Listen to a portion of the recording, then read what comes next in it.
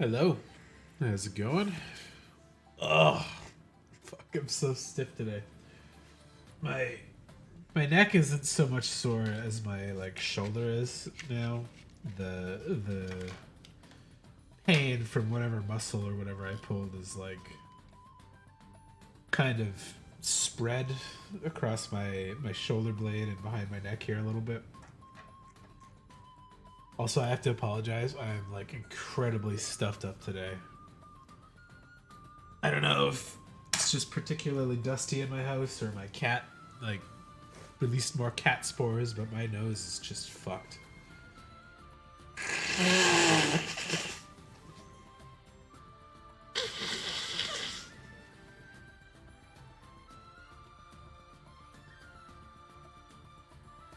But today, my plan is to do. Cleo, I see you got your toy there. If you bring it, I will throw it. Don't bring it, I will not throw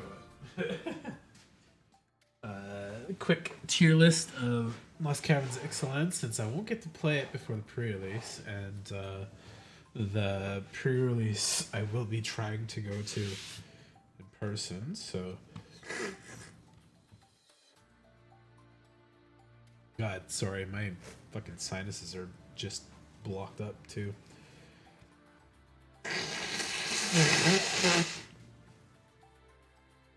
And then I'll pop on and do something else after this. Probably a little Street Fighter or a little bit of Magic. I've got daily stuff I can do with both of those. Yeah, so probably can't see the cards too well here, but I'll try to find them in the list here on this little blown up thing I have, so it's easier to see properly. At least have something readable, and I will read out the cards as they go. So, but yeah, it's gonna be a little janky. I guess I could zoom in on this more too.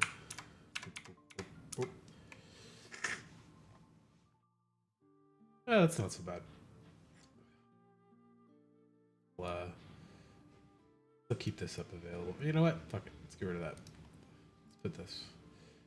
Yeah, you can read those. And it's pretty high quality too. So Lost Caverns Ixalan is a return to fuck my fucking nose.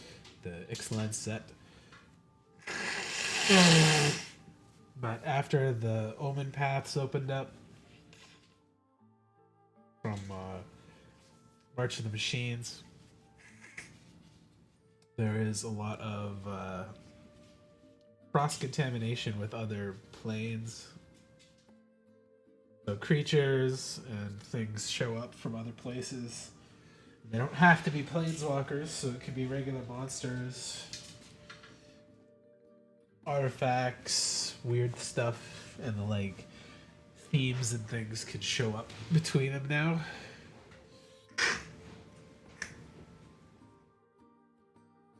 Like one of the things, gnomes now show up on Ixalan, which I can't remember them being in other sets too often, outside of a couple artifacts. But a lot of the same mechanics and things that were on Ixalan before, like Explore, also show up. But I don't think the other ones, like Raid, stuff like that, show up, but maybe on a couple specific cards. So the first thing here in alphabetical order is Deconstruction Hammer. It's a 1 mana artifact equipment. +1/+1 has pay 3, sacrifice Deconstruction Hammer to destroy target artifact or enchantment, and equip 1. That's not bad. +1/+1 and equip 1 for 1 is okay. It's colored, which limits it a little bit. The destroy thing is probably going to be pretty significant because there's lots of artifacts and enchantments in the set. So I wouldn't put this at a C because it's not that good, and the color kind of bumps it down a little bit. And I'm talking strictly in limited type setups. I'll probably call out if something's going to be good in Commander or Standard on its own too, but for now, I would call this like a D plus. I'd call it a D if it was just one for one and equip one. The artifact destruction probably has some limited use, and it may be better sideboard than main deck. But if you're playing equipment, it's not bad. It's in the right colors for kind of equipment stuff. So Dauntless Dismantler. Fuck, I can't believe how stuffed my nose is. I hope I don't sound super weird.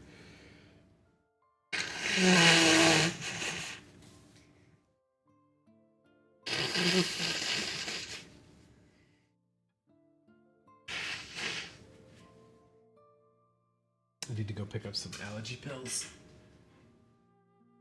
Probably give my house a complete dusting. I've been moving a lot of stuff around as I pack up and get rid of med cards and stuff, so it's been like shuffling untouched dust that's been hidden.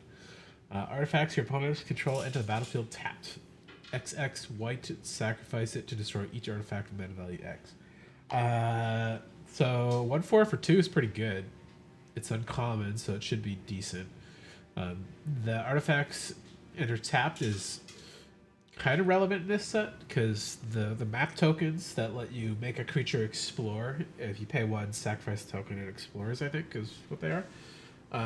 And treasure both need to be untapped before you can use them. So this delays stuff a little bit for your opponents, maybe 1 or 2 turns based on what kind of mana stuff they have available. And you could pay 1 white to pop all artifacts with mana value 0 and just blow up a whole field of tokens. You can do it to yourself or to them. There's definitely a lot of uses for this, so I would call this a C+. Not quite a B, because a 1/4 is a great blocker, and it comes out early enough to matter, but it's not killing a lot of stuff outside of like weak tokens, so C+. Yep. Cosmium Blast. 2 mana, instant, deal 4 to target attacking, blocking, to target attacking or blocking creature. That's pretty good. It's good instant speed removal from white. It's not like free removal to any target, but combat is totally fine in a lot of limited cases because everybody's got to swing to win normally. And 4 is a pretty good rate for that. So I would also call this a C+, maybe even a B-, because depends how easy that kills a lot of things outside of the like big god creatures and big dinosaurs. That'll be pretty strong against a lot of stuff. If it was destroy target attacking blocking creature, it'd be a B easy. But just 4 damage is strong, but not too strong. I have to apologize again. I can't believe how much my nose is running.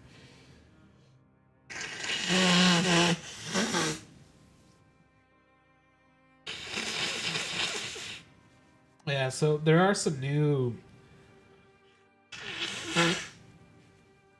kind of colored mechanics that are popping up in this set, like craft with artifact, which I don't really like. I think it's too expensive, but if you're in the deck for it, there's a lot of use that you could probably get double use out of. So, for example, this card, if you have this card on the field, you could craft the artifact, exile this artifact, exile another artifact you control, or an artifact card from your graveyard, and return this card transformed under its owner's control. So you pay something small, and then you pay something big later, but... Fuck. Why is my nose so impossibly stuffed?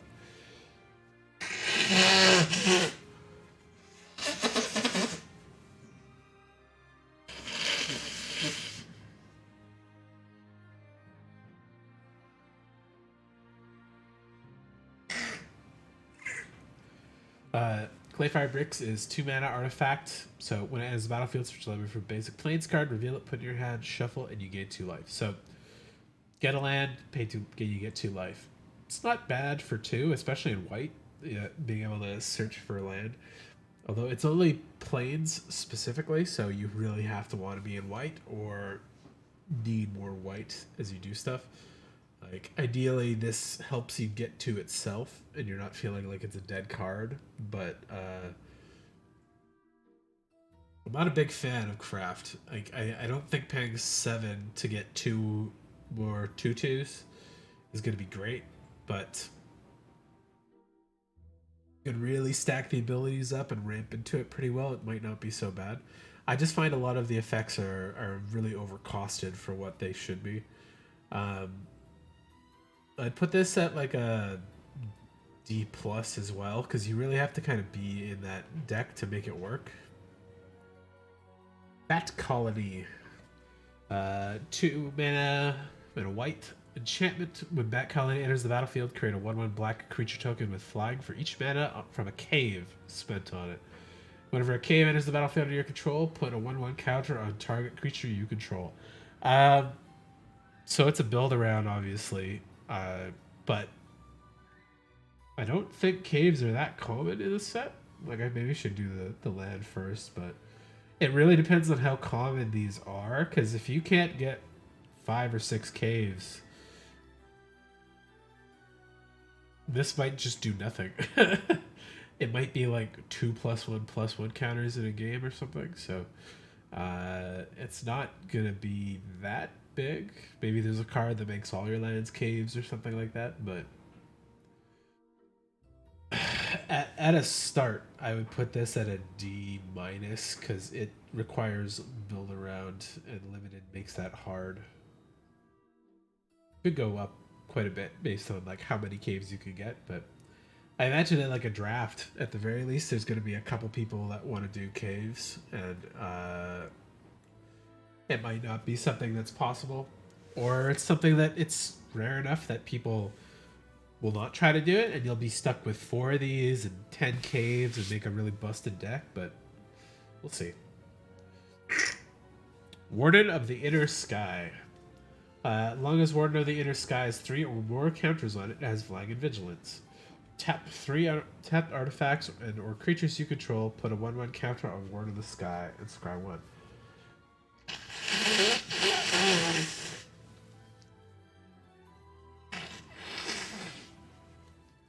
So as a 1 mana 1/2, it's a little above rate, which is okay, but 1 mana's should be pretty good when they come in if I want to play them at all. Cleo Crane? Oh, fuck my poor back. Just so much little chunks of pain when I turn certain ways. Tap 3 untapped artifact or creatures you control. Put a 1/1 counter on Warden of the Inner Sky and scry 1. Activate as a sorcery really fucking ruins that. That makes that really bad.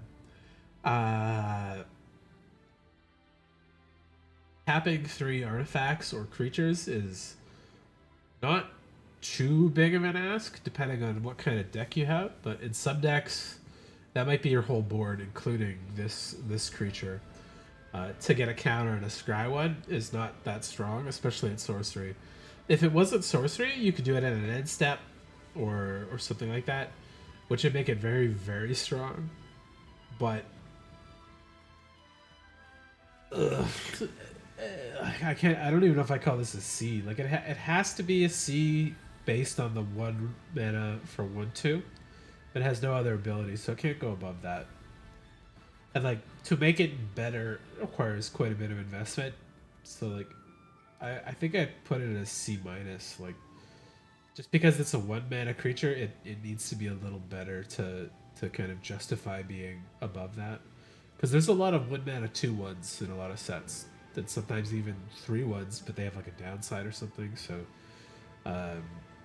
1 mana 1/2 will block some things, but not much. And you might not be able to actually activate its ability that often. So Vanguard of the Rose, a Vampire Knight, 3/1 for 2. Sacrifice another creature or artifact, it gains indestructible, and tap it. That's dope.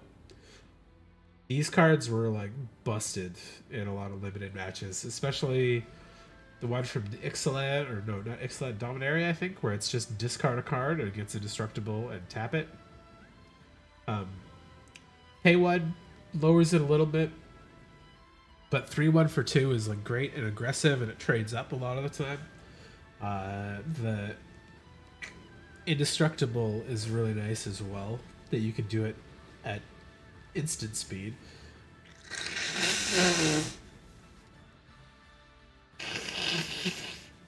And a lot of times that's going to be something like forcing an opponent to 2-for-1 themselves to try to kill it, or they'll bait it with a removal.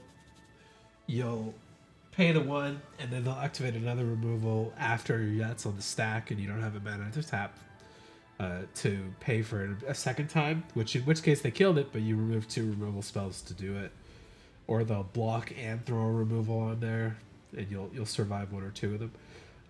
There's a lot of map tokens. There's treasures. There are a lot of token creatures and stuff. So I don't think this should be too hard to have something available to go for it.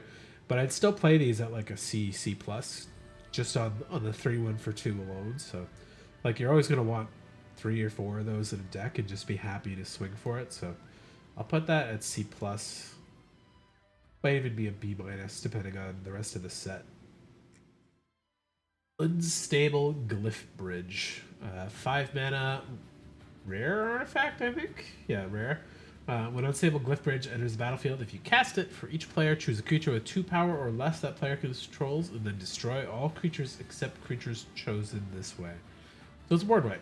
Artifact board wipe is interesting. 5 mana is a good spot for those. Artifact makes it weird because it sits around after you've popped something. And then you got the craft with artifact for 5 again, which exile this, another artifact you control, or an artifact from your graveyard, return it to the battlefield under its control transformed, in which case you get a 5/3 artifact Flying Golem. Whenever an opponent casts a spell during their turn, they can't attack you or planeswalkers you control. Each opponent who attacked a planeswalker you or planeswalker can't cast spells. That's kind of fucked up, the backside, and it's very playable on the front side, especially if you're playing aggressive and you're trading lots of creatures. You get a big swing.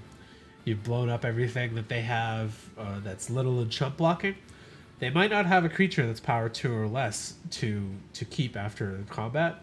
And chances are they'll let your power 2 or less go through to take a hit if they need to block something bigger. So there's a lot of good ways you could play into this. And then afterwards, assuming you had an artifact out earlier, like a map token or a treasure or something else that you had ready to sacrifice for craft, that's actually really good. I like it a lot.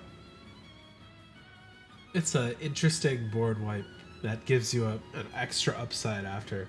That you can almost certainly cast because it's only 5 mana to get the flip side, which means you'll do a board wipe. You'll probably be in an advantageous position if you did it correctly, and then the next turn you can get your own flyer to get swings on. But it won't come in being able to attack though because it gets exiled and comes back. It'll be a fresh permanent, but yeah, it's pretty good. I would call that a B, easy. B plus, because the backside makes that strong. Right. Tinker's Tote.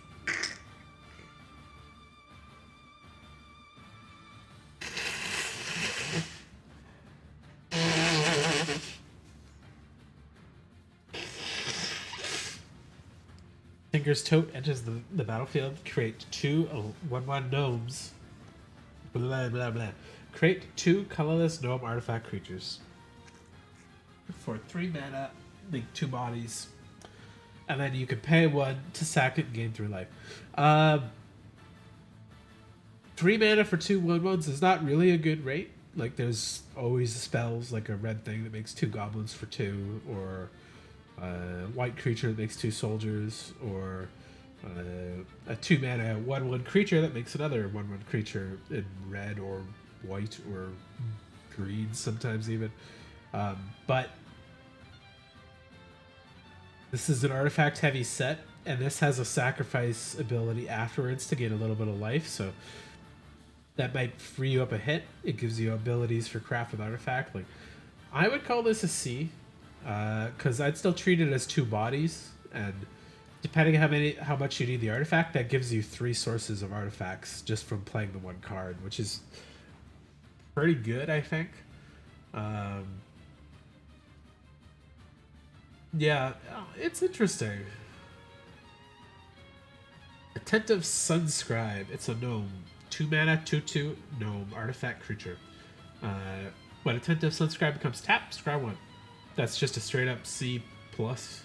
But these kind of cards, I think, are the new C.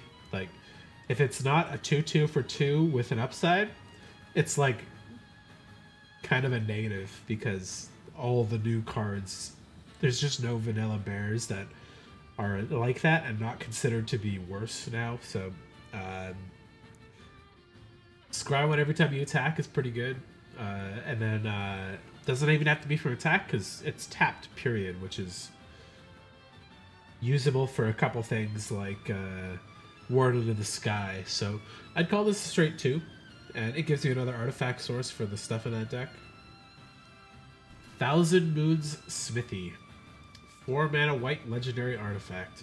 When Thousand Moons Smithy enters the battlefield, create a white gnome soldier artifact you can token with. This creature power and toughness are equal to the number of artifacts and or creatures you control.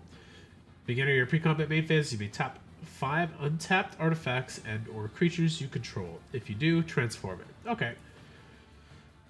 So for 4 mana, you get a 1/1 that is at least a 2/2, which is a little bad, but ideally you're probably playing artifact stuff in this deck. So you should be able to turn this on, I think, relatively easily. Because you only need 5, so it's like this, the creature token you made, and 2 creatures, and maybe a map token or something. I don't think it should be too bad to turn this on. And when you do turn it on, you get a legendary artifact land, Barracks of the Thousand. Add white. And using... Whenever you cast an artifact or creature spell using mana produced by Barracks of the Thousand, create a white gnome soldier with the same ability the other one had. That's really dope. That's a really good payoff for white and artifact stuff. Because ideally, a lot of the stuff you're going to do with white stuff is just going to be like, play a thing, attack, play more things, attack, play a thing, remove a thing, play a thing, attack. So if you could turn this on early enough, there's a good chance you can still drop a 1/1 and make like a 5/5 or a 6/6.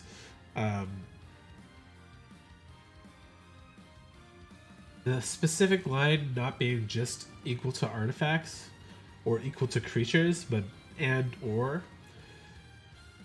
makes it really interesting. So you could have a bunch of map tokens, a couple treasures, and 2 or 3 creatures, and that could be like a 7/7. So takes a little bit of work, but I think that's a really strong card. I would call it a B- at the very least, because it's no. Let's put it in B, because it's not instantly gonna break the game. It gives you a body and replacements, so it's a little expensive, but it really turns on if you can get the backland out quickly. Alright, sorry again.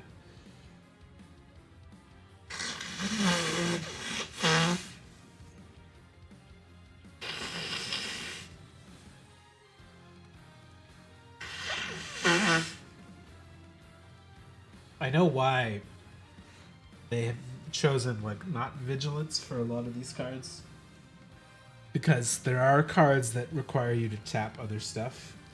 So having kind of pseudo vigilance where you can tap something more than once is debatably better in a lot of cases in this set specifically. This being a 3 mana 2/4, I'd kind of call that about right. Like, it's still pretty strong defensively. It'll block a lot of stuff and it'll kill some stuff. And it's not a bad aggressive creature either, because they'll have to probably double block it to kill it a lot of the time if you're getting this out on curve. The being able to untap always leaves you a blocker after, so it incentivizes you to be aggressive too. and leaves you the option to tap it to something else after, or tap it twice even.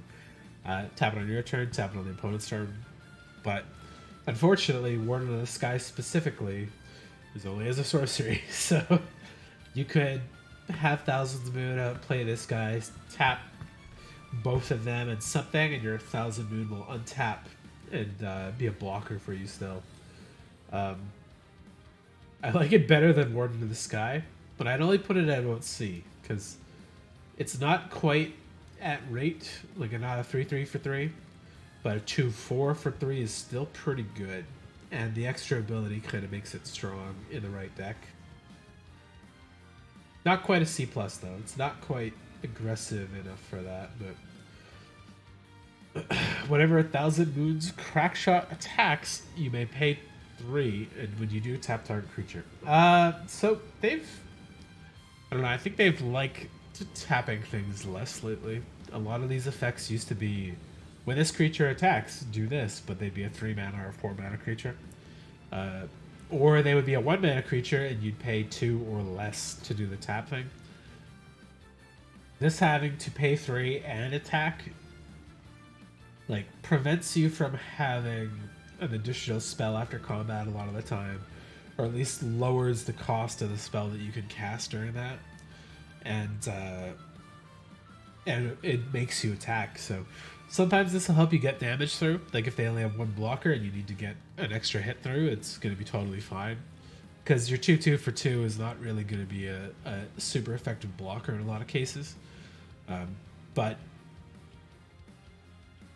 yeah, it's weird. It's a bear with an upside. Not a great upside, because they don't want it to be an uncommon or rare, I assume. So it would have to go up in rarity if that costs less or gave a better effect, but still pretty good. Yeah, just to see. Spring-loaded Saw Blades. 2 mana artifact with flash. When it enters the battlefield, deals 5 damage to target tapped creature and opponent controls. So this is just a better Cosmium Blast, because it leaves you with an artifact after, deals 5 damage, and it's tapped specifically, so it doesn't have to be from combat, but it will not work on blocking creatures unless they're tapped during their effect or something like that. But the craft with artifact side of it, pay 3 and a white to get a 5/5 Blade Wheel Chariot, which is tap 2 untapped artifacts you control, and it becomes a creature or crew 1. That's fucking crazy. The front side is really strong limited removal, and a 5/5 crew 1 is kind of fucked up. I've seen a couple of the artifact vehicles for this set, and they're really good. Some of them are like kind of busted good. But yeah, this will be, I'd say, like a first pick in some packs, especially if you already know you're in white, or you want to really force the vehicles or the artifact stuff. Like, that's a really strong card on its own. Like, I'd take these just for the 2 mana flash, deal 5 damage, and have an artifact after that you sacrifice to something else for craft. Like, that part's fine. But being like a pretty strong creature in the back really gives this a long-lasting set of legs. Like, I'm gonna put this at a B-, because that's not quite unconditional removal, but it's very, very strong. Soaring Sandwing. The art on this looks kind of weird, like it's made. But it's a 6 mana, 3/5 flying dinosaur. When it enters the battlefield, you gain 3 life. Okay, it's not great for 6 mana for the stats of the body, but plain cycling. And I really, really, really love the basic land cycling stuff. I'll easily play one of every single color I'm playing in that deck.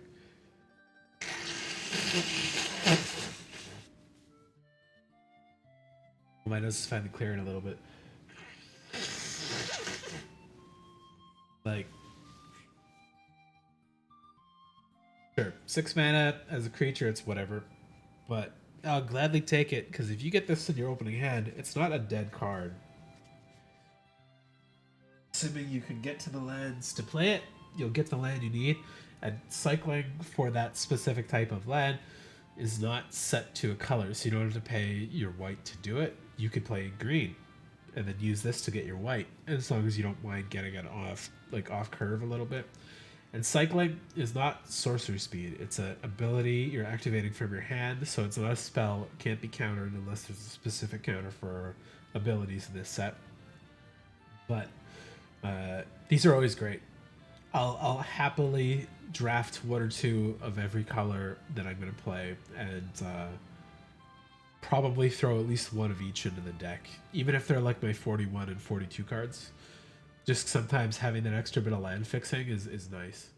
And then sometimes you get a top end creature out of it that's usually beefy enough to help. Like, the game 3 life is not that big, the 3/5 is not that big, but the flying makes that better. It's a really good blocker, and it'll get over with a decent amount of power over a lot of the stuff that's going to be there. I would put this at a B-, because I would consider it like a C+ if it was... I'd consider it a C if it was just a flyer, because it's a little expensive for what it is, but the flying makes it strong. But the plain cycling for me is like a big bump up in usability. It makes it a lot more viable in a lot of decks than a double white 6-mana 3/5 flyer would be for most things. Sanguine Evangelist is a rare. It has Battle Cry, which is an old mechanic that I haven't seen in a while. Whenever this creature attacks, each other creature attacking gets +1/+0 till end of turn. Nice and aggressive. 3 mana. Okay. 2/1. Yeah, it's less good. But whenever it enters the battlefield, you create a black bat token with flag, and also when it dies. So, at the very least, you're getting a 3/2 power split across 2 bodies, which, if they both survive till combat, you're swinging in with 5 power, which is better than if this was a 3/2. So it's like a C+, but a lot of decks are really going to be happy with this if you're aggressive and low to the ground, and like red white or red blue or red green even too, I think. White black I'm not sure about in this set, but that was like, I feel like this set specifically is trying to shift the color pie they had previously in Ixalan, so it's not going to be the traditional black white vampires, Grixis pirates, and Naya dinosaurs. It'll be like blue white stuff, blue green stuff, and then maybe Sultai or something like that.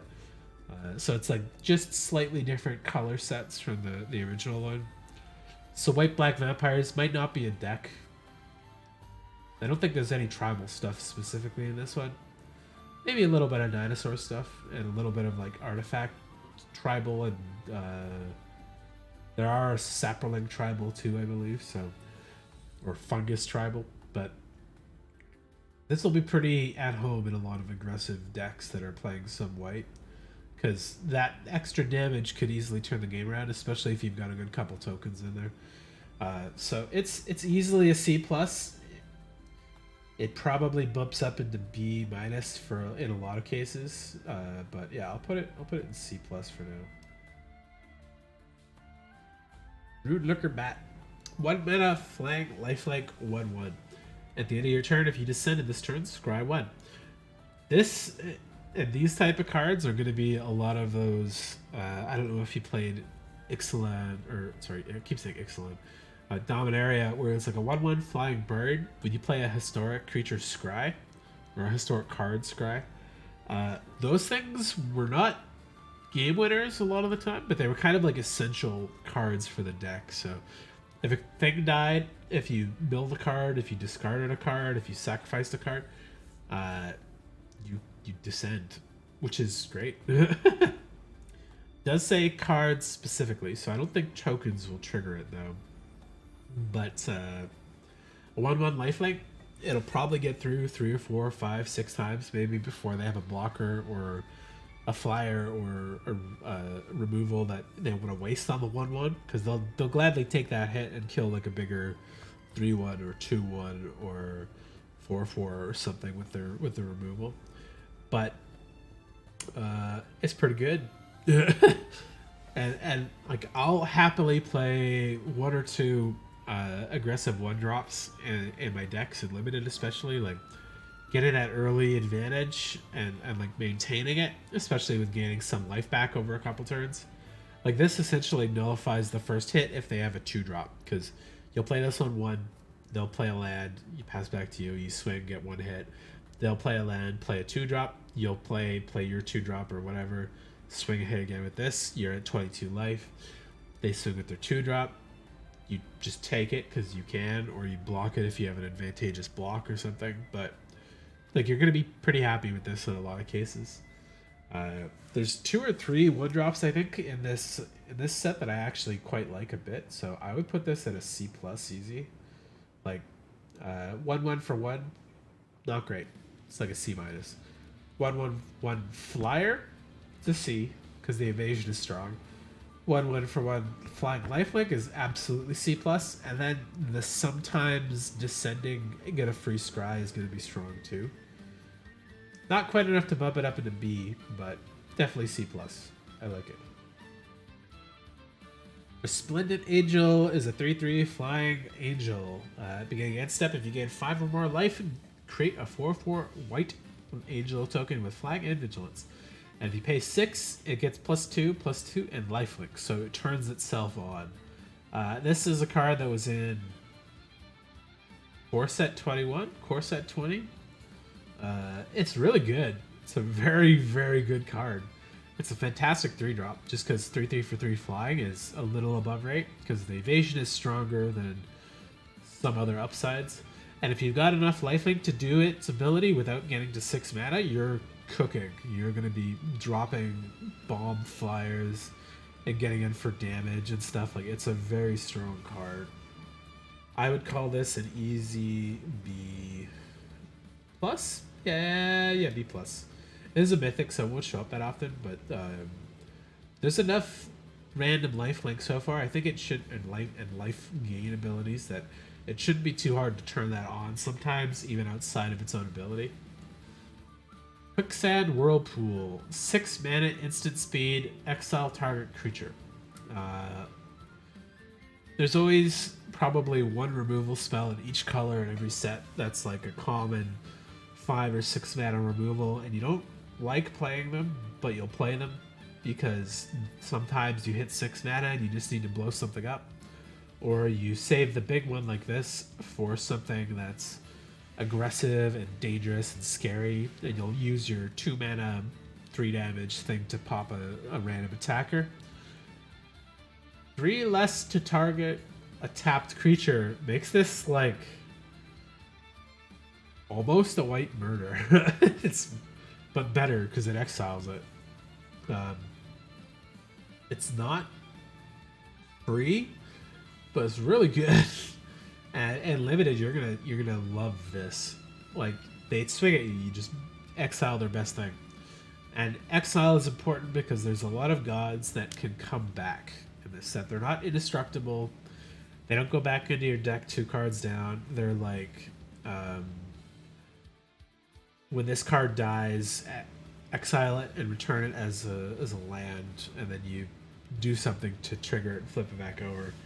We'll get to that in a second when it shows up here, but yeah, exile target creature at 3 is totally okay. 1 mana, 2 colorless and 1 white to exile a target tapped creature is really strong.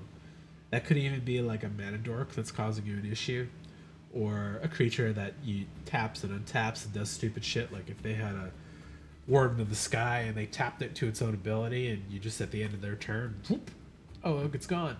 They can't respond to it. It's just gone. But there's also a lot of tokens and a lot of go wide in this deck, or this set.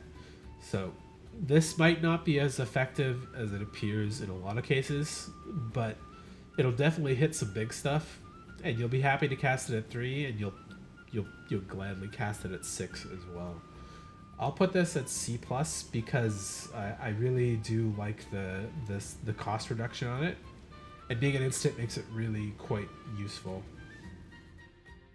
Petrify, the new best pacifism or arrest effect, reduced to common at 2 mana.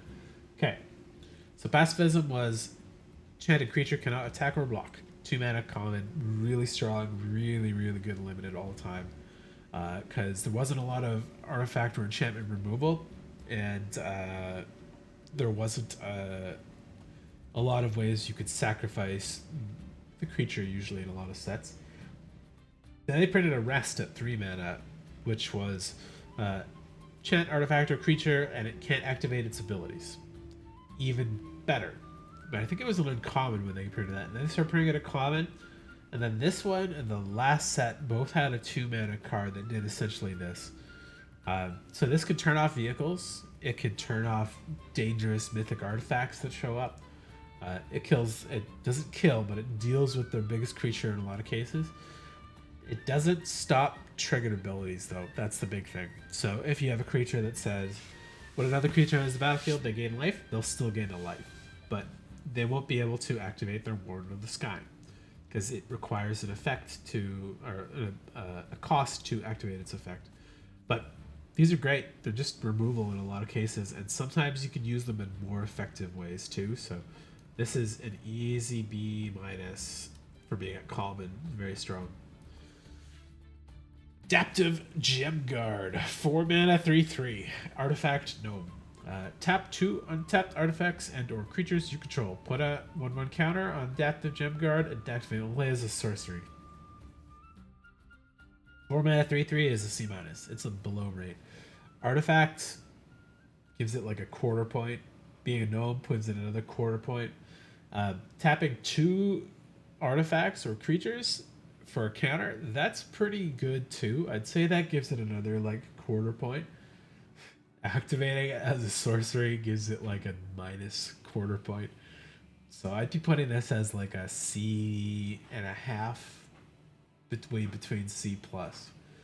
Like, it's obviously on theme. It gives you more artifacts for abilities like this. And it's not a bad creature. Like, you'll probably play it pretty happily as a 4 mana 3/3 if you have other artifact synergies.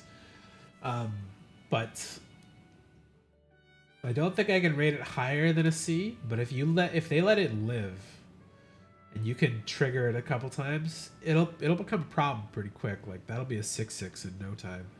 And if you have stuff like the Thousand Moon Infantry, you're gonna happily do this as soon as you drop it. Just tap 2 of those guys down, and they'll untap back up as blockers, and this will be a 4/4. Or again, map tokens, treasure tokens, other stuff you're getting ready to sacrifice to your your craft with artifact stuff. So it's got synergy. It's not good on its own though. Like, it can't do anything without other stuff to support it. So at a base level, it's just a C. I'd almost even want to put it into a C-, because it's still playable, and it's absolutely playable in the right deck. But yeah, I'm putting it as C-. It is below rate, but it can be good, and you'll probably play it. Ixalan Landmark. 1 mana artifact. When Landmark enters the battlefield, scry 2. 1 mana to scry 2? That's okay. Another artifact for craft with artifact? That's okay too. Craft with artifact, exile this artifact and another artifact you control or artifact card from your graveyard. Return this card transformed under its owner's control and only as a sorcery. You get Ixalan Levitator, which is a 1/4 flying golem. Whenever it attacks, target creature without flying gains flying. That's pretty good. It's common, so you'll probably get a couple of these. Even if you played this and another one and sacrifice them both to get the 1/4 flyer that gives flying, it still supports your aggressive curve and lets you fix for a turn or two ahead. Like, I don't think this could be a C because it doesn't do enough on its own. But fixing your draw is not bad, especially if you know you have explore stuff. So you can make sure a land's on top. So when you explore, you're going to make sure that you get the land that comes out of it. And a counter or whatever. The 1/4 is a good blocker. It's pretty cheap to get to the 1/4 flying. But that real nice thing is giving another creature flying that doesn't have flying. So if they don't have blockers, you can run over a board really easily with this and another good sized creature. I'll give this a C minus. It can't be a C because the main side is not that good, but I like the flip side of it. I think a lot of these crap with artifact effects are a little overcosted because it's always two things you're using to get it at a pretty high cost. But there are some really good ones, and I think if you have treasures or a really good amount and synergy with the ones you have, it's going to be really strong. So, let's see here. Tech Cloud Guard, 4 mana, 3/2 flying. So 4 mana, 3/2, not at rate. So C minus. But 4 mana, 3/2 flyer is actually kind of above rate. Like a lot of flyers you pay 4 mana for, you're getting like a 2/1 or a 2/3 or something like that. But 3/2 is nice and aggressive, and it makes a gnome token when it comes in. So it's a 4/3, but 3 power has flying, and you have an artifact for your abilities. As a common, this thing's like actually solid. You're gonna play these a lot probably, and be pretty happy to do it. So I'll give this a C plus because it gives you an artifact, and it's a pretty aggressive, decent costed flyer. Like to give that perspective on where I rate a flying powered creature is I think of a flying powered creature that's vanilla to be like Sarah Angel or something where it's like 6 mana, 4/4 flying vigilance. Or 5 mana flying dragon or something like that. But white's not always a flying thing. They're often not as powerful as the other colors for flying. But 4 mana, 3/2 flyer, I'm pretty happy with that. It'll trade to stuff. Either as a blocker or as an aggressive creature you're swinging it with. Plus it gives you a little bit of split power and ups your artifact stuff. I think it's pretty good. Old Tech Archaeologists. 5 mana, 4/4. And when it enters the battlefield, choose return an artifact from your graveyard to hand or scry 3. The C mana just based on the stats. I don't know how valid the return artifact stuff is going to be because I've only seen one card in white that blows up artifacts, and your craft stuff doesn't have to be stuff on the field. It can be exile from the graveyard as well. So you might want the artifacts in the field, but if you have good sacrifice artifacts, you might want to bring one of them back. Or if somebody did blow one of your things up, you might want to bring it back and cast it again. Scry 3 is but it at least gives us something to do if it's not instantly impact the field. How's it going, Chimera? My back and my neck are still very sore. The twinge or muscle I pulled has like kind of swelled a little bit, or not swelled, but like the pain has spread a little bit. So I'm pretty stiff today, but my sinuses are also nice and fucked up. I sound very buff. It'll be okay. I realized yesterday when I heard it that it was going to be pretty sore for a little while because it wasn't just like, oh, my neck's stiff. It was like, That is Annie of the Stars shirt. My buddy got it for me the last birthday I went to Winnipeg. I got him a Squiggly shirt. Because he plays Squiggly, I play Annie. We're good. I like the colors. I don't wear a lot of colored clothes. I'm like a black and white and gray shirts and jeans kind of guy. So colored clothes, especially something with like a nice print on it, I'm pretty happy to wear every now and then. This card is... I'll call it a C. The vanilla creature test doesn't apply too much when they get too expensive. 6/6 for 6 is usually where it stops being effective. Yeah, I like it. It's comfy too. It's pretty good quality. Not like too stretchy or too loose or too thin. Can't remember what brand it is, but...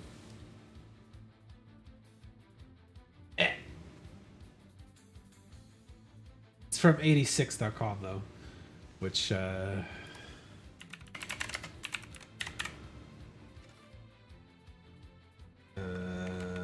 clothing. Yeah, these guys. They do a lot of like big brand like crossover stuff. And they've done a lot of like Skullgirls pins and stuff. I bought actually, where is it? Let's see.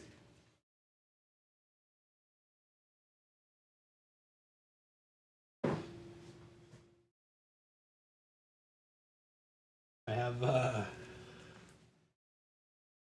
what's her name?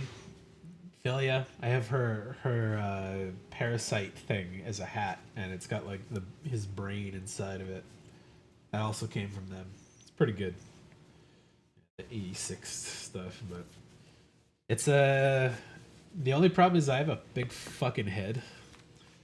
So even this at the very last peg on there, if I don't bend the beak a little bit, it doesn't like fit on my head comfortably. It's like tight, and then being on the last peg, it just fucking like pops a lot of the time. So I know they sell them like little strips like these that you can clip on to like 3 of the last spots, and then it will give you like extended pegs. So I gotta buy some of those because unless I buy an XL size hat, it doesn't fit on my head very good.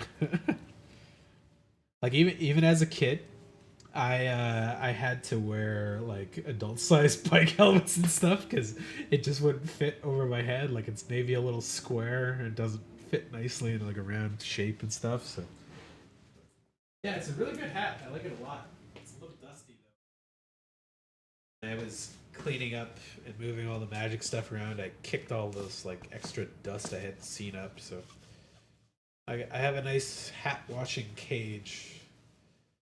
I'll have to go through and wash all my extra hats. But yeah, I really like this hat, and I bought it with a bunch of his stuff for his birthday. We both got birthdays around the same time, and bought him a bunch of squiggly pins and stuff as well. But yeah, these things, fucking lifesavers. I have a lot of hats because I skateboard and I bike a lot, and they'll get that like sweat crystallizing stuff on there, or they'll just be like awkwardly dirty in places you can't easily clean by hand. So they're so necessary. I always had problems with the elastic in a lot of hats, like shrinking after you wash them or something. So it's an ogre pin. Oh, on the page there? I have no clue. I don't remember what Zinogre is. Devil Joe. Oh, yeah, Zinogre. Yes, you're right. Wherever it is. Monster Rathalos. I like those Mega Man pins, actually. Maybe I'll open those to get later. Hey, Tokaka. Where's their Skullgirls pins? Yeah, I like that Street Fighter one too. Maybe the Skullgirls pins are no longer available. Okay, collections. But yeah, they make really good stuff. A lot of their stuff is like really high quality, and they have pretty unique clothing choices a lot of the times. Oh, it's a Mary. There's squiggly keychains. There's the hat. Ooh, I like the lanyard cards there. And there's my Annie shirt. Actually, I really want this shirt too. Ooh, it's on sale. Fuck. Oh, it's Annie pin set too. Oh god, I hate looking at this site. It's bad for my wallet. Let's see what they got in the Street Fighter stuff right now. Ooh, Lethal League? Shit. I haven't been on here in a little bit. Man, Lethal League's such a fun-ass game. Cool shirt. Collection. Where is the Street Fighter? Am I blind? They now make a collection for Street? Oh, there it is. Lee shirt. Hat. I'm shocked that's just not a bunch of her feet up on there. Ooh, I like this Shogoku Satsu shirt. That's a nice one too. I don't have a lot of good Street Fighter merch. I have some randomly fun stuff. Like a buddy got me like a token when he went to Vegas. Yeah, Lethal League 2, I think I have it on my list, but I don't get to play it enough, so I never picked up the second one yet. But I really like the first one. It was one of those games that like me and my buddies would all grab a controller and play for like several hours. So, but he got me a thing from them that was like it was like a Akuma, like a token, and it has his moves on the back from classic Street Fighter stuff. And he got like a Vega one, so it has like all of Vega's charge moves and his supers. He also got me a lanyard that was like a Ryu with like a little button flashlight on it.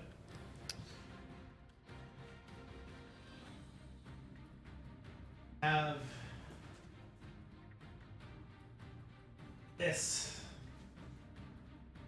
which is the Street Fighter 25th collection, which is like all the video games that came out up to that point, all the soundtracks that came out, and this cool little Ryu statue that I don't really take out of the box enough, and his karate belt, and a nice art book. But I wanted another one of these for Street Fighter 6.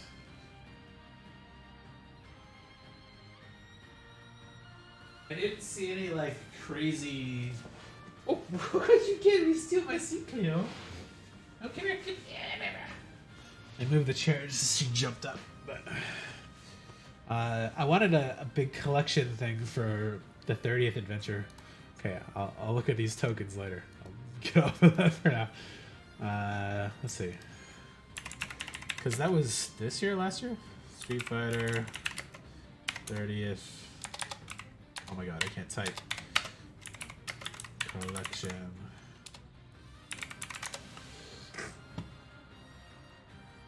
Just the game collection. Yeah, I didn't see a lot of cool merch to go along with the 30th stuff, so well. Ugh. Yeah, how's your day been? Other than you getting distracted by merch. Ozure Tak, Deepest Foundation. 6 mana, 6/6 God with Vigilance.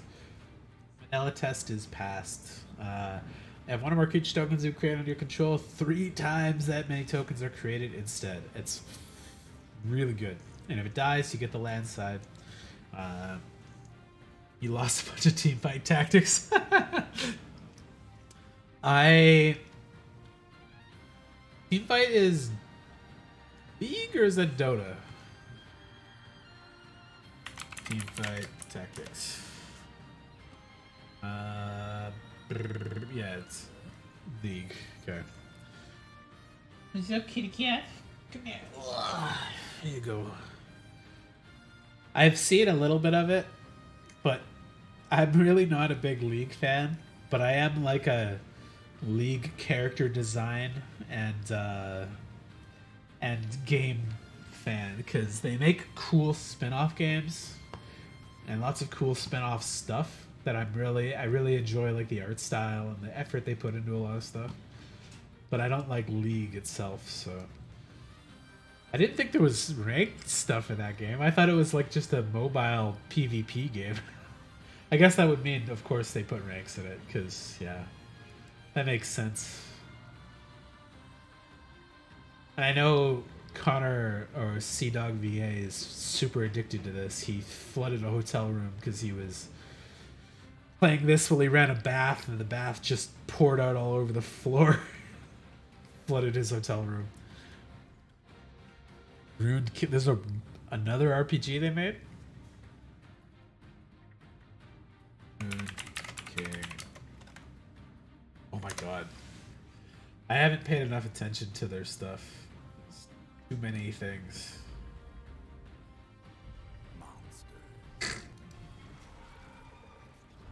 Let's start the party.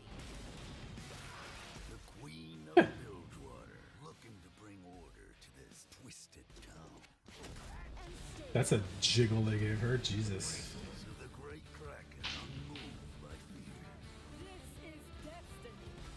Oh, I recognize her with the tentacle. She's in the fighting game. And I know that guy too. He's in a lot of ads.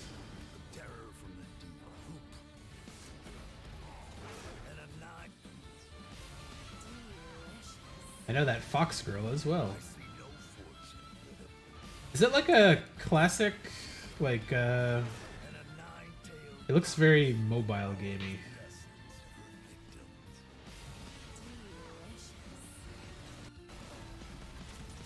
Oh yeah, okay, I see. It's got a little bit of, like, Darkest Dungeon style combat. Cool. 2 years ago. Wow. What's up, Cleo? I see you. I touch you.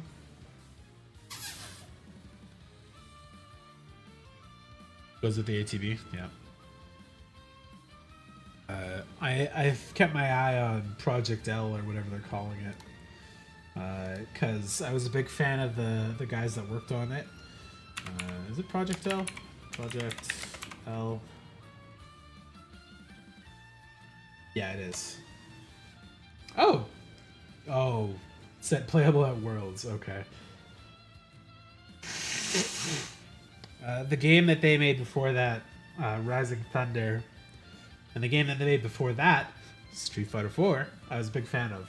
So most of the team that went to Rising Thunder was part of the American team that worked on Street Fighter 4, including Seth Killian and a couple other guys. They broke off to make Rising Thunder, which was supposed to be like the first modern input style fighting game, which is it's really cool. It's free, you can still play it, but since they got bought by Riot, they've stopped updating it, obviously. So it has like your 3 buttons for your supers, and you still move like a fighting game. So you've got some of your normals, and then you have 3 specials that you can use, and they have cooldowns on them. And then you get a super bar. It's a really fun game, and it's like really easy to play because it's so simple for the buttons. It was literally 3 supers, 3 normals, and then, or sorry, 3 special moves, 3 normals, and then your super bar.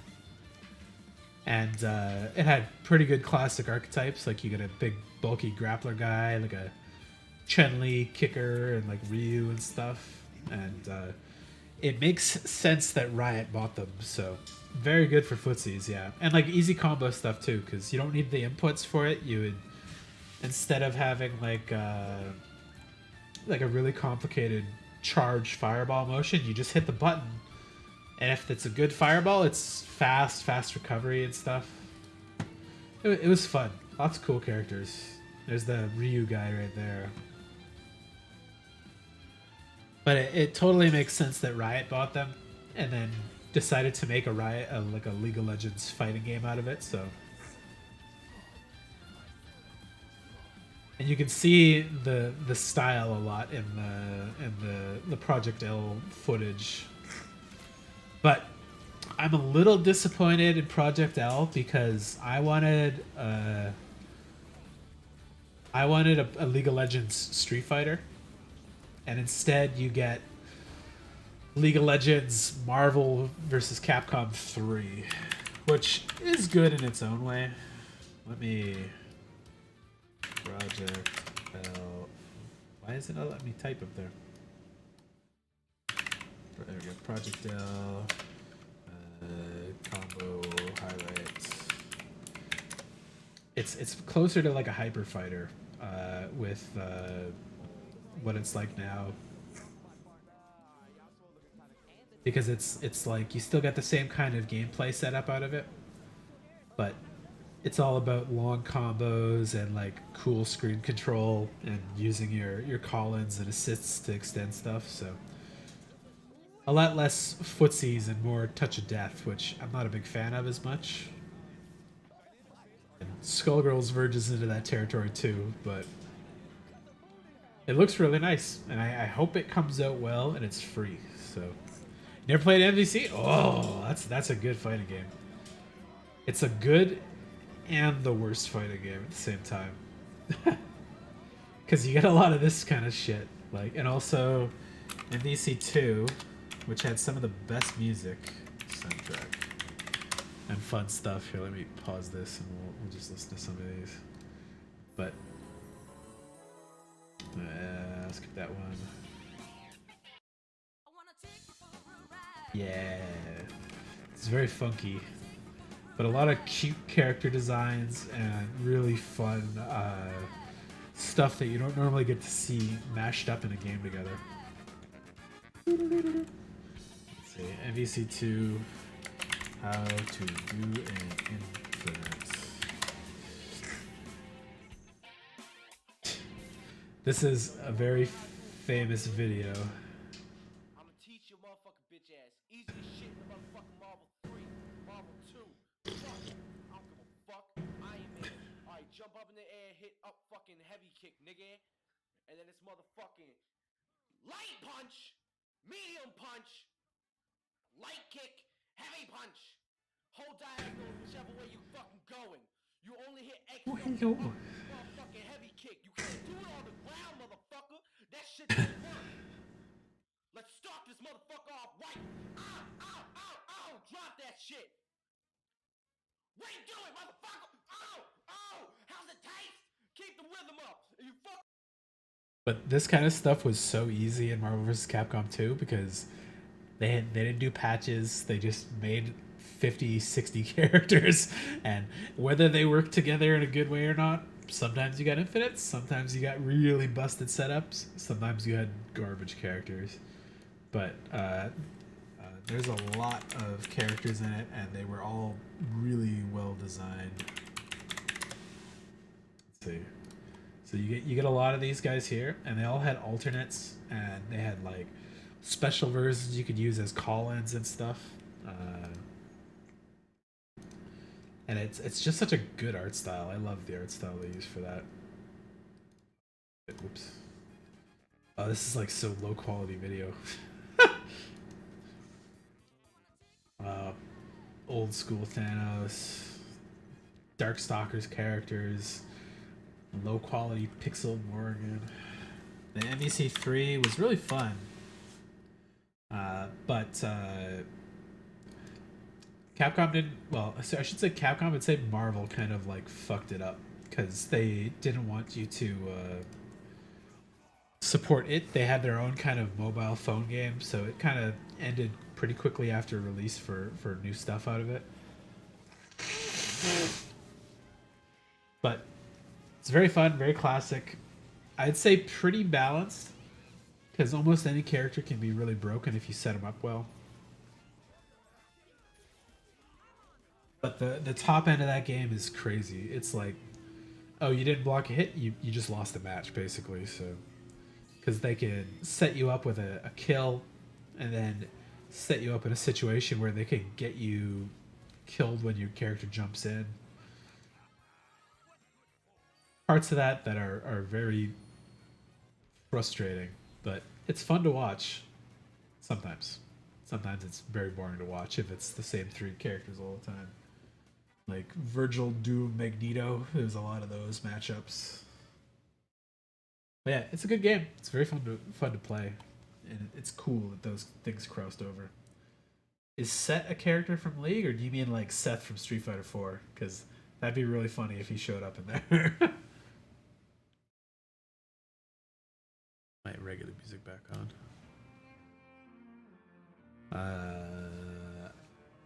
This god's good. It's a very good card. Transform it back into a god if you attack with 3 or more creatures and only as a sorcery.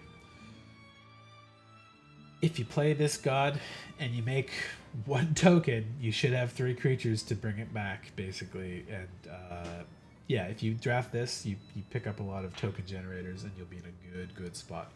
This is like an easy A for me. Not too busted, but it's really strong. It recurs. It does a really powerful effect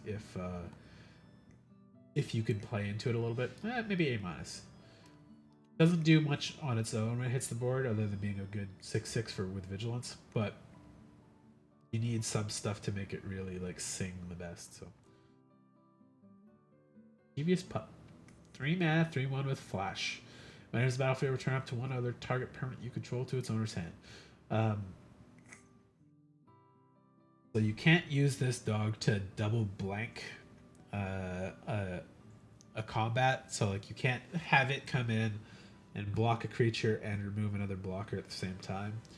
But you could do one or the other, where you could block something that you know would die, bring this in, bounce that thing back to your hand, and then that combat will be nullified because unless it has trample, because when there's no target for the block damage to go to, it just evaporates essentially.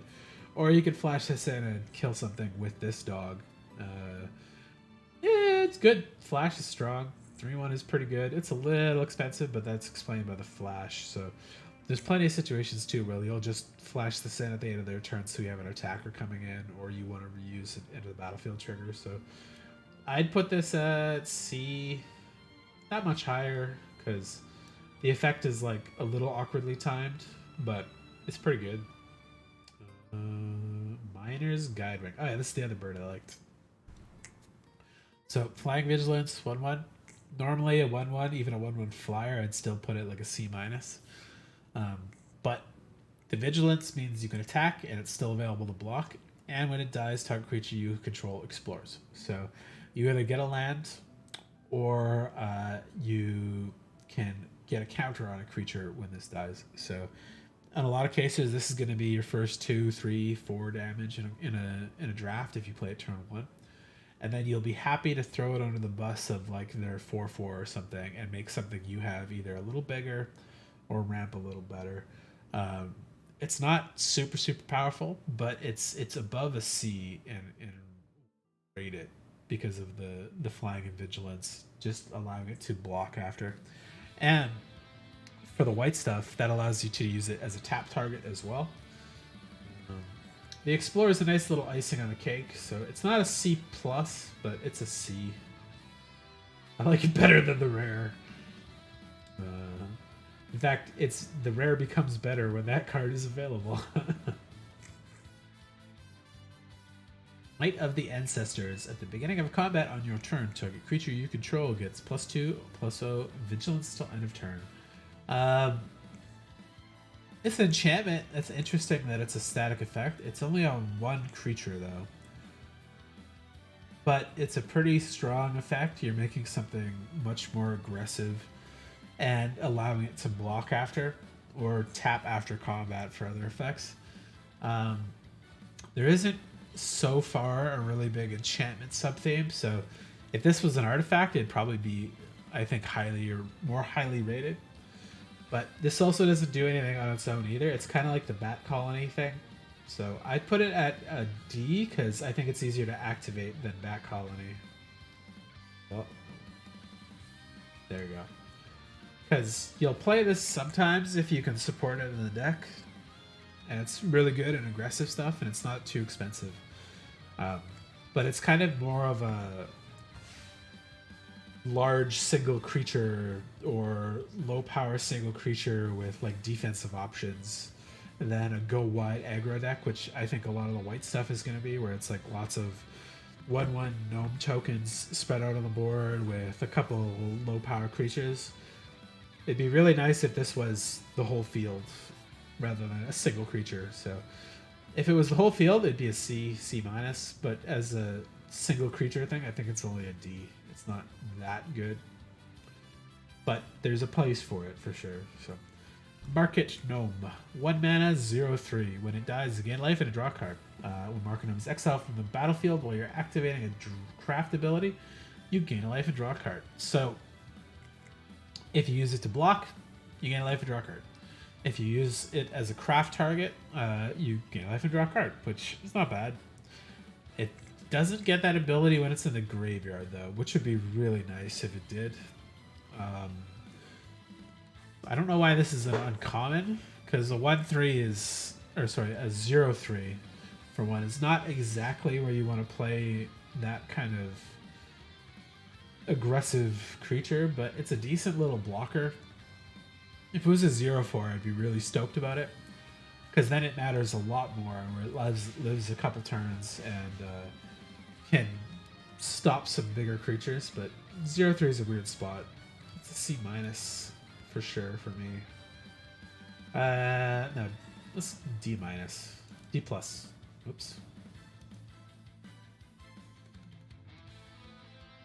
Like it's, I'd probably still play it just because it's an artifact, but yeah.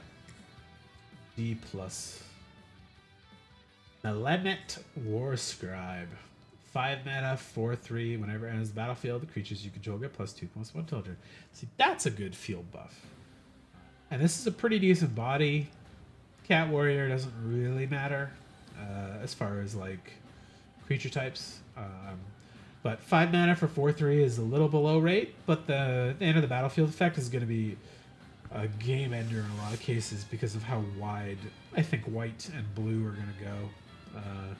So I'm going to keep this at a solid C plus. Yeah, it's a little below rate on its own, but the end of the battlefield effect is going to be quite strong. Normally, those cards that you get that are like a 4 mana instant that gives you +2/+1 for the field, they cost 4 mana anyways, so getting a body out of that is pretty fine.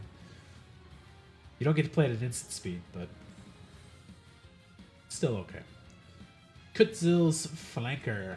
3 mana Cat Warrior with Flash at 3/1. When it enters the battlefield, put a 1/1 counter on Kutzil's Flanker for each creature that left the battlefield under your control this turn. You gain 2 life and scry 2, exile target player's graveyard. That's a lot of good effects on a pretty good body at a pretty good cost. Like the dog is a 3/1 flash for 3, and it bounces the thing. This is like a fantastic. If they board wipe you and you have mana available to throw this in, you're gonna get like a 6/4 or like a 7/5 or something like that. Or if they have a graveyard synergy, you wipe the graveyard. Also can turn on your life gain synergies too. So it gain life and scry is pretty decent, so you'd be happy to play that early and not hold on to this until there's a board wipe. Yeah, that's pretty good. It's better than the dog, which I think I put at C plus. C. I put C, so this is easy B minus because of the utility. Kuyo. He's taunting me to play. Acrobatic Leap. Target creature gets +1/+3 and flying until end of turn, and then untap it. This used to be a 2 mana type effect. It was 2 mana, target creature gets +2/+2 and flying, and maybe lifelink sometimes. 1 mana gets you a little more toughness, and it untaps it is a more effective combat trick, I think. But it's less useful as an aggressive thing. But the untap is kind of relevant to a lot of white cards too. So it's a weird spot for this, but being able to gank some of their flyers by accident, or rather, they swing in with like a kind of weak toughness flyer and you flip up your 2/2 and turn it into a 3/5 and eat their flyers is going to be pretty satisfying a lot of the time.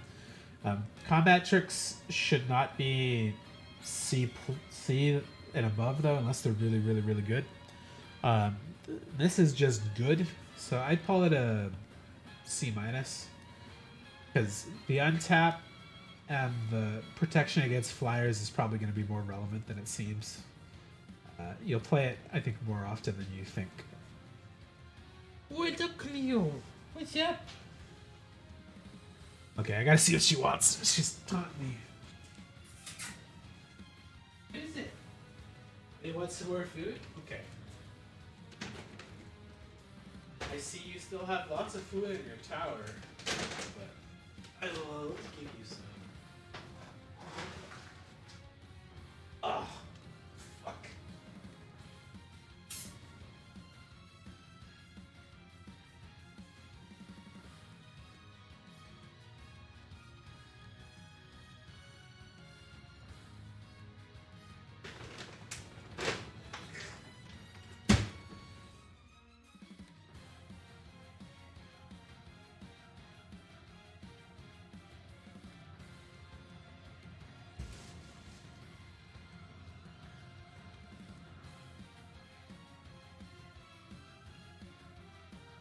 Can't have those bagels. You can't have those bagels.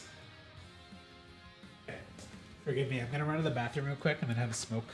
I'm debating on getting myself some food as like a treat for sorting all my cards out.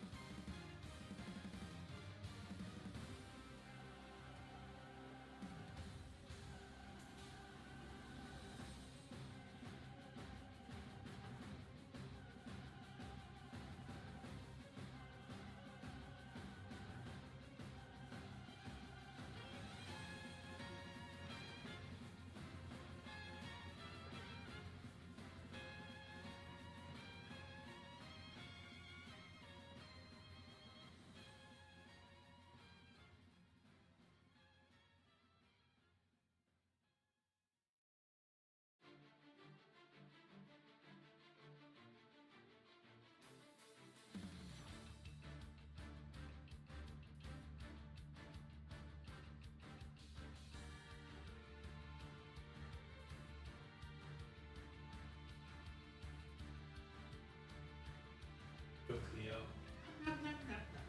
Not giving you my food though. Now what do I eat? Do I go the lazy route with McDonald's or do I get some better, interesting food?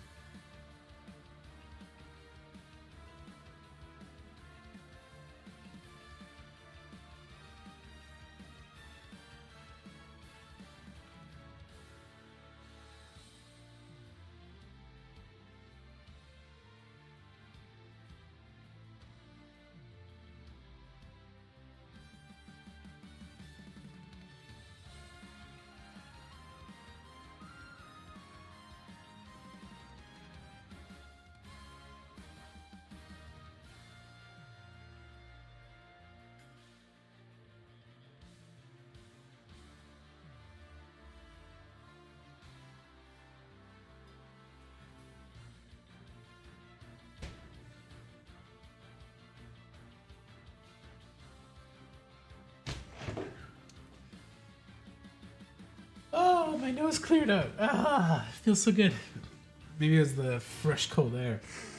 If it starts getting clogged again, I'm gonna know why. But okay, I'm gonna quickly order some food.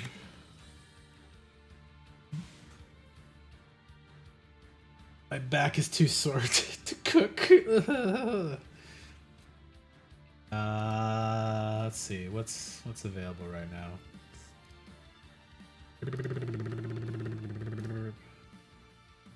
I would like Pokeball. That's tempting. It's healthier, kind of. McDonald's is tempting though. I kind of want to eat like 30 nuggets.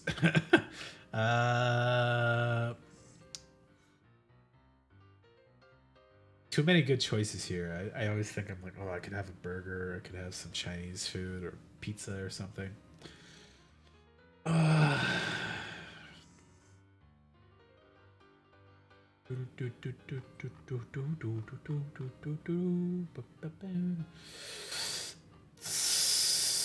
What's on offer right now? Let's see. Pokeball, yeah. There was like a gyudon place here too. I would love gyudon. Dawn Bowl.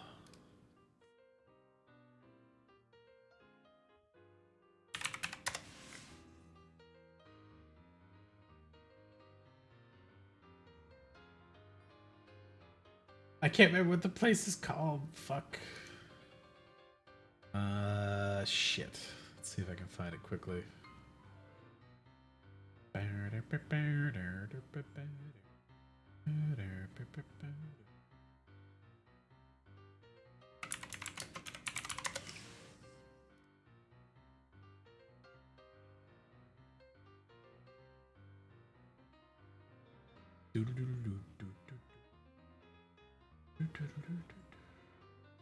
Oh no, did that place close or something?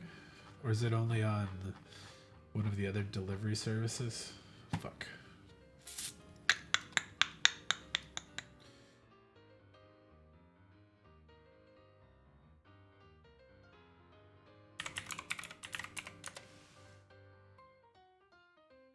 DoorDash. Let me see. I don't really want to. It costs more, which is probably worse for me. But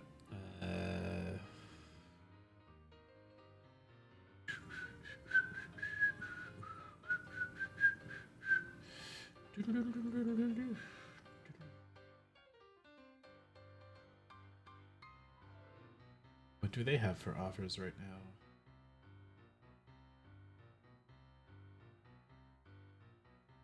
Also have Pokeball available. Ooh, Indian food too? Fuck. I'm gonna tempt myself into buying something stupid. I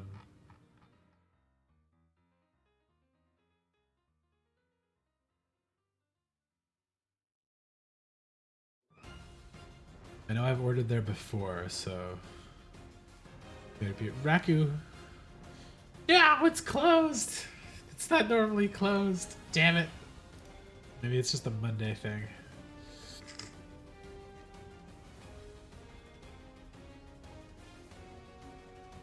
The Katsudon. Fuck.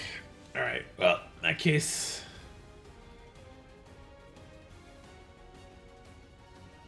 Fuck it. I will be lazy and get McDonald's.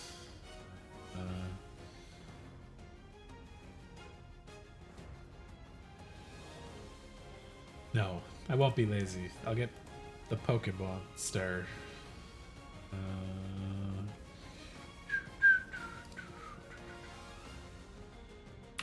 It's been a while since I had something from them stuff, so.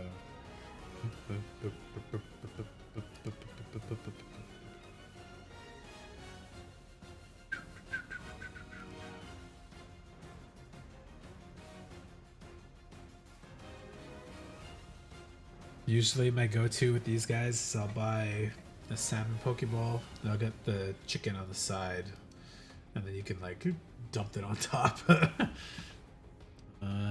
Let's see.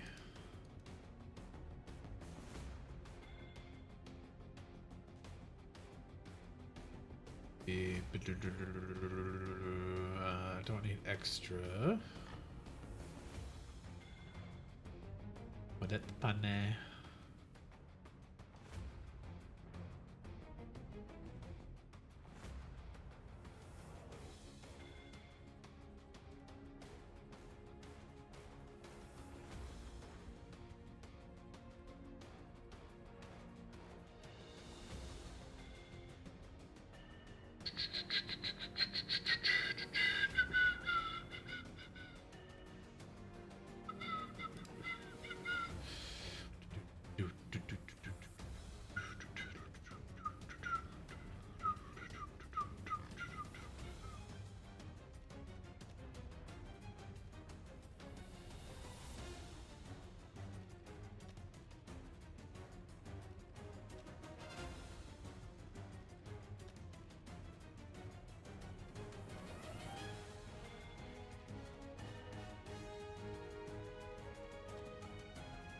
Oh shit. I have credits with Skip, okay. That's what I'm gonna use then.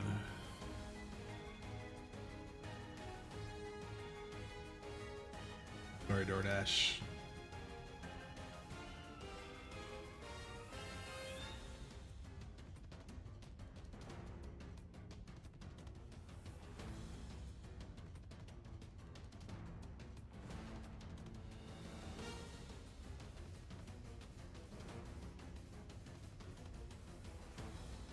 What the fuck?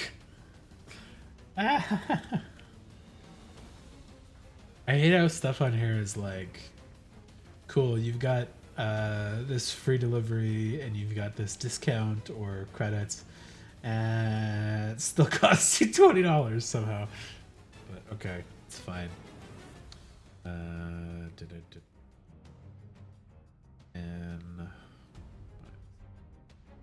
still about the same. Annoying, but it's fine. We use up the credits. I don't buy stuff delivery a lot of the time anymore because I cook a lot of my stuff, but I need to go pick up some groceries tomorrow. So. Alright, it's on its way. I'll have some food in a little while.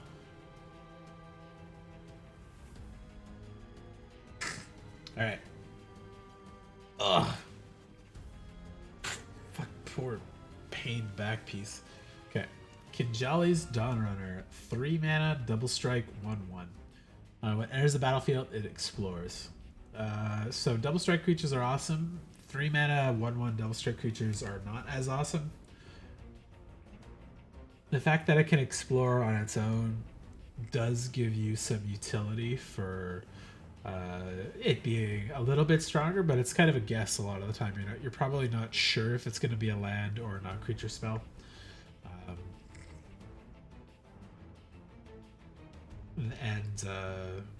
Yeah, it being a 2/2 double strike for 3 is better. I'd say that's about on cost. Hopefully, if it does hit a land, it allows you to ramp into a significant way to boost its power a little bit further, and then it becomes really good. I'd still call this like a C. If you have like other Explorer synergies, maybe it's a little better. Or stuff that cares about counters, I think there is a bit that does, but yeah, on its own, it's not that crazy. But it'll probably be a still valuable creature. That's a cool looking cat. It's weird. I think it's crazy sword. 2 mana, 1/2 cat warrior. Enters the battlefield, put a counter on target creature. At worst, this is a 2/3 for 2, which is above rate.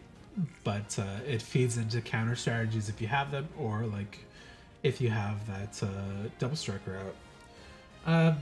I'll put this at C because it's not better than that. If you don't have another target, it's still a good body, but not too crazy. I think it really depends on how much other counter strategies are available in the set, and then maybe I bump it up to a C+, but it's going to be very valuable and played. So, Helping Hand. Return target creature card mana value of 3 or less from your graveyard to the battlefield tap. These effects usually cost 2 or more, depending on the ability for it. Coming back in tapped is not as useful, but 1 mana is like nothing to pay for this. So if you have a really low aggressive deck, this is going to be an easy include. I'd still put it at a D+ because it doesn't do much on its own again. It really needs to be in the right deck, but it's a good card. And you'll probably play it more often than not. So, Guardian of the Great Door. White, 4/4 flying. If that was the only words on this card, this would be like a B-. But additional cost to cast this spell, tap 4 untapped artifact, creatures, and/or lands you control. So in the very worst case, this is a 6 mana 4/4 flyer, which is honestly like a C for being on rate with other angels and stuff that you would normally cast. And why I put some of those stuff above that because they're slightly cheaper. But being able to tap artifacts you control, creatures, and/or lands does give this a lot more utility. It's still a double white though, so you can't just splash this super easy. It's also nice that you could tap treasures without sacrificing them. And explore tokens and some of those things for your craft spells. This will have a lot of places that it's going to be really good in. But yeah, on its own, at very worst, it's still a 6 mana 4/4. So I normally put it at like a C, but I'll give it a C+ because it has some cheaper utilities. Not quite a B-, unless it was like tap 2 additional things. Then I could put it in a B-, but good, not great. Better than a 6 mana 4/4 on its own though, because it has utility to be not cheaper, but easier to cast. Glorifier of Suffering. 3 mana, 3/2 Vampire Soldier. When it enters the battlefield, you may sacrifice another creature or artifact. When you do, put a counter on each of up to 2 target creatures. That's pretty good.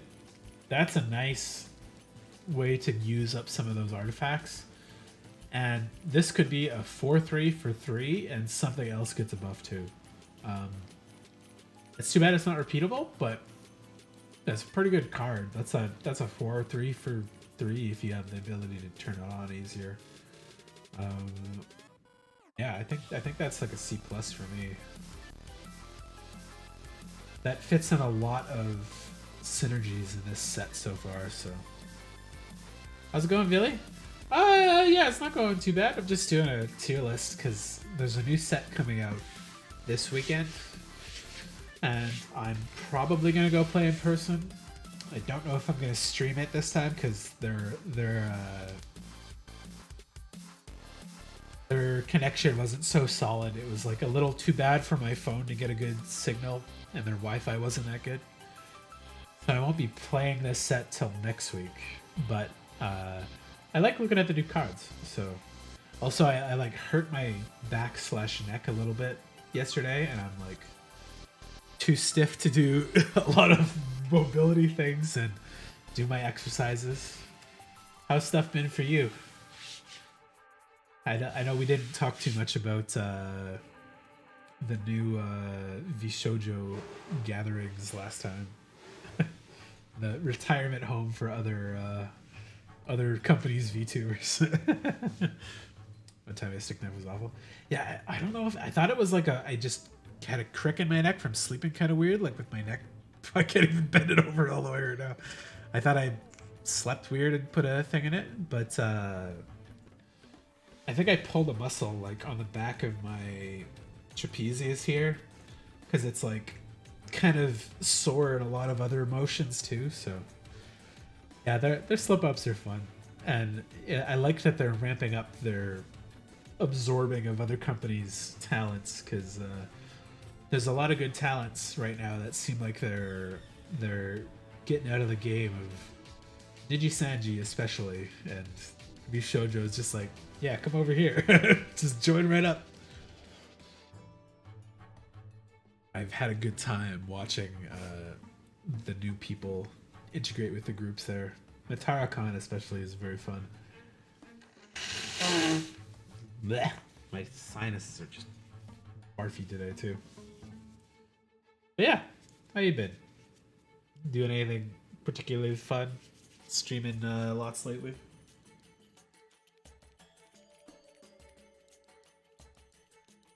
Lost. 2 mana instant. Destroy target creature, enchantment, or planeswalker. It creates 2 map tokens. This is dope. This is a really good card. It's great removal. It's flexible. It hits a lot of targets.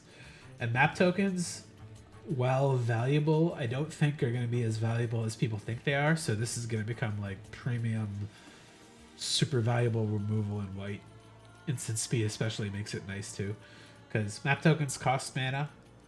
They don't draw cards. They can only add a land to the battlefield. Or sometimes put a counter on a creature. And if they're a fellow white deck, maybe they get some craft synergies out of it. But it's just good ass removal for white. So this is like a... What is it? Straight B. Straight B. It's not totally unconditional, but a B+. The flexibility is good. Being able to kill enchantments or planeswalkers as well is really strong. So. Family Reunion. 2 mana instant. Creatures you control get +1/+1 till end of turn. Creatures you control gain hexproof till end of turn. It's good for the field. It's going to be a fantastic combat trick for a lot of stuff, honestly. It's not as cheap as the last couple things they've done for giving a creature hexproof or a buff for like 1 mana, but it covers all your creatures. So being a common, this is going to catch a lot more people than I think they would expect it to as well. So I'll put this at a C- because I like that it covers the field rather than just one creature.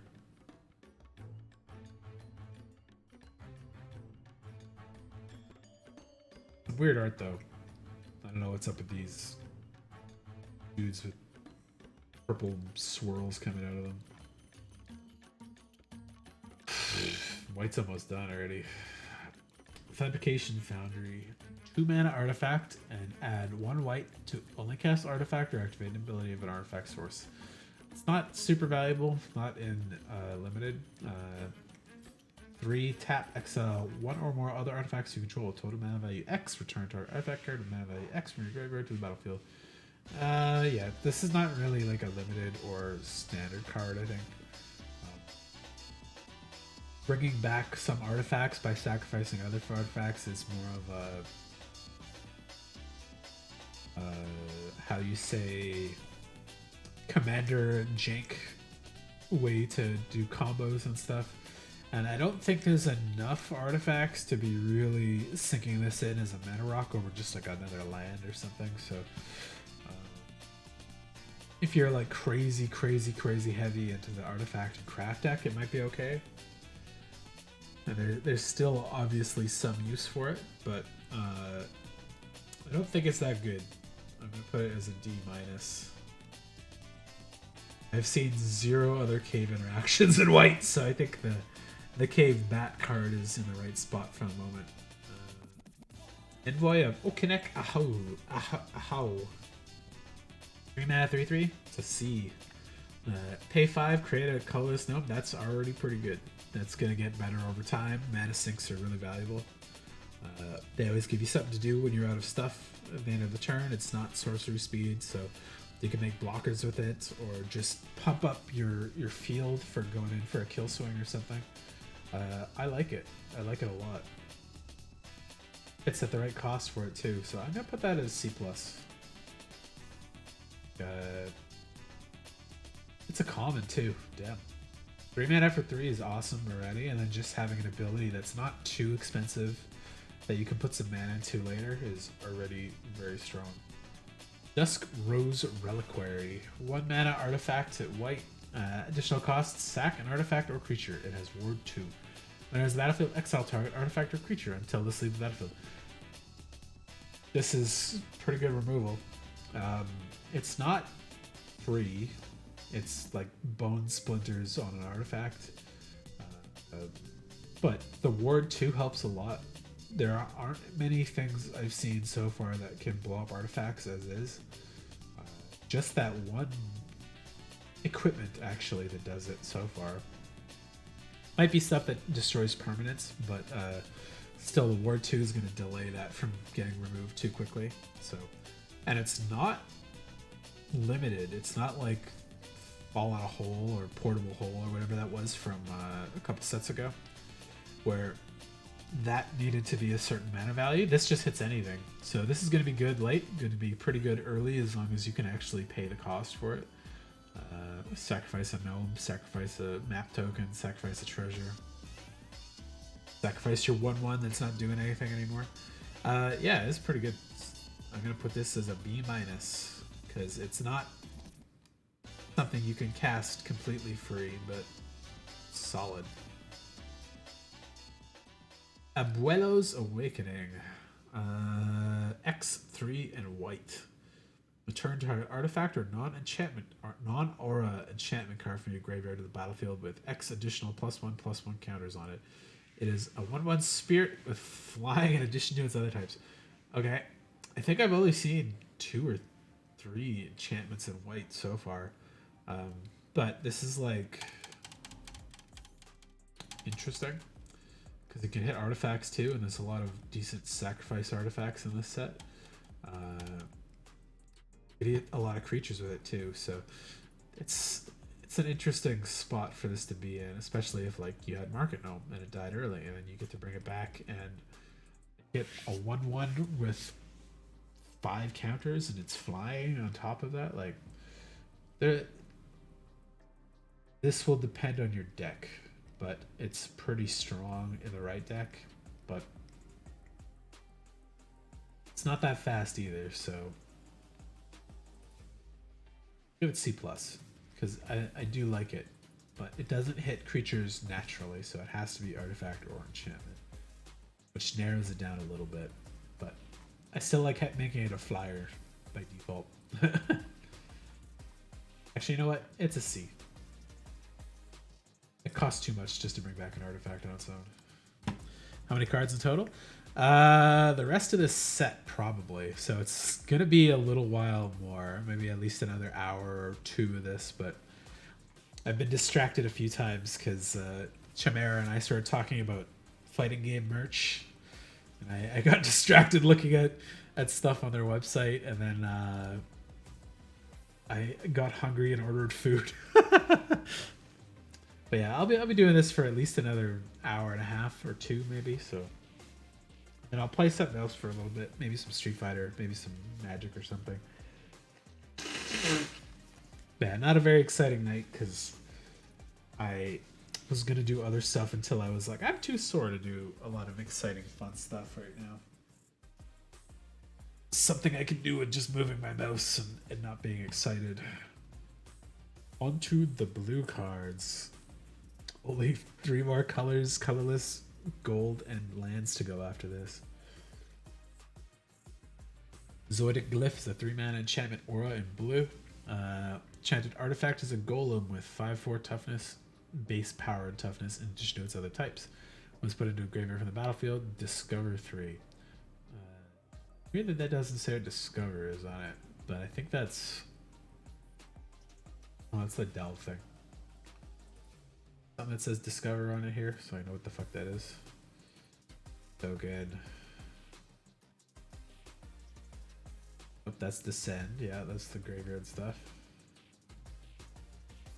Explore. It's not discover. Where is something that says discover on it? Island cycling.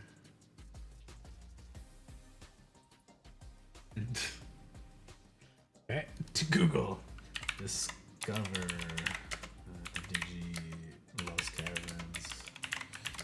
Ixalan. Although that's a bad search term.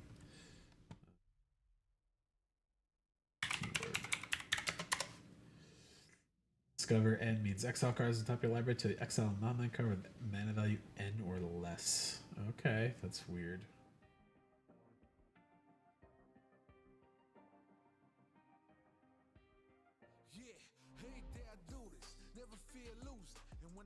So when this card gets put into the graveyard, you reveal cards from the top of your library till you hit a non-mana card with 3 mana or less. And I should put it on in the battlefield of your hand. I didn't check. Let's see what the discover thing is. Craft, blah blah blah blah blah blah blah blah. Discover. Okay. You cast it for free. Oh, it's slow cascade. Okay. And the rest of them go back on the bottom of your library in order. Okay. That's better.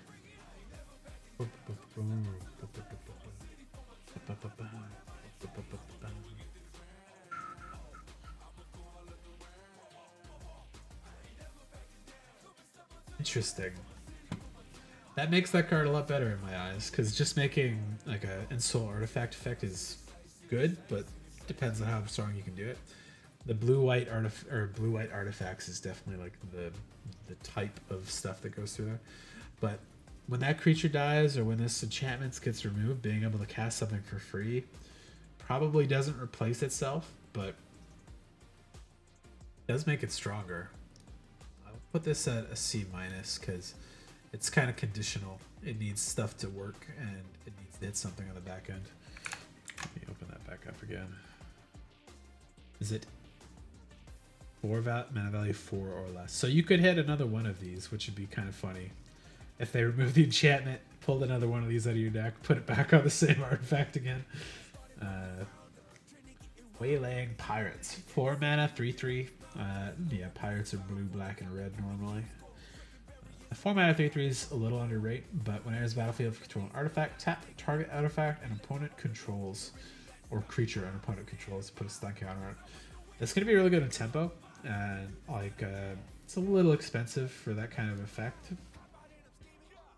So I'd still put it at 3 because it's or C, it's conditional again, but maybe even C-. The stun counter helps a lot though. You could turn something off for 2 or 3 turns depending on when it was available. Flying 2/2 for 3 Waterwind Scout. When it enters battlefield, create a map token.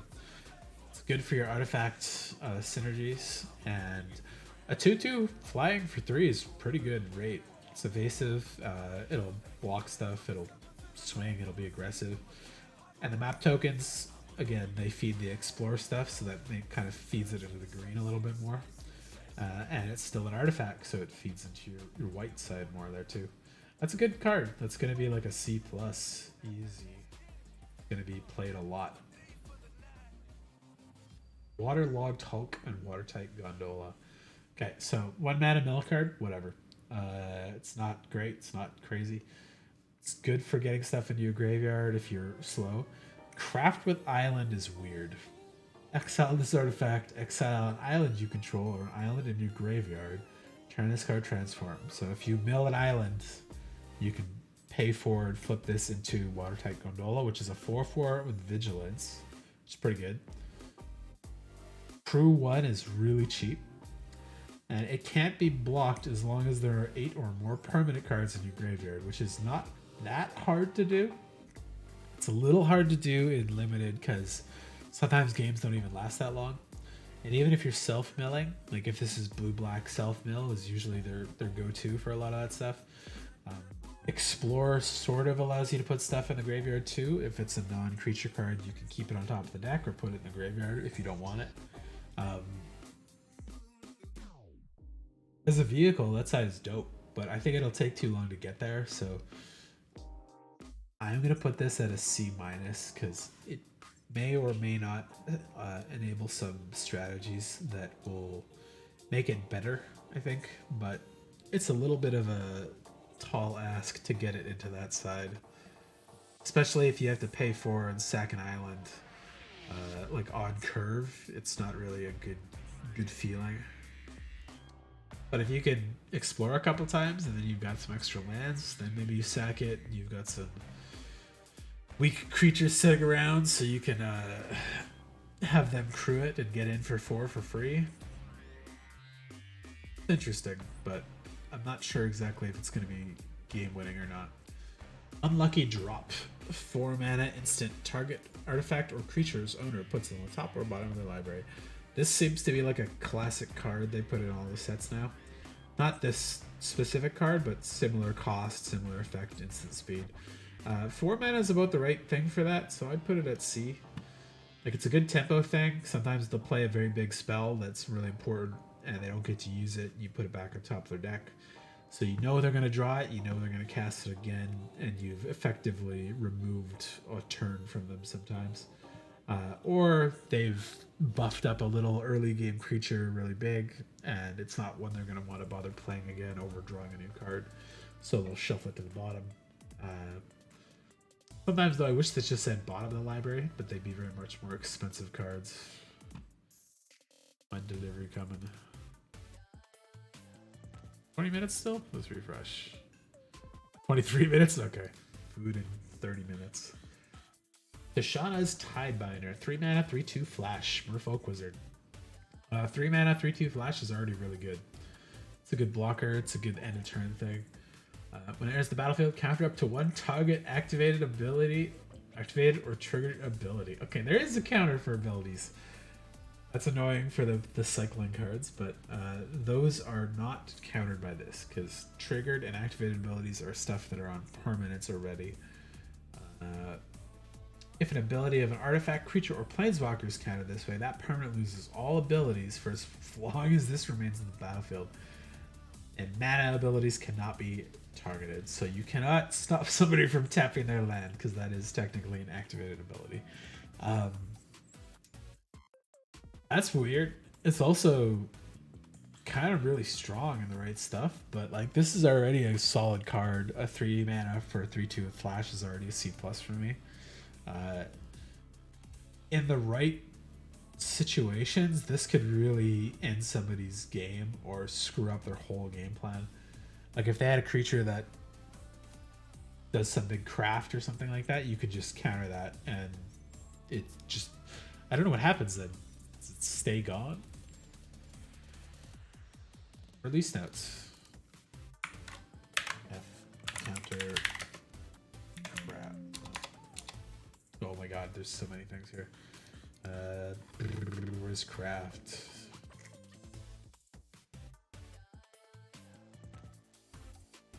Craft abilities activated cost of a mana component as well as an additional materials component. Craft certain is craft material, which means exile is permanent, exile materials, blah blah blah, return. Okay, so those are part of the cost. So if you counter the ability, I think they've already sacrificed the card that the thing is crafted at.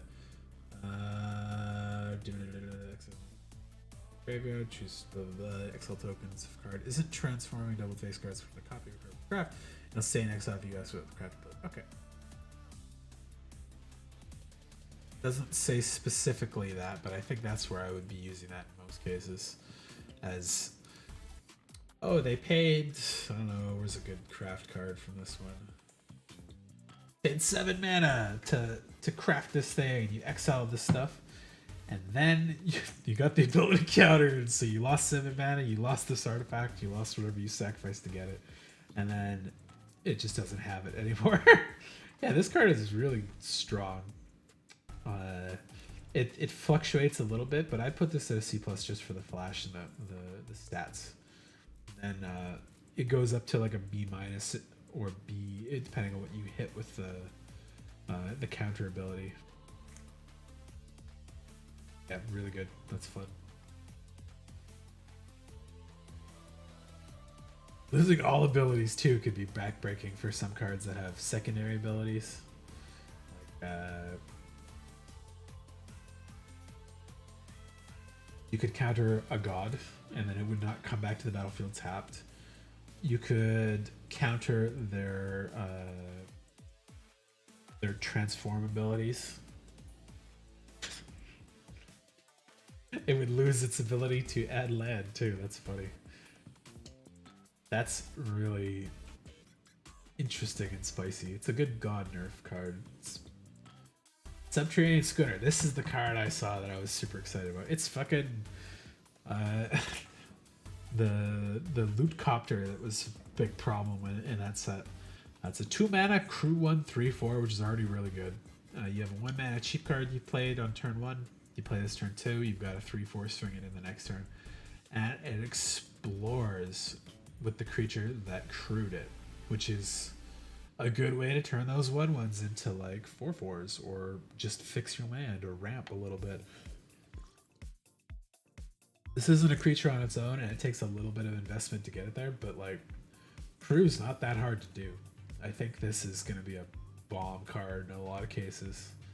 And you can use vehicles to crew other cards too, so once this becomes a creature, this could crew something else, or another vehicle could crew this and you put counters on that vehicle, make it bigger. Yeah, it's interesting. It's really good. It's not quite a draw because Explore is a little different, but it's good value.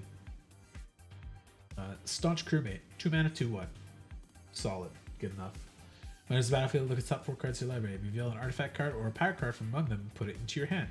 Put the rest on the bottom of your library in a random order. Artifact or pirate card, depending on your deck, could be hard to hit, but it's still a nice way to dig for and maybe get something. If you don't have those things, this may be a little bit more of a liability in removing some good cards that you want to keep in the library. Since they aren't being milled or exiled, they're still there. They're just effectively gone until you can shuffle your deck. So put this at C. Like, it's a little below rate for stats, but the dig ability is nice. You get a free card in your hand if you got an appropriate amount of stuff in your library. Also, I like the look of those pirates. They look dope. Okay. Spyglass Siren. When it's battlefield, create a map token. 1/1 flying map token. I don't like this one as much as the other 1/1s that were in white, but the map token sometimes is going to be more valuable than the creature, especially if you have artifact synergies. So this will be a C- for me. You could make itself bigger, but like not really worth bothering too much. But like if you do put it out and you do explore and it becomes a 2/2, that's better for 2 spread across 2 turns. But yeah, the explorer is going to be kind of valuable. The artifact is going to be kind of valuable. The 1/1 flyer part's not going to be too valuable, but it's not bad. Song of Stupefaction, 2 mana enchantment or a common enchanted creature or vehicle. When it enters the battlefield, you may mill 2 cards. Enchanted permanent gets X minus 0, where X is the number of permanent cards in your graveyard. Why'd they give that a keyword? Fathomless Descent. Doesn't really need a keyword, it just gets X minus O, where X is the number of stuff in your graveyard. It's weird that they gave that a keyword. But yeah, at worst it's a -2 -0, which will often turn their creatures into a wall. Turning off some vehicles might be more permanent, and if you've got Mill or Explorer or Descent in your deck, you might have a pretty good way to turn off some of their large creatures too. So a good way to reduce aggression against you, basically. I'll give it a C- because it doesn't remove the creature, and they still have a blocker. But you could stuff some value out of them pretty good, and you're not going to be unhappy to play it most of the time. Sinuous Benthesaur. 6 mana 4/4 is pretty below rate. This being an uncommon, I'm not really stoked about that. It's a dinosaur, which doesn't really matter too much in blue normally. And as a battlefield, look at the top X cards in your library, where X is the number of caves you control plus the number of cave cards in your graveyard. Put 2 of those cards into your hand, and the rest on the bottom of your library in a random order. 2 of the cards is really strong. Getting 2 out of whatever X digs is really good. But caves, I don't think are that common. Like, they're not all the basic lands replaced with caves or anything like that. And being in your graveyard too is also maybe not as easy. I only saw the 1 cave card was Bat Colony in this one. This is better than Bat Colony because it actually has value even if you didn't have caves. Not good value. It's undercosted, but if you have caves, this goes up value-wise too. So It's a C minus to start, and then it could be better if you have a lot of caves, like much better. Dig 4 cards, put 2 in your hand is pretty strong. And it doesn't mill them either, which is... Maybe you want the mill more for cave stuff? I'm not sure. Does this care about stuff that's in the grave? No, it's caves in the battlefield, caves spent mana. Weird. Shipwreck Sentry. 2 mana, 3/3 defender. Long an artifact on the battlefield control this turn, she can attack. 2 mana, 3/3 is dope. That's C+. Defender makes it slightly less good. So, C. Artifacts entering the battlefield should happen a lot, to be honest, because of the map tokens, the treasure, and if you're playing blue and white, there's a lot of artifacts available and the creatures are ready. There's a good chance you could turn this on every turn you want to attack with it, and then eventually it just becomes a decent blocker. For common, this is okay, actually. Like I'll put this at a C, just in case you can't turn it on. It's still a good blocker. It'll kill a lot of stuff. Self-reflection. 6 mana, create a token. It's a copy of target creature you control. 6 mana for that effect is not that great. 4 mana though on the flashback is pretty good. That's regular clone cost. I think that's a totally valid cost to get that for the second ability. And I know there's like a little bit of a mill theme in some of the colors. So I think this is probably pretty good. You're not going to play a lot of it, obviously, but I'd be happy to get one in my blue deck that had some mill options in it. Especially if this is like one of the cards you explored on top, chuck it in the graveyard. Put counter on your creature, make a copy of something, get some more copies out of it. I will give this a C because I'm treating it purely as the flashback cost first. But I'd still play it at 6 if it came up late in the game, and then do it again to get another big body on the field. So 2 uses out of it is strong. Sage of Days. 3 mana, 3/2 human wizard. When it enters the battlefield, look at the top 3 cards of the library. You can put one of those cards back on top of your library and the rest into your graveyard. It's kind of a weird setup for that. Normally that goes to your hand and you put the rest in the graveyard. But it's not a bad body either. 3 mana for 3/2 is totally fine, like rate for that. And then fixing your draw for the next turn if you know for sure, or the next explorer you're going to do is not bad either. And it's kind of got that pseudo mill kind of stuff going in there. Yeah, this is an odd one because I give the body like a C, and the effect is interesting. So I'll still keep it in C because you could just whiff and hit like 3 lands or something, but you'd still be happy to put 2 of those lands in the graveyard. Make sure you're not getting stuck in a land block. River Herald Scout. When River Herald Scout enters the battlefield, it explores. 2 mana, 1/2. So it's below rate for the body. The Explorer doesn't guarantee a counter either. At best, it ramps you a little bit, or at best, it becomes a 2/3, which in case it's a little above rate, but not much. If there's more things that care about Explore, that becomes better again, but I haven't seen many cards that care about exploring specifically as much as they just do explore or make an explore token. So I'm going to give this a C-, but it could be better.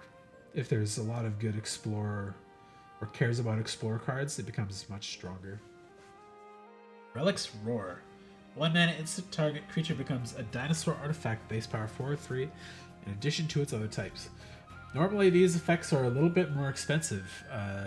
1 mana is not bad, but this can't hit... Oh, it does hit creatures too. Never mind. 1 mana turn something at 4/3 is just like a giant growth in a lot of cases for your cheap early creatures. It still requires a creature to be targeted. Sometimes you're going to have those artifacts available, some explore tokens or treasures that you're going to turn into a beefy dragon and eat one of their guys in combat. It's interesting. Depends a lot on your deck, but this could be really good. I'm gonna put that at a D plus for now. Pirate hat. It's a cool hat. 2 mana artifact equipment. Creature has +1/+1, and whenever this creature attacks, draw a card, then discard a card. Equip pirate 1, equip anything else 2. That's fine equipment. I like drawing and discard rather than discard and draw. If you're stuck on lands, you just keep hitting lands, you can chuck them. You can keep the best card that comes in that way. +1/+1's not really exciting, and at 2, it's not really that exciting either. Pirate, slightly cheaper, but it's not like this is such an expensive piece of equipment that you really gain a lot by saving 1 mana off of it. I'd put this at D still, I think, because it's fine. I do like the draw discard effect, but it's not enough to push this above. Maybe if it gave a much bigger ++, but the equipment was a little more expensive for regular creatures or something, it'd be a little different, but out of air. Counter target spell. This costs 2 less if it targets a creature spell. It's a weird one. Cancel is 2 blue and a 1. Let's just counter target spell straight up. You're probably going to use this mostly against creature spells, because that's what you play a lot of in Limited Sealed. I don't know how often you're going to counter a spell at 4 mana in this set. I don't think it's that slow. But I'd put cancel at like a C- or a D+ at best, because every set's had like a better cancel now, and this is not really a better cancel. This is a counter spell for creatures and a more expensive cancel for everything else. So I'll give this a D- for now. Could be useful, especially if you have a couple of them and you're only targeting creatures with them. Cost-wise, it's not bad. Loreska Puzzle Door. 1 mana blue artifact. Pay 1, sacrifice Puzzle Door. Look at the top 2 cards of your library, put 1 into your hand and the other into the graveyard. That's not bad, and that's a kind of self-replacing artifact. Put some cards into your graveyard, gives you an artifact target with craft. It's interesting. Not that good though either. Like, I play other stuff over this, but if you really need craft targets or putting stuff in your graveyard, this is going to be a decent option for it. So, D? It doesn't really do anything on its own. It's just an artifact you're paying 1 mana for.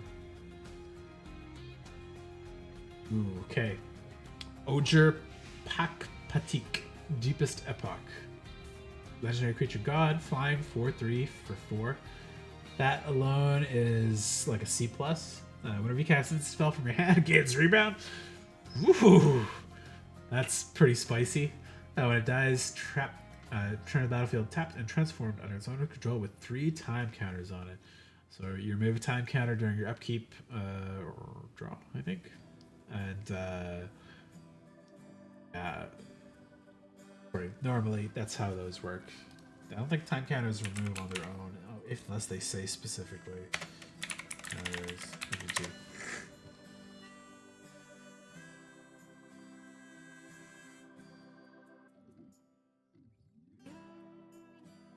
Yes, suspend is the effect that makes them remove. So this card's time counters do not go away on its own. Remove a time counter when you add 1 blue mana. Okay.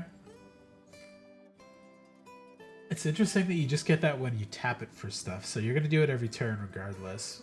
But at least you get to use the mana for stuff. And then you pay 3, transform it back into that when it has no time counters and only as a sorcery. If you can play this and then you have good removal or good like tempo spells, that thing's busted.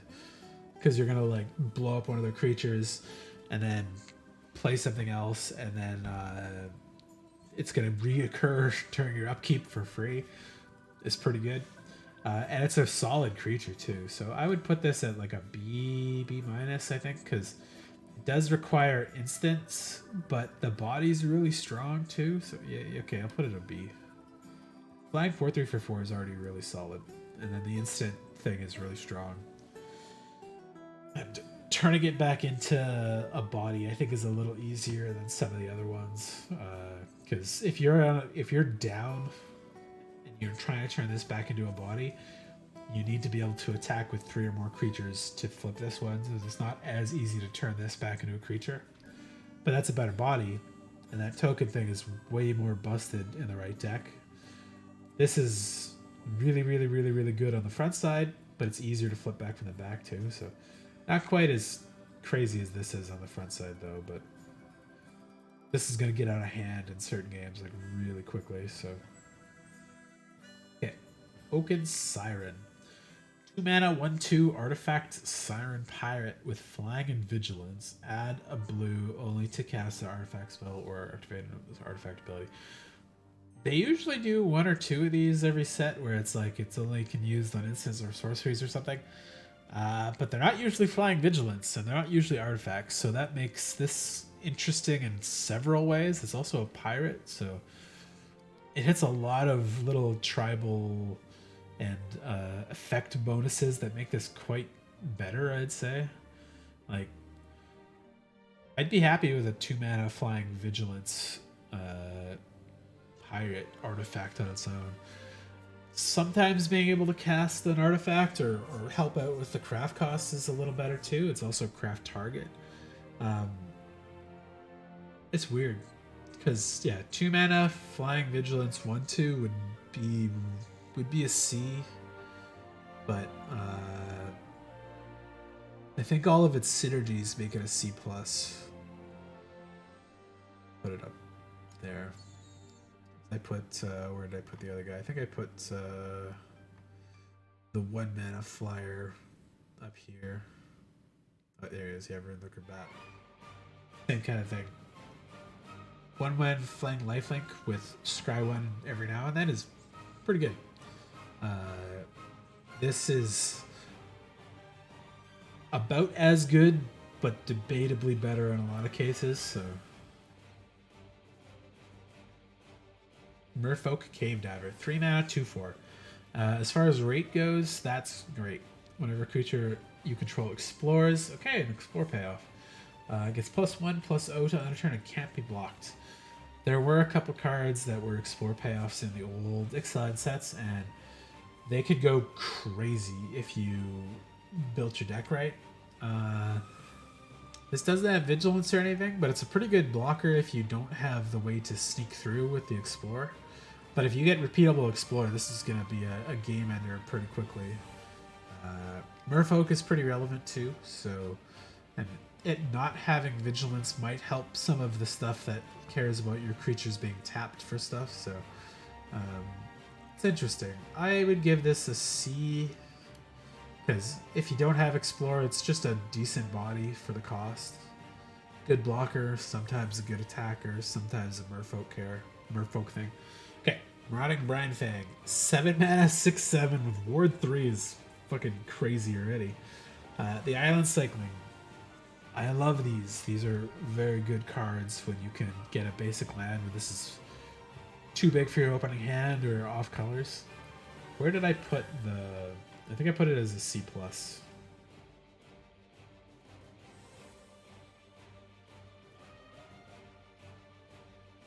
I leave it as a C?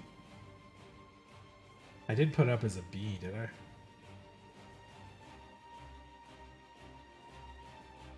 I did not put it as a C-. I didn't really put it as a B. I did put it as a B. Okay. Yeah. I think this is also going to be equivalent to that, because 6/7 Ward 3 is hard to kill. Doesn't have trample or anything, but I like the usability of it. I think because this doesn't have evasion, it's only a C+ for me. Not like this one where it has a little bit of evasion.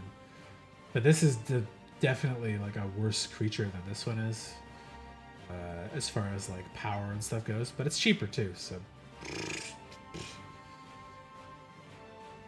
not much difference between them. But I love the cycling for basic land type cards. Malcolm, Alluring Scoundrel. He's a legendary pirate from the other sets. Legendary Siren Pirate. Flash flying 2-1 or 2. Flash 2-1 for cost is good. And flying is better. When he deals combat damage to a player, put a chorus counter on it, draw a card, then discard a card. If there are 4 or more chorus counters on him, you may cast the discarded card without Woof. Woof. That's spicy. I feel like he's going to be an instant target for removal if you can land him and get a couple of counters on him. But he can really get out of control, especially if they don't have a blocker or they just don't hit removal for a couple turns.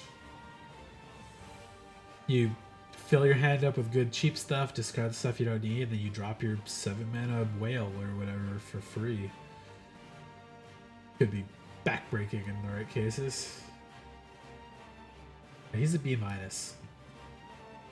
I would put him in just C+ if he was just a 2 mana 2/1 flash flyer, but the extra ability could either be good as making him a target and a distraction, or you protect him and abuse his ability. Okay. Lodestone Needle and Guidestone Compass.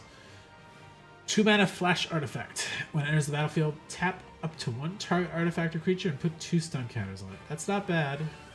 It'll keep a creature off attacking or something for 3 turns. It's nice that it's flash, so you can wait till they untap with it and then tap it down again, so they're wasting more of their turns and you're not putting a stun counter that immediately gets removed. And craft with artifact, you pay 2 and a blue, sacrifice it, another artifact or 1 from your graveyard to get Compass. Pay 1, tap, target creature you controls, explores, activate only as a sorcery. The Compass is dope. The Lodestone Needle's not bad. I think overall, especially with the craft stuff and the artifact synergies, this becomes pretty good. It's a decent time walk for something scary, and then you get to make your stuff bigger in the time that you're waiting for their stuff to untap. So I would put this at a C+. Pseudo removal and repeatable explorer is pretty strong. Or should I say pseudo tempo instead of removal? Ugh. Can barely turn my head to the right. Oh god. My neck is just painful enough to be a problem. Kitesail Larcenist. Sorry, Kitesail Larcenist. 3 mana, 2/3, Flying Ward 1 is a pretty strong stat line and set of keywords together. When it enters the battlefield, for each player, choose up to 1 other target artifact or creature that player controls. As long as Kitesail Larcenist remains in the battlefield, the chosen permanents become treasure artifacts with sacrifice this artifact, add 1 mana. Ooh. That's interesting, because you can turn the worst thing you control, as far as creatures or artifacts go, turn it into ramp, or one of the best things they control, and turn it into a treasure that they'll either sacrifice or wait several turns until they can remove this. But it's not that easy to remove because of Ward, and it's not a bad body for a flyer either. This is a really good flying pirate. 2/3 for 3 is really strong, especially with flying and Ward. And kind of pseudo removal, kind of pseudo ramp is interesting too. So turning one of your map tokens into mana is maybe not bad if you don't need to explore stuff and you just want to get more shit on the board quickly. Pirate's kind of relevant too, but I easy C+, B- for me. I think I'll put it B- because I like the fact that it kind of stuffs the opponent a little bit too. If it just did something for you, like turn a creature or artifact into treasure, it'd be C+. Because I still like the body a lot, but turning something they have into an artifact is pretty good. I like that kind of effect. Inverted Iceberg and Iceberg Titan. 2 mana artifact, mill a card, then draw a card. Yeah, it's pretty whatever. Then craft with artifact for 6. Gets you a 6/6 Iceberg Titan that you may tap or untap target artifact or creature. It's not a bad body on the other side, but the fucking front side kind of sucks. Like, mill a card, draw a card can help, especially in the right deck. Like, if you need the deck that cares about cards that descend, that becomes better, and then drawing a card is not too bad. If you care about cards that put cards in the graveyard for craft with artifacts, it's even a little better, but doesn't really do a lot on the front side, but the back side's pretty good. I'd be pretty happy to have this around when you have the mana to flip it into a 6/6. I'm trying very hard not to sleep on craft, because adventures that have like a cheap front side and an expensive back side are always so strong. And I think these are going to be pretty similar in the like limited space of the cards for it. You're going to play it for this cheap effect that's debatably good or debatably not that strong, but you'll have a ability to turn it into a large artifact later is usually going to be good, I think. But I still think they're a little overcosted. Almost all the craft artifacts are just a little bit too expensive for what I really want them to be. But I'll put this at a D+, because depending on the deck, like Descent or caring about cards in the graveyard, that's better. And obviously with the craft effects, it could become very strong on that other side. Hurl into History. 5 mana instant, counter target artifact or creature spell. Discover X, where X is that spell's mana value. Okay. So Discover, I was looking for it before. It's essentially like fixed Cascade, where, so yeah, the exile cards on top of your library until you exile loan that card with that mana value or less. Cast it without paying its mana cost or put it into your hand. I assume that means that you may have to follow the restrictions, or it just gives you the option to say it's removal and you don't want to use it right away. You can keep it for later. But you're not really going to be happy using a counterspell at 5 mana, but sometimes you're going to catch something like they're going to play like 10 mana for an X spell or some big stupid creature, and you're going to eat it alive and get get something cool out of your deck with it. That's going to be pretty interesting, I think. So I like this better than Out of Air, because Out of Air is just like a kind of weird counterspell and worse cancel. So I'm going to call this a D, because it's going to fuck somebody's day up sometimes, I think. And it could make you really dope. Or if you get it with the snake, like it's on the art there, getting it twice is pretty interesting too, but you don't really get to counter spells on your upkeep too often. Hermetic Nautilus. 1/4 artifact for 2 with Vigilance. Kind of a weird stat line. It's not bad though. 2 mana 1/4 is pretty solid. And 2 mana to give it +3/-3 turns this into a scary creature if they don't have blockers. Like, swinging for 4 on turn 3 if they don't have a way to block it properly, and they decide not to block it is pretty annoying and pretty strong. You just Cell Smash basically, right? Bam! Just hits you with this gigantic spiky shell. And again, the artifact stuff and the vigilance stuff, because there's stuff that cares about tapping your creatures, and there's stuff that cares about artifacts. Like, this could be a really good aggro or a really good defender for a couple turns, and then it may become something good for your tap effects or your craft effects later. So I'll give this a C+. I like it. It's a good cost for that kind of stat line, and then it could win you games if they can't effectively block it. Like, if they have 3/1s and they decide to block it because they're like, oh, he's gonna pump it, you just don't pump it and you eat their 3-1 alive, and you've got a blocker for later that you could still pump on their attack. So, like, normally this effect gives you +1, -1, or +2, -2, or something like that. So you can't really do it a lot. But 4-1 is a different stat line than a 2-3 or something like that. Like makes a difference. All right, Frilled Cave Worm. 4 mana, 2/5. Salamander Worm, descend 4. Gets +2/+0 as long as there are 4 more permanent cards in your graveyard. It's weird. Remember that weird salamander thing we found in the jungle stream? I think we met its god. Quartermaster of the Wind Shark. Oh, must be a boat. I'm less excited about this one. Like, it's probably not too hard to just turn Descend 4 on eventually. But let me double check. Make sure this doesn't have to be on the time. Oh, get out of here. Descend and blah blah blah blah blah blah blah blah. If you descend this turn, oh yeah, okay, so that's this. But the cards from descended, send and files with center key would use highlight abilities that are there about many cards in your graveyard. Okay, yeah. So it's just like what the fuck is that card? That ability card?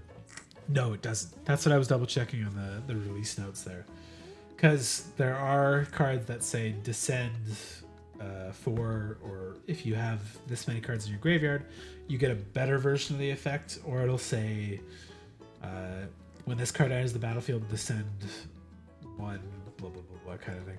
So it's better later, but 4 mana 4/5 is above rate, but a 4 mana 2/5 is kind of below rate too. So not that hard to turn on if you're playing the mill, where it's like mid to late game, but it's a little expensive for like a bad creature that becomes a little better. So I'd call this a C-, I think. I don't think Salamander Worm is really a type that gets matters in this set. And yeah, nothing else really effective on it, so like that Think in the Rat card game. So I played like 1 game of that, and I was like, oh, I recognize the Magic effects. I'm gonna play Magic instead.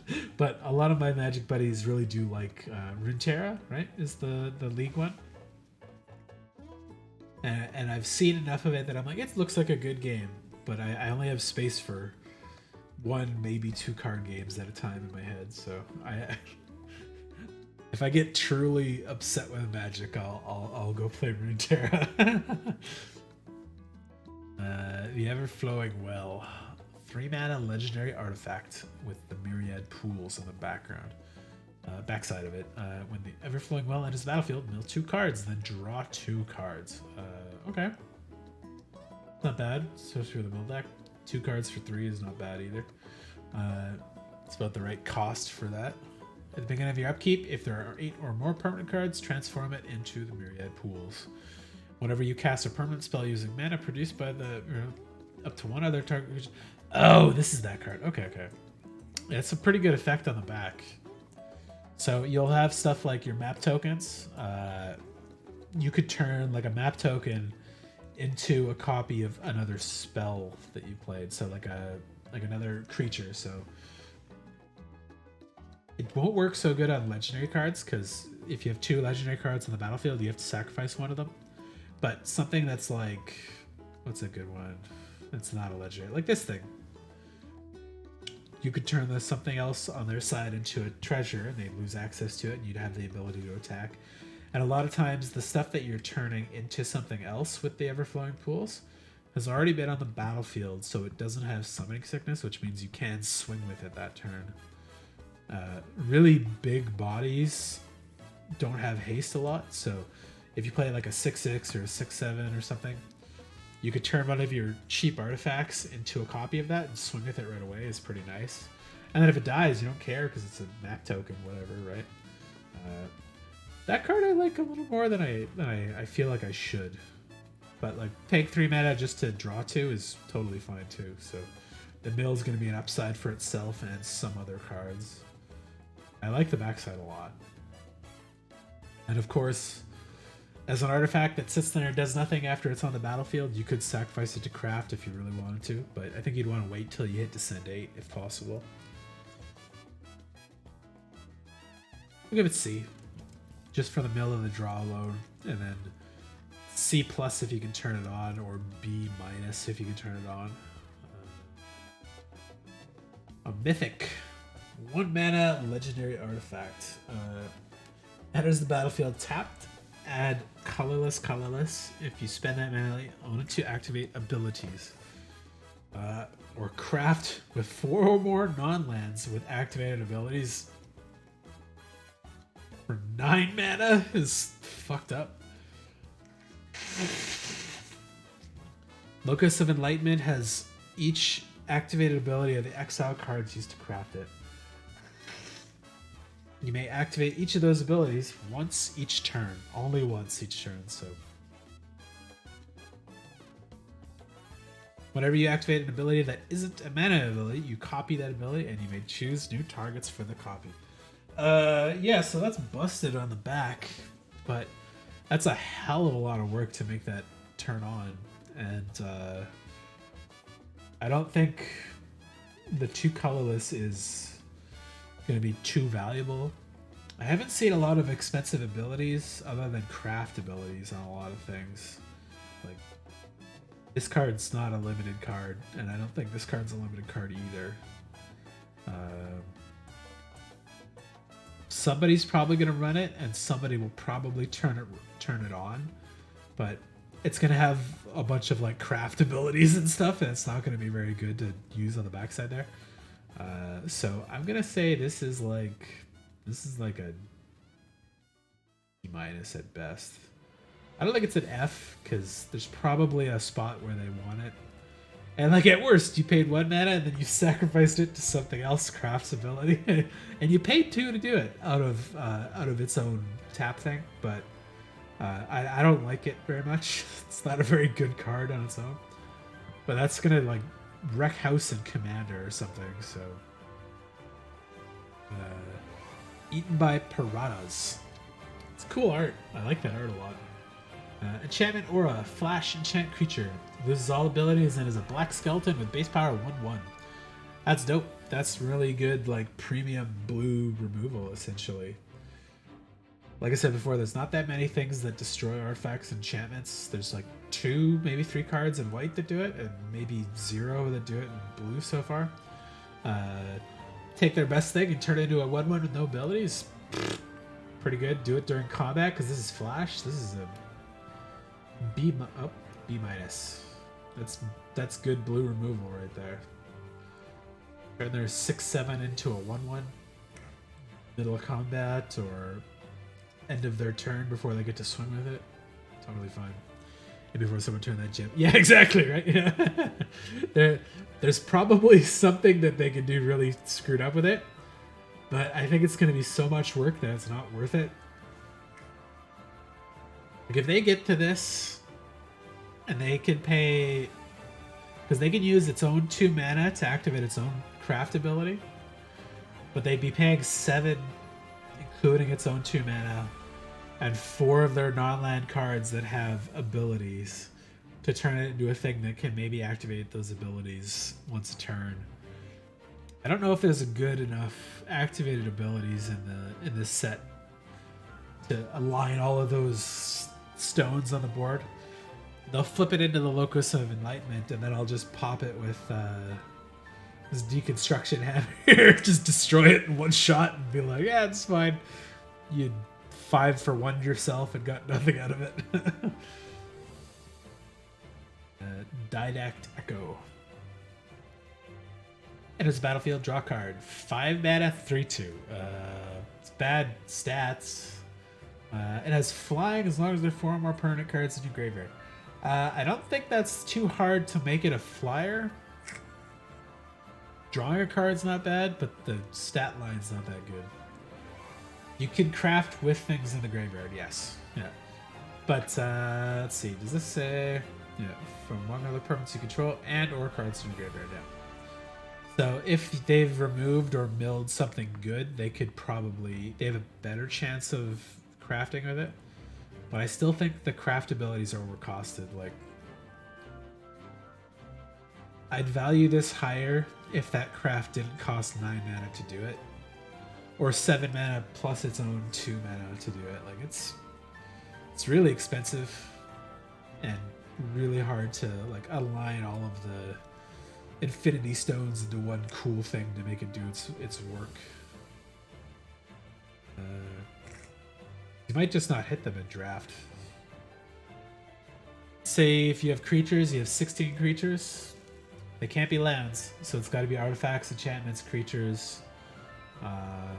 Can't be instants or sorceries either, so that's normally, I'd say, 20 to 24 cards in your deck of your limited deck is lands and non-land cards. So that gives you roughly 16, 17 cards left. And having good activated abilities on enough of those that you can get them on the field or in the graveyard while you have this out is just like it's a lot of stuff to ask for to get this to be good. But in Commander, this is going to be like a $20, $30 card probably. So if you get it, you're going to be happy. You'll be able to sell it or trade it in for cash probably. Pay for your draft. Side Act Echo is like a C.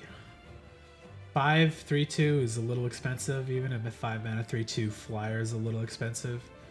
The draw card helps a little bit. That's like 1 mana value 1 or 2 usually for drawing a card. A little overcosted though. Is it a pirate? Spirit Cleric. Oh, it's a C-. You'll still probably play that if you're mostly blue, because flyers and evasion are strong.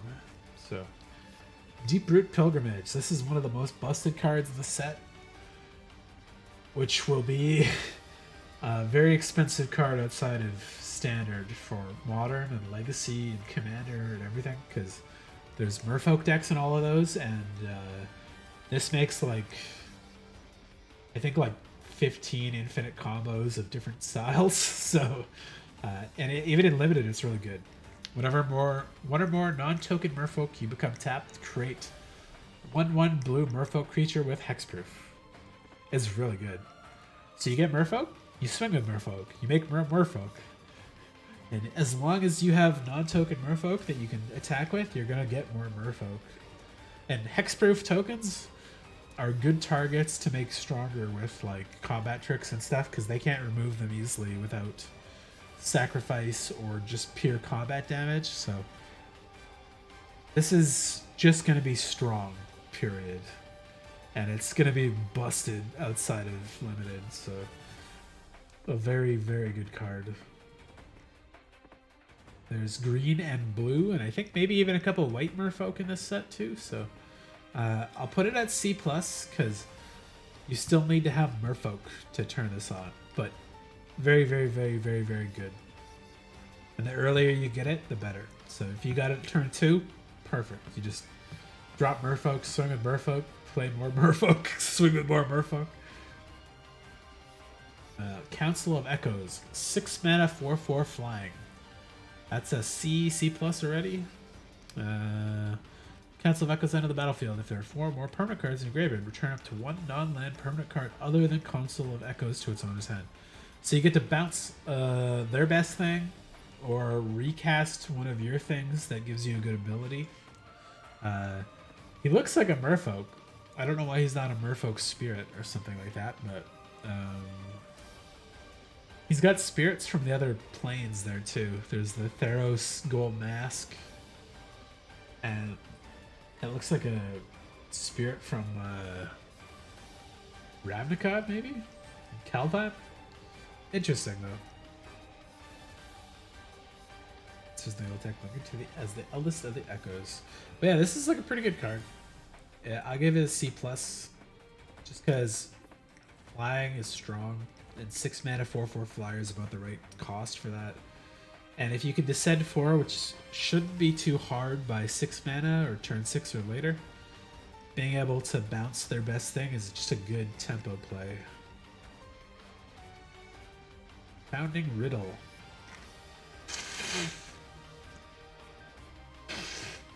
Three mana instant.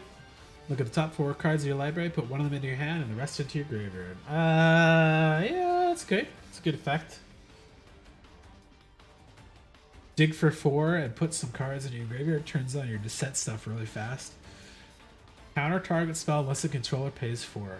There's another card from Amonkhet called Supreme Will, and that was a really strong card in limited because it counters well and it has this good secondary effect of finding and good stuff for you.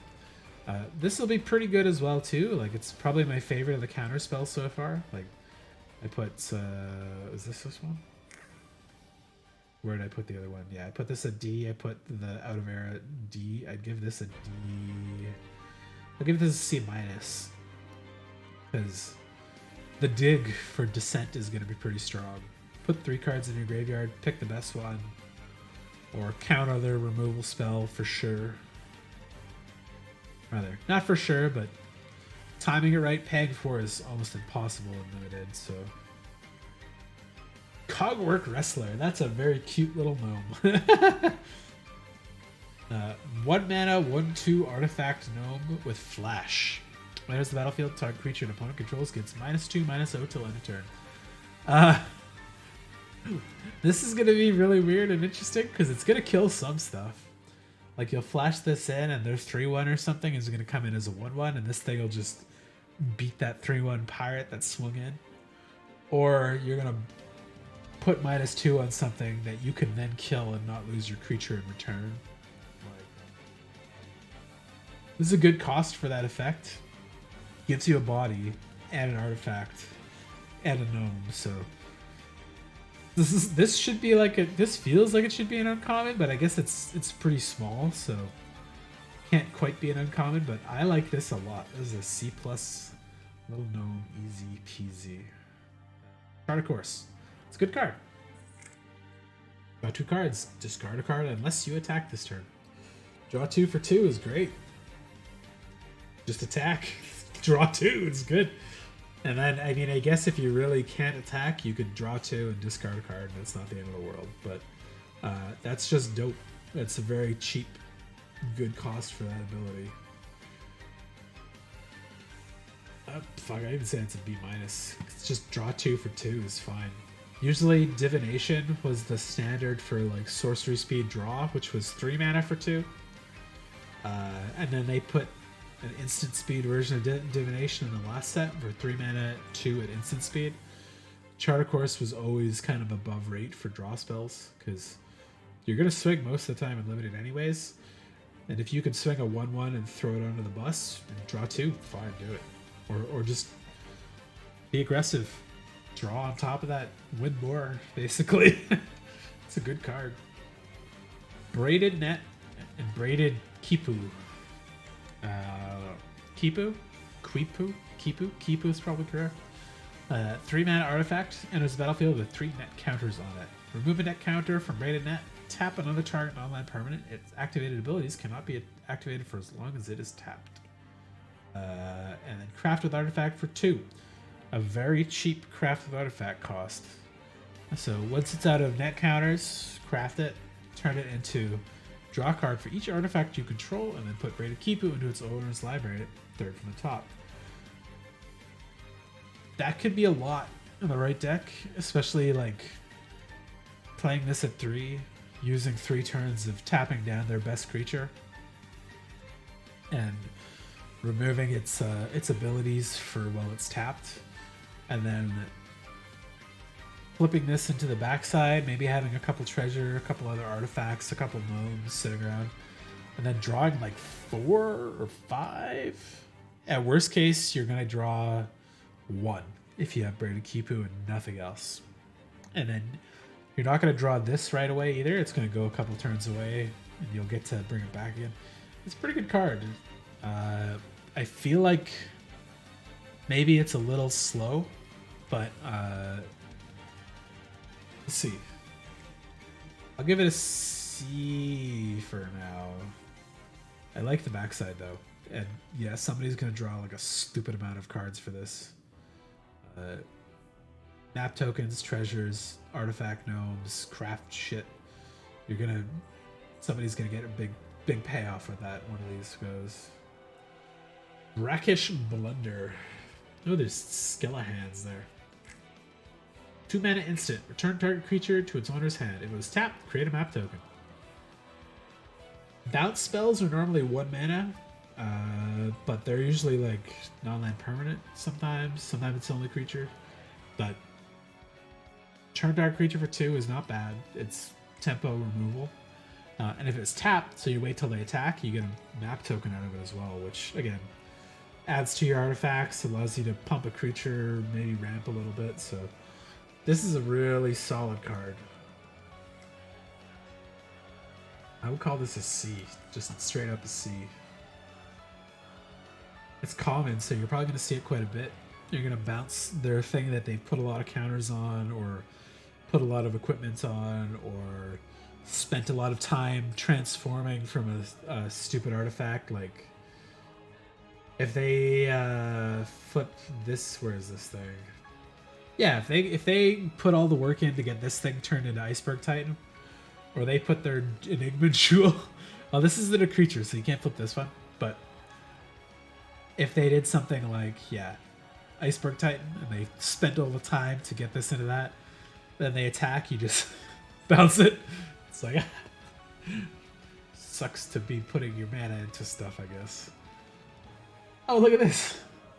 Another good draw spell. Ancestral Reminiscence. 4 mana, draw 3, discard a card. Totally fine.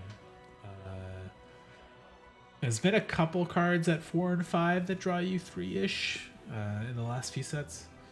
In Limited, this is totally fine. You'll play one of these and be happy. It's a little, like, I call it a C- just because the discard is there. But that's not bad if you play flashback cards or craft with the graveyard stuff. Pakal, first among equals. 3 mana, 1/5, legendary human advisor. Beginning of each player's end step, if an artifact enters the battlefield under your control this turn, look at the top 2 cards of your library. Put one of them into your hand, the other into your graveyard.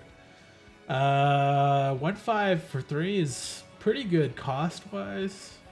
It's not aggressive, so it's not really changing the game for you right away. But if you're sacrificing map tokens or treasures, or making them, getting to take an extra card into your hand and putting an extra card in the graveyard is not bad. There's probably a really specific deck that wants this, and I'm not sure exactly where that sits yet, but I'll give this guy a C+, because I don't think it's going to be that hard to turn his ability on too often. And it's only you that gets the ability, but it works on each turn. So if you have a card like... just put it up here. Brackish Blunder.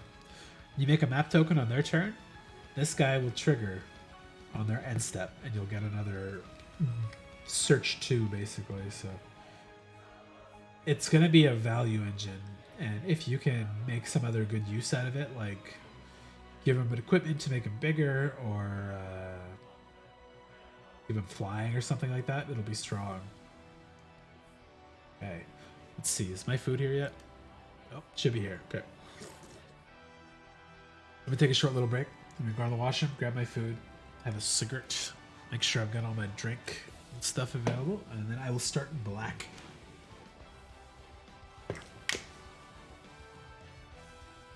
Oh, hello, Kyo. You have a good name now? Oh god, that hurts my shoulder. Ah!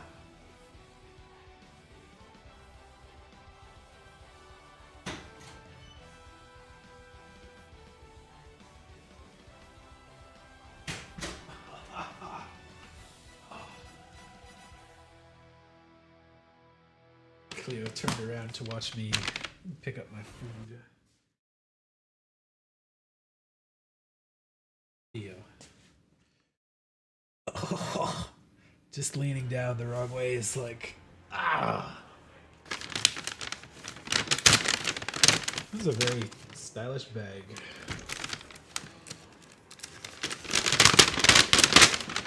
Well, they really revamped the packaging. Jesus. Normally they just had like a generic black and white like plastic. Oh, it's been a while since I had these guys. I really enjoy their Pokeballs. They're delicious. Okay, I'll be right back. And then I will eat while I start the next color.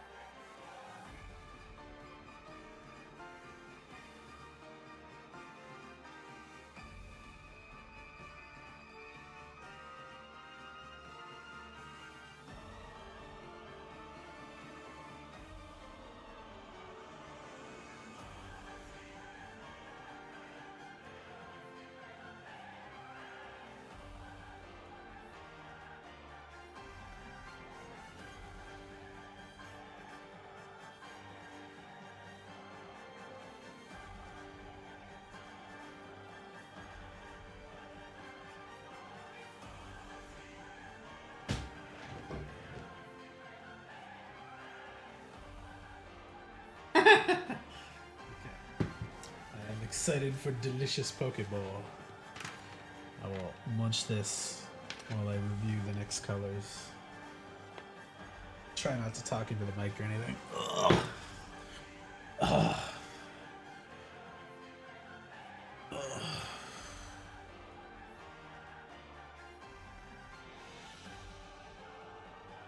Maybe I'll have to book a massage for myself or something after. Not really looking forward to paying for that, but once it's not so sore, I will. I'll do some of my own stretches and stuff to make sure I'm covered there. But I do have decent neck exercises from when I hurt my neck last year or year before. Delicious salmon pokeball and some chicken karage to put on top.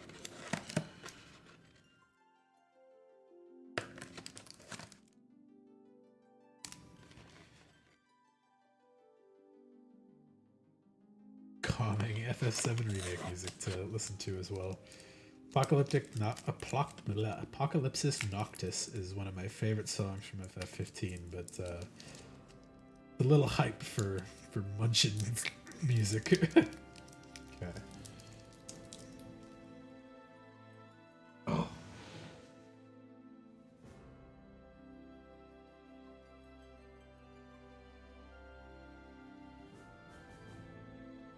No, Cleo, you can't have none of my Pokeball.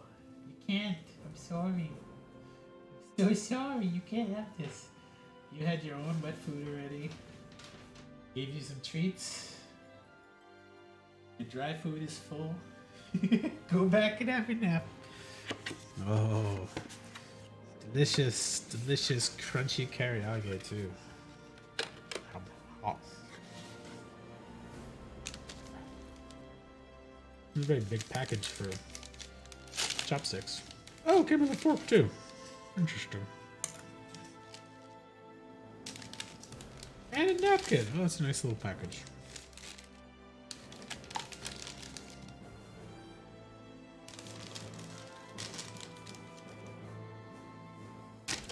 And a toothpick.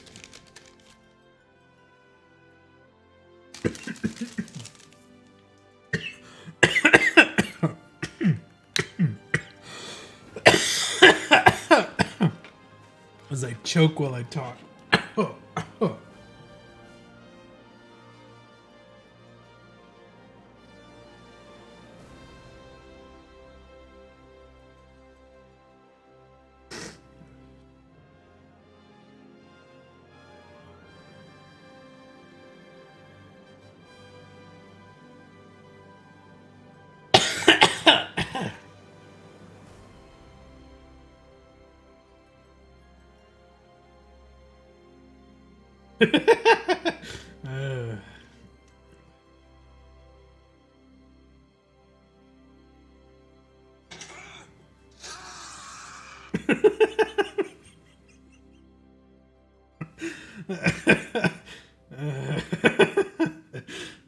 That's good.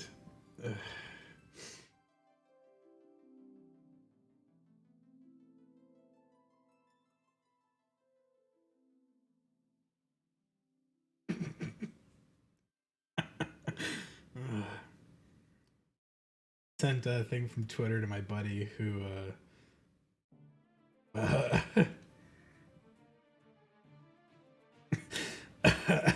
really likes Oshinoko.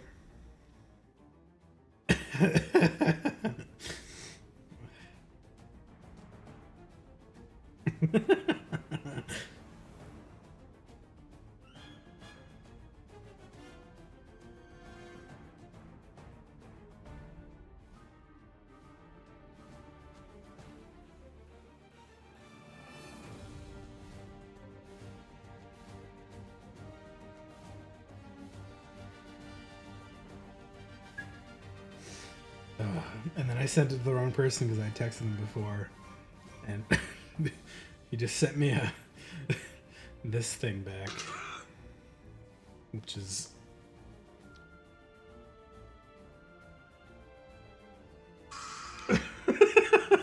which quite made me laugh. It's good response from him. Because it's definitely like maybe 1 a.m. or midnight for him, and he works, so that was too late for him to get some random bullshit from me. Alright, let's throw some of my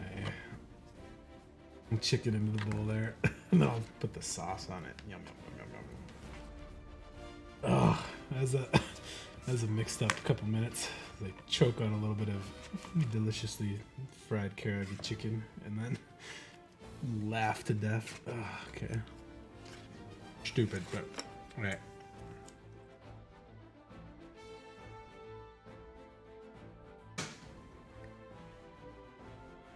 Sauce goes on top. Roll in the chicken.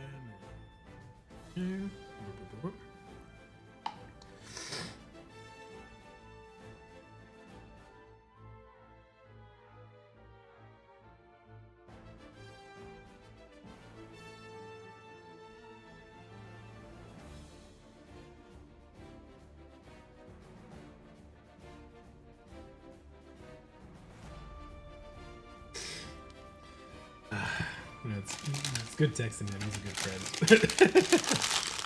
Probably not when I send him shit at 2 a.m., but...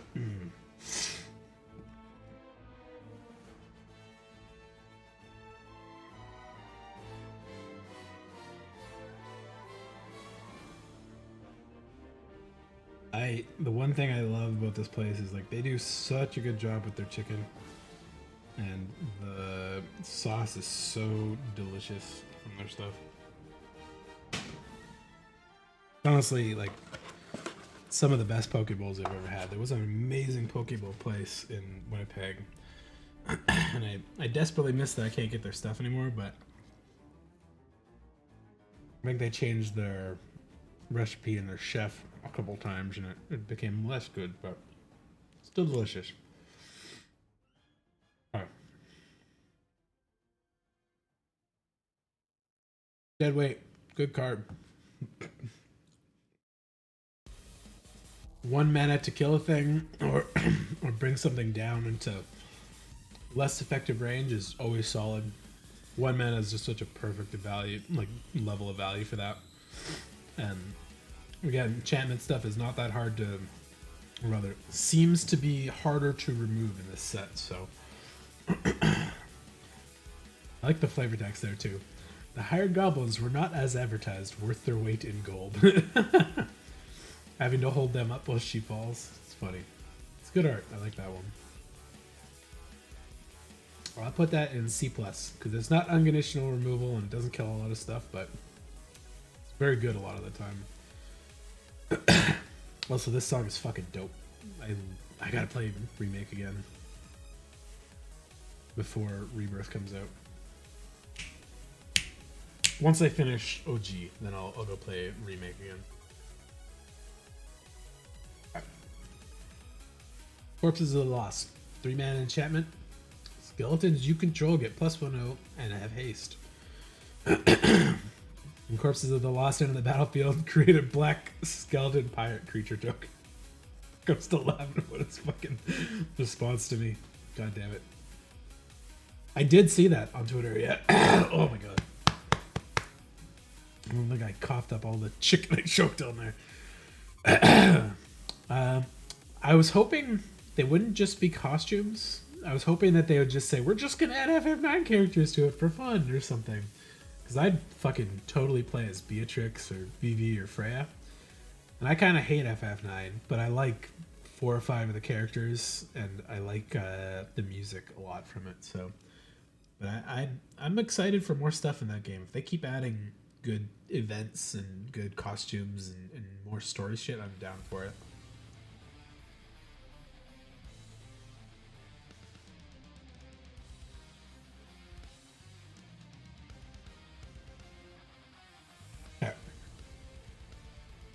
Corpses of the Lost enter the battlefield. Create a 2/2 black pirate skeleton. Pretty good. The beginning of your end step, if you descended, you may pay 1 life. If you do, refer Nerd Corpse of the Lost to its owner's hand. Okay. This is interesting.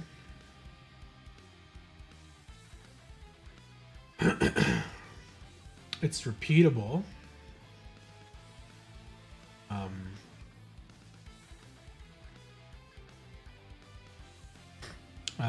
And at worst, it's making a 3/2 skeleton to swing with every time you cast it. Need to check the rulings on something.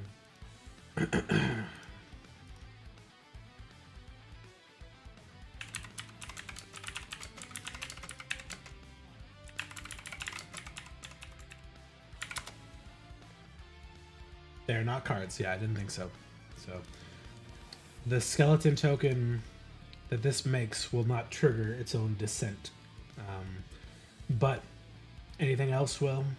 And I've seen a couple cards with skeletons. There's probably some more in the black cards here that do it. Why is C before B? And A. What the fuck? Reverse order here? But either way, this is pretty good. I like that it's repeatable and that it makes two types that are relevant to stuff, skeletons and pirates so far. Okay. I'll put this at C because at least it replaces itself and makes a body that's valuable for the cost of its stuff there. If you can make a lot of skeleton tokens, that's going to go up a little bit. Chupacabra Echo. I have not seen any images from the FF9 collab yet. If they show some stuff, I'll be more excited.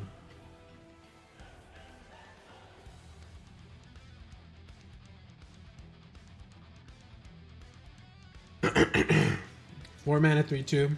When Chupacabra enters the battlefield, target creature your opponent controls gets -X to end a turn, where X is the number of permanent cards in your graveyard. We've seen the singular game picture.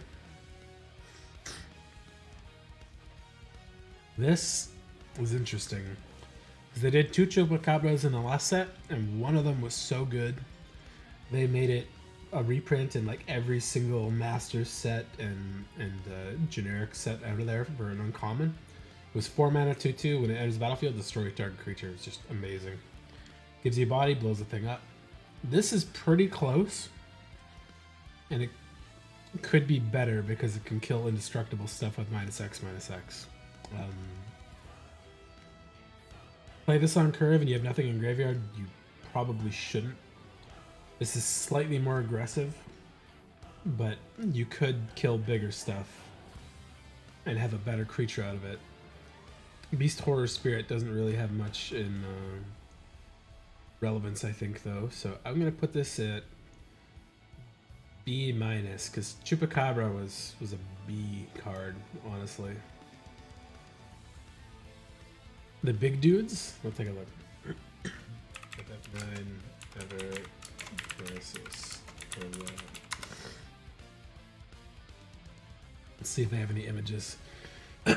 Oh, it makes Claude Zidane and Dagger, I guess. I like the Black Mage bosses. Watch the thing. I'll pause this music. Oh, FF9 is so ugly.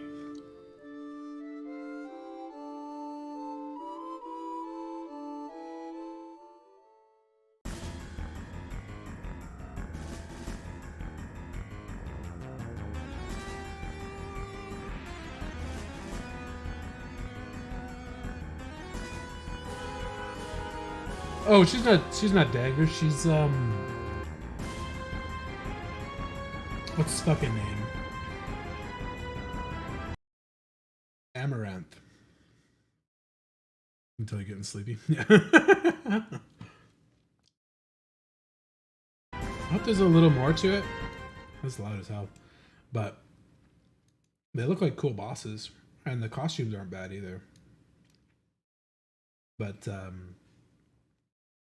Amaranth and Zidane are probably the two most boring main characters out of that game, I think. Oh, not that Amaranth. Jesus Christ, I probably should have made sure. FF9. That guy. Yeah, so that's who Tifa is. And then Zidane is Cloud, but meh. Out of these guys, Freya is super cool. Vivi's super cool. Aiko's okay. Steiner sucks. Dagger's alright. Queen is cool. Beatrix is really cool. Should really turn off safe search before I do this. But Beatrix is by far the most cool, like, badass lady in that game. Super neat. But your gem's still hurting? Yeah. I hope it's a free event. Like a crash one or something. I'd be okay with that. Because I don't mind like the grind fight events. At least they're kind of interesting. And they're not like limited to pure paid shit. Mm. Good man.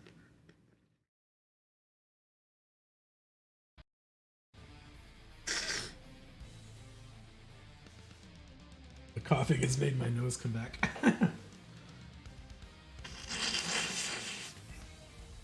Black has a lot of enchantments so far. Jesus. Like more than both blue and white. Already.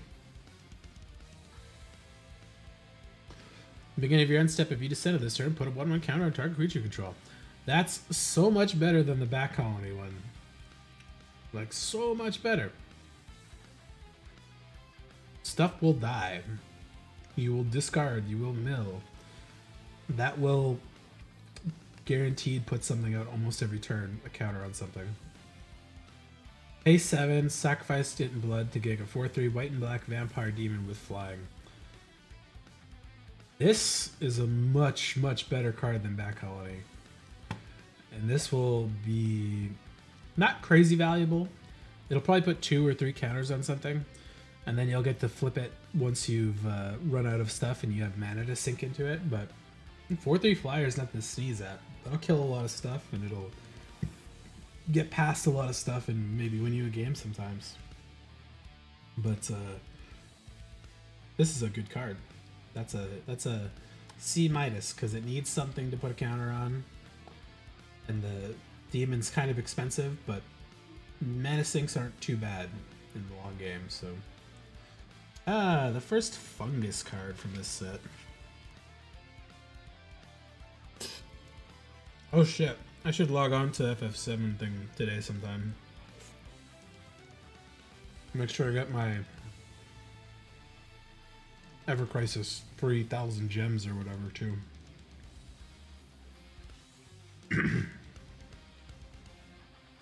Maybe that'll be what I do when I finish this, is go on Ever Crisis for a little bit. Bring in step. If you descended this turn, create a 1/1 black fungus token with this creature can't walk. 4/3 for 4, totally fine rate. Sometimes making a dude at the end of the turn is pretty good too. This is a solid C+, I'd say. Bodies are a pretty good payoff for sometimes having things die. It's really a shame that it does say specifically a card, so you can't trigger it with another a token going to the graveyard, but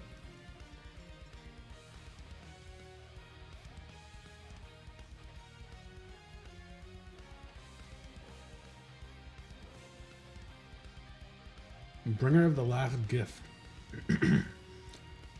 8 mana, 6/6 flying vampire demon.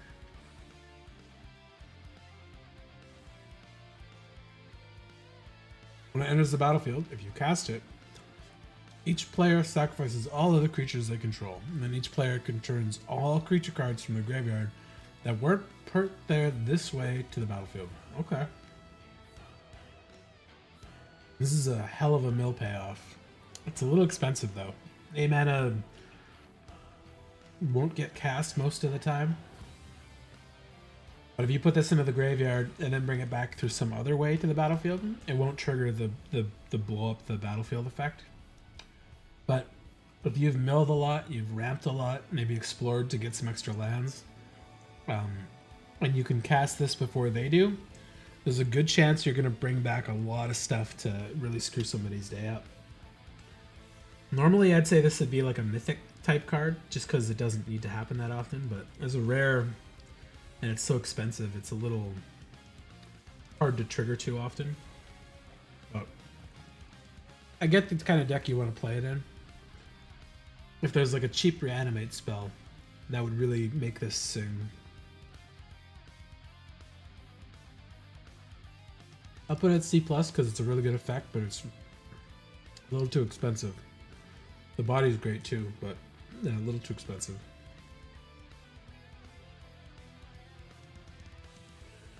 Bloodthorn Flail. 1 mana equipment artifact +2/+1 and equip, pay 3 or discard a card. This is a very good equipment. Discard a card is fantastic as a way to equip it to something because you don't need to pay for anything. It means you can do it the turn you play it, assuming you have a creature to equip it to. And putting stuff in the graveyard is going to be pretty big for the black and yellow, or black and yellow, black and blue and green cards.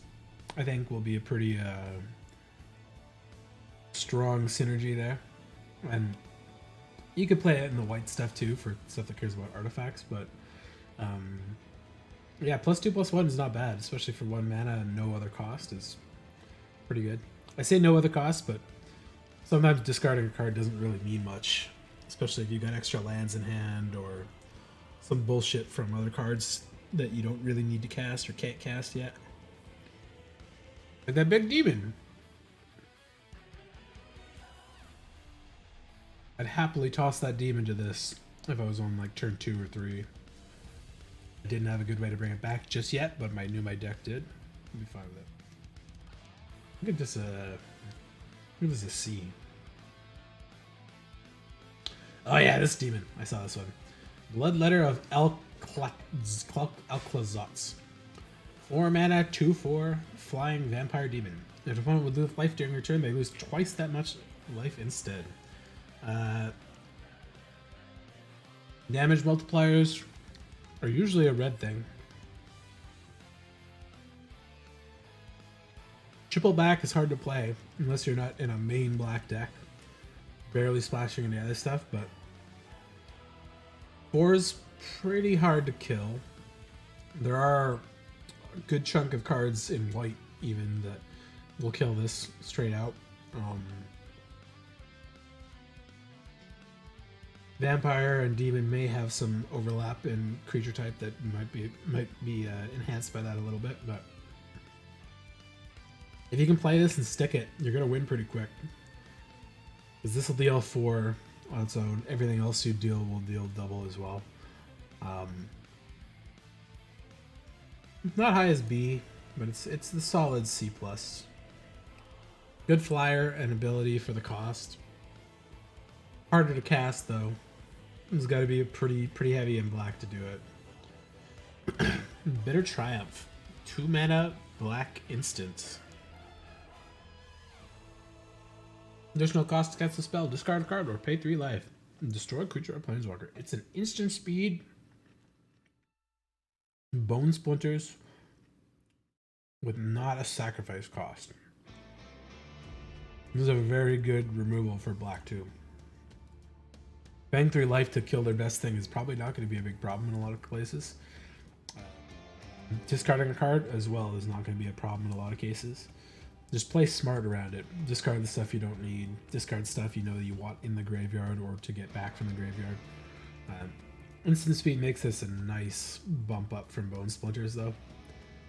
And Planeswalker's nice too. But I'll play this a lot. And I'll pay 3 life like every time almost. This is actually almost unconditional removal. So B-. Another chance. 3 mana instant black.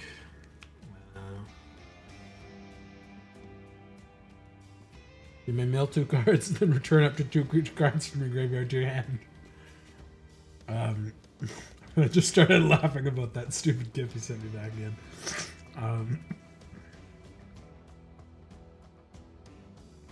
Mill 2 cards, return up to 2 creature cards.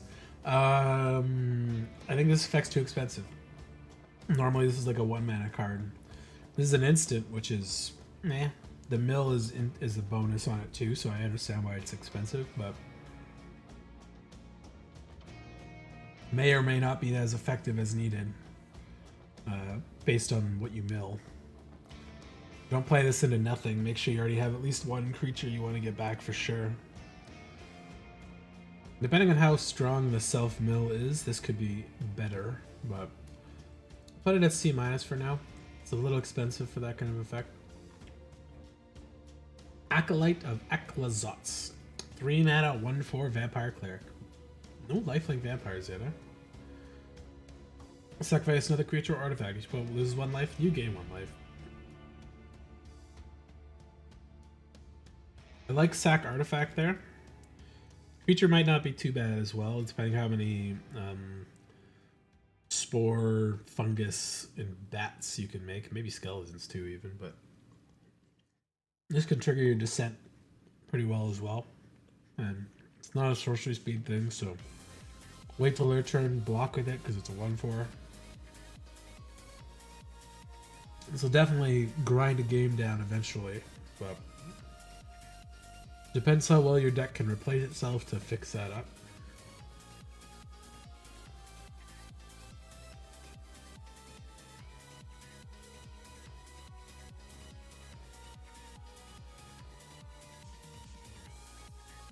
I'll call it a C. I do like the effect. If it costs 1 less, it'd be a C+.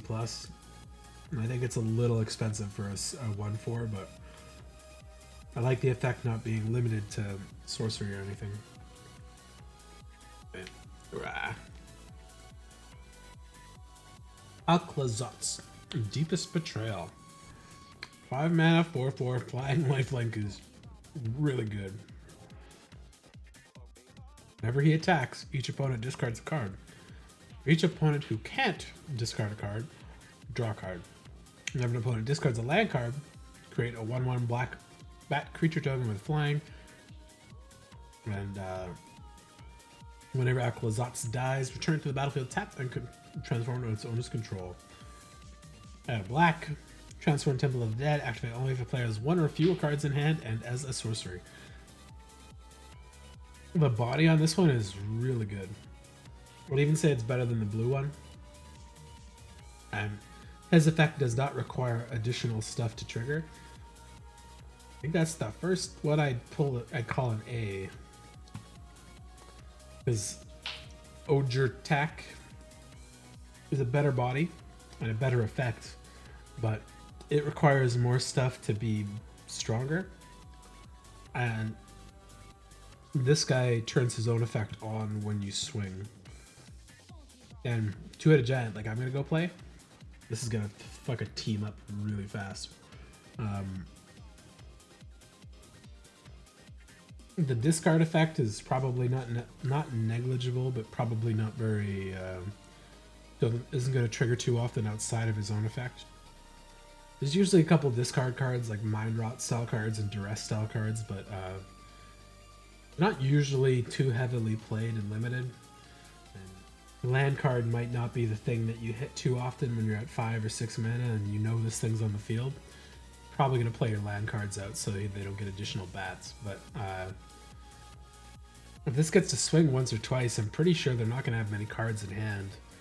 So you'll be able to flip it right back pretty soon if they do kill it. Yeah, flying 4/4 lifelink is really strong for 5. A little better than this guy because he doesn't have any additional effects, like keyword effects. And his instant rebound thing is very strong too, but it's a little more conditional than this guy just swinging every single time. This one needing to be have the tokens is pretty conditional, but it's a better body too, so A- just because the effect is not as crazy and this effect turns itself on. And I like lifelink flyers better than vigilance guys. Okay. Abyssal Gorestalker, 6 mana, 6/6. There's a big dumb creature to play. There's battle, but each player sacrifices 2 creatures.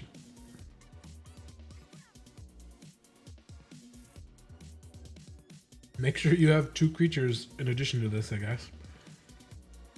Otherwise, you're gonna sacrifice this as well.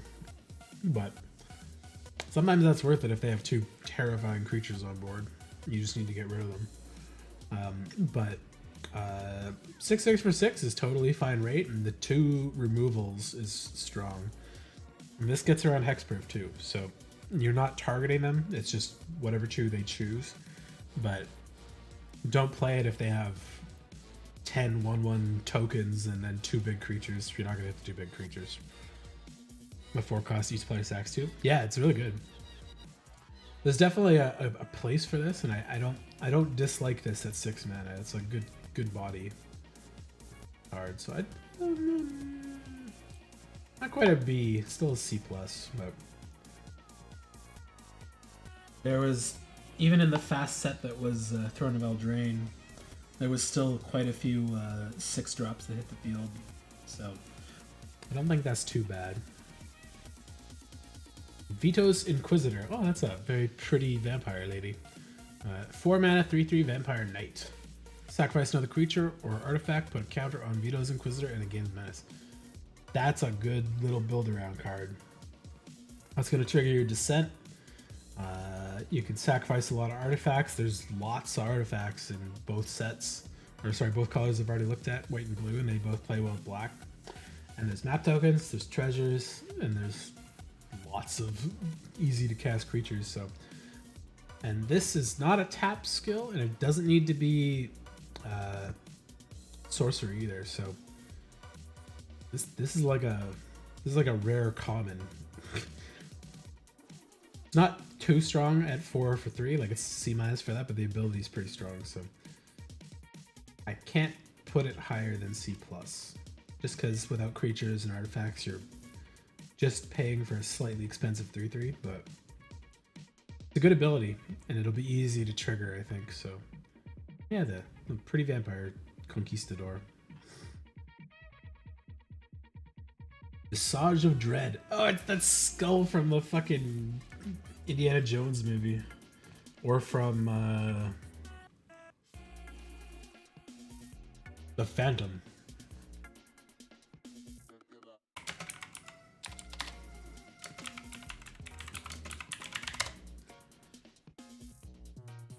Yeah. I liked this movie a lot as a kid for some reason. I don't know why.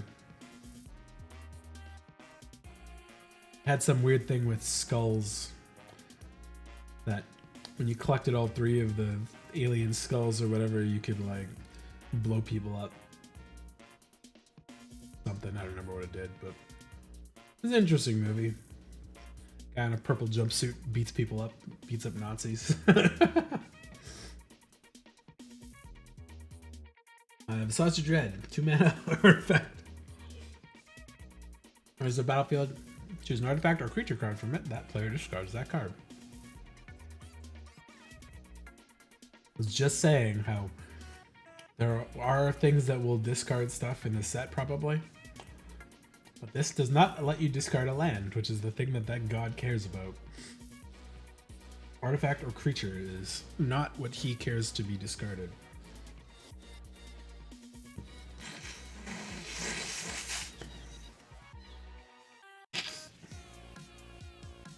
If this was just any card, I think it would see play even outside of standard and limited. Artifact or creature is narrow, but it's not impossible to hit.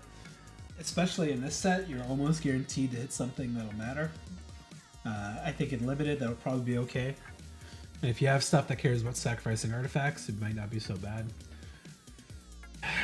The craft being 6 and sacrifice this and 2 creatures or 2 from the graveyard is not the worst, but on the backside, 5/4 Menace Dinosaur Skeleton Horror.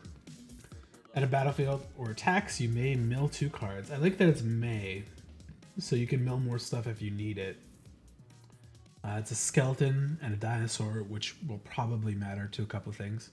This does get an extra attack and haste from that skeleton enchantment thing. Yeah, the front side I'm still iffy on. I think you'll absolutely play it. Yeah, it looks really cool. Like a dinosaur Cerberus with a human skull stapled to its forehead. I like the purple energy on the skull too. Yeah, I think you'll play this because you'll get to pick the best creature or artifact from their hand if you play this on curve on turn 2. And you'll be pretty happy to get the Dread Osasaur out too.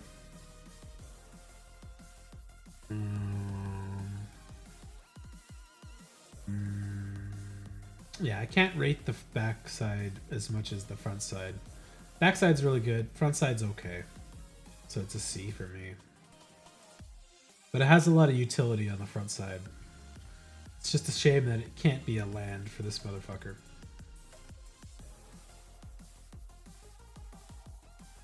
Squats.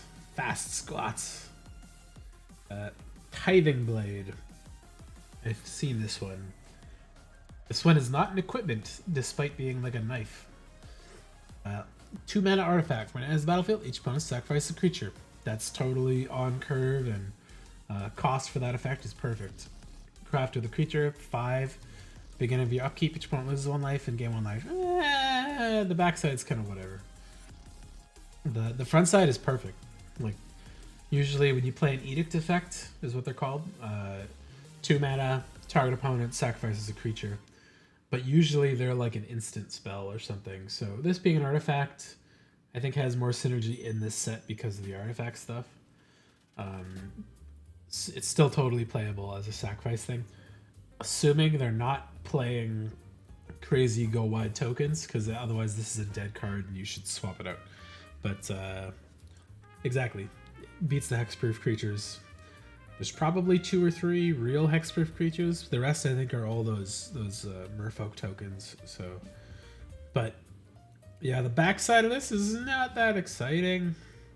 I think you'd be happy if you needed sacrifice targets in your deck and you play Tithing Blade. Where you pop it out, they sack a creature, then you sacrifice this to one of those things that cares about sacrifice. But if you get to the back and you're like both at 10 life and you're stuck where you have lots of blockers and nobody can swing through, then maybe you flip it and you're pretty happy to just drain the game out slowly. But yeah, the backside's expensive and not that exciting. So front side's great. I'll put that as C as well. Terror Tide. This is interesting and good and bad. Terror Tide. 4 mana sorcery. All creatures get -X, where X is the number of current cards in your graveyard. Yeah, it's a languish or better in most cases. But if you're not careful when you play it and somebody does something stupid, like where's that flash guy?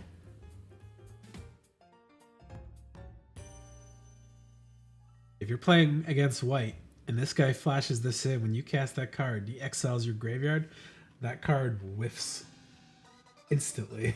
You lose all creature cards in your graveyard and he eats your thing alive. But 4 mana is not the end of the world for that, and they're probably not waiting for that unless they know you have it. Scooby-Doo's on, yeah. Terror Tide. But it's a good card, and this will wipe a lot of people. Especially if you know you have bigger creatures that can survive the -X, and you're golden. But this is a good card for the token decks too. Only going to need 1 or 2 creatures in your graveyard to turn it on and wipe all those merfolk off the field. So, just the fact that this can get stuffed, I think, makes it a little worse. But and it's not a strict -1/-1 plus X or something like that. I don't think it can be a B, but it's pretty good still. And it'll be really good in a lot of cases. Terrarian's Journal. Legendary artifact for black 2. Sacrifice another artifact creature, draw a card, activate one of the sorcery, transform it if you discard your hand, pay 2. Tomb of Alclazotz. Legendary land. It's a cave. Oh shit, are the other things caves too? That's an artifact. That might make more sense if the things that turn into lands are caves. That's not all caves, okay. Less good. The cave cards still suck, I think. Why aren't they caves? If you're gonna go all in on cave stuff, make caves. And none of those are caves. I think this is the first cave we've seen. You may cast a creature spell from your graveyard this turn. If you do, it enters the battlefield with a finality counter on it and is a vampire in addition to its other types. If a creature with a finality counter on it would die, exile it instead. Okay, so that's a way to get that demon back from your graveyard. Little expensive. You'd be paying 9 essentially because you wouldn't be able to use this land for it to tap a mana for it in addition, but sacrifice an artifact creature to draw a card is totally fine. It's a good effect. Especially if you used another card to, say, tap them but not sacrifice them, because there's cards that say, like, tap your artifacts to cast it, or tap an artifact for effects. You could tap your treasures and then sacrifice a treasure to draw a card. Plenty good exchange on that. Or sack a gnome, or a merfolk token, or a skeleton token, or a 1/1 that you want to use to trigger descend, and then once you've drawn a couple cards, cast your hand out, just discard your 1 card or 0 cards and flip it, and you're good. But yeah, the front side of this is pretty solid. Little slow, because it's only once a turn and only as a sorcery, but getting to flip it up to the land will probably get you right back into the game, I think. If you're able to have some good creatures in the back there, so. I'm gonna put this at a B-. I like it. Right. Synapse Necromage. That is a bizarre looking monster. It's a 3 mana fungus wizard 3/1. There are probably some fungus synergies. This reminds me of the Saproling guy from Dominaria. But I think that only made 1/1 Saproling. But it could block. These fungus cannot.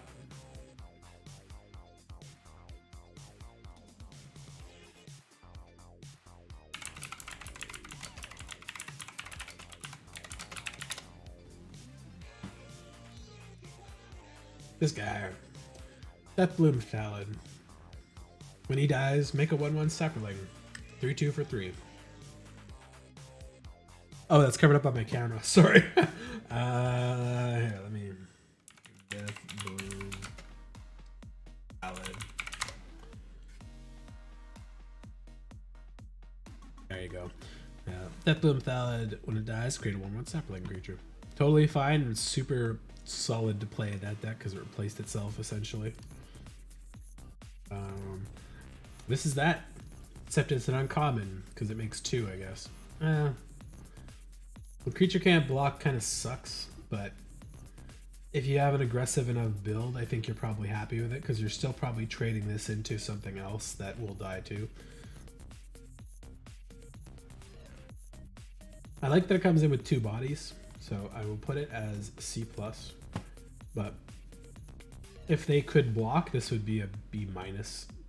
If it came in with only 1 that could block, it'd still be a C+ for me. But it's a little squishy, I'd say. 3 mana, 1/3 insect horror with death touch. That's pretty good already. Whenever a Stinging Cave Crawler attacks, if there are 4 or more permanent cards in your graveyard, you draw a card and you lose life. It's not bad. Normally my death touches I don't like to swing with unless they have some power on them. And then people have to like double block or triple block to kill them. This probably still requires like a double block to kill early enough in the game, but it might survive combat if they don't have a really powerful creature on board already. And then you may get around to draw some free cards, but yeah, I normally like to just block with my death touches, not as much aggressive, but some uncommon too. This is a weird stat line for it. With Descend on, it's really good. Drawing cards always strong. The 1/3 Death Toucher for 3 is still pretty good too. So C+. I don't think it can be better. Ooh, that's cool art. It's a cool creature looking thing too. Okay, 4 mana, 4/4 Spirit Horror. When it enters the battlefield, surveil 2. And then for each card you put on top of your library, you draw a card and you lose 3 life. Oh, I see what you mean. I was like, fuck, why would you put anything on your library? And then whenever you draw a card, if there are 8 or more permanent cards in your graveyard, target opponent loses a life and draw a card.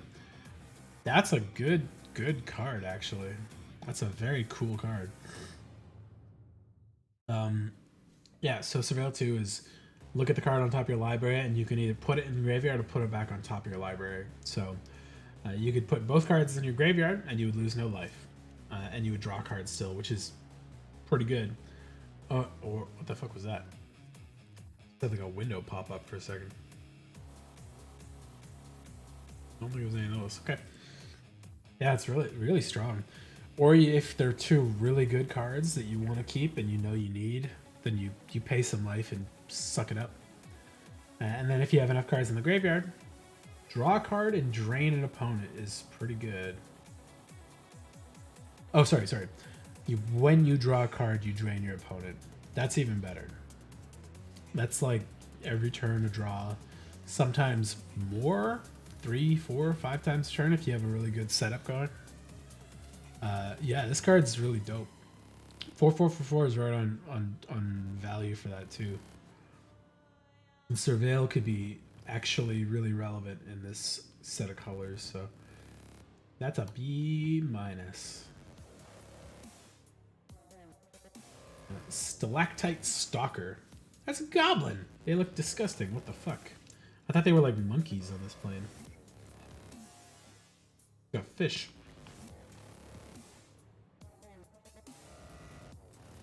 You have to say? What's up? Bell curvy?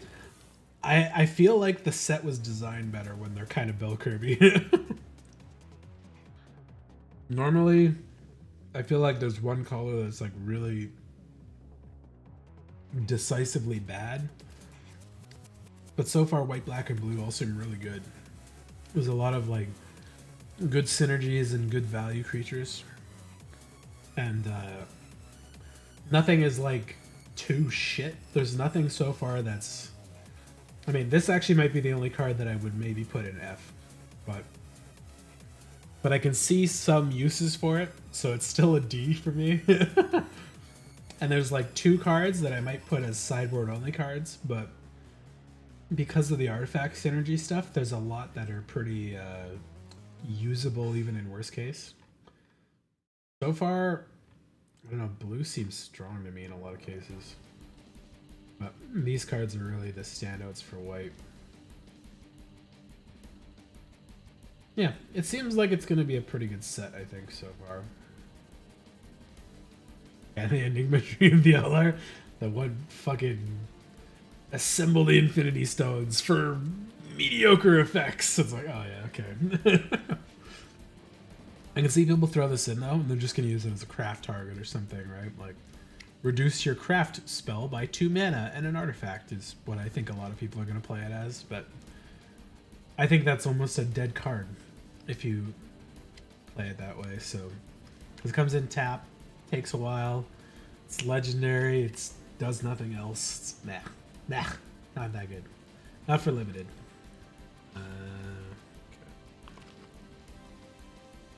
Okay. Goblin Row. 1/1 Menace is pretty okay, especially for 1. Because you get around the first couple creatures they usually play out. Gives you time to equip it with something like that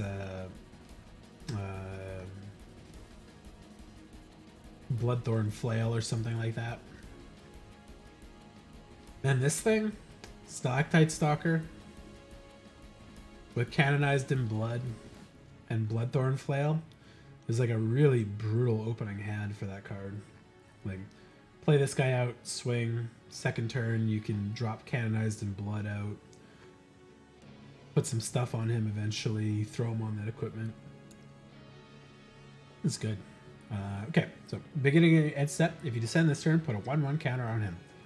It Canonized in Blood, but he has it on himself. And then sacrifice him, and target creature gets -X, or X is Stalactite Stalker's power. That is a good ass little card. That will grow with you quite a lot.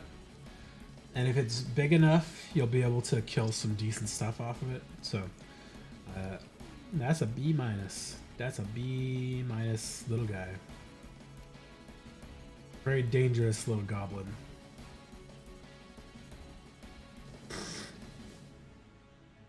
Souls of the Lost. That is a spooky face there with the eyes. I don't like it. It's creeped me out. 2 mana star. That's been a long ass time since we've seen stars.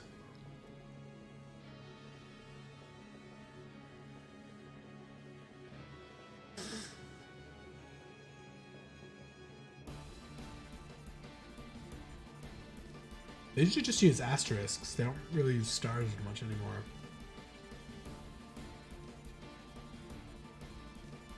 Do you remember us? Oh, that's creepy flavor text too. As an additional cost to cast this spell, discard a card or sacrifice a permanent. Okay. That makes this at least one. Souls of the Lost power is equal to the number of permanent cards in your graveyard, and stuff is equal to that number plus 1. So, there's a creature type in Magic called Lurgoyfs.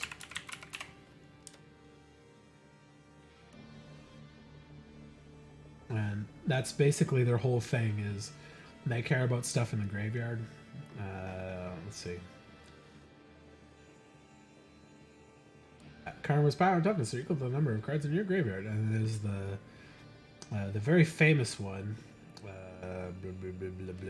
Tarmogoyf. It's star plus 1 star, equal to the number of card types among cards in all graveyards, and its toughness is equal to that number plus 1. This is a black standard Tarmogoyf that already starts with something in there, but it only cares about permanents. That's interesting because it counts lands. This might be like a sleeper modern card too, actually. Tarmogoyf, I think, gets a little bigger faster because it cares about card types, so you could sack a land, cast an instant, cast a sorcery, discard a creature, artifact, or planeswalker, and get that number up. But this could be bigger because it's not limited to 9 the way Tarmogoyf is. And this kind of can start bigger. This is interesting. I like that card a lot. It's probably not going to be super crazy and limited, but it's a solid C+ either way. Wait, let me...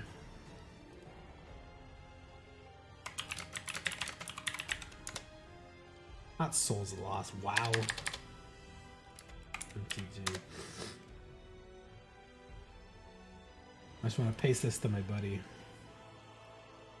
It's like the lowest quality image I could have ever pasted. What the shit?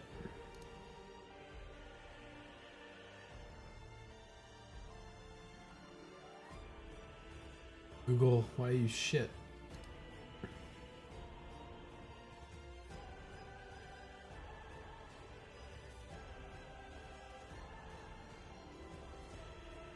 Not Mana Crypt, not Lost Souls. Oh my god, okay, fine.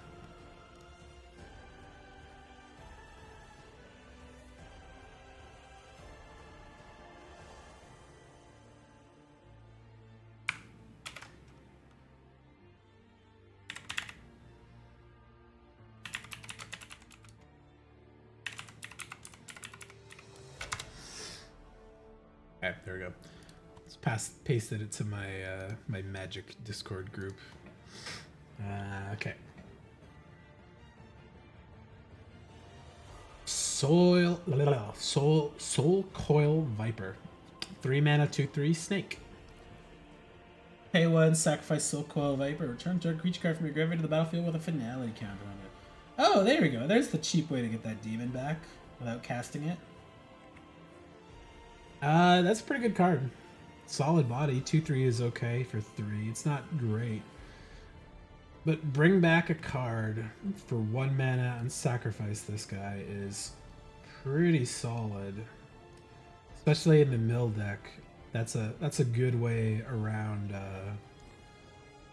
something like accidentally killing all your own creatures with this if you didn't want to. But yeah, it's a good snake, good snaky boy. Skullcap snail. I like snails. Those are cool. I'm glad there are more snails. 2 mana 1/1. There's always a card like this. It's usually a rat. When it's the battlefield, target opponent discards a card. Exile is, depending on your game plan, better. In this set especially, probably just strictly better, I think. It's also a fungus, and they won't be able to get the card back no matter what, so... Oh, come on, aren't regular snails gross enough?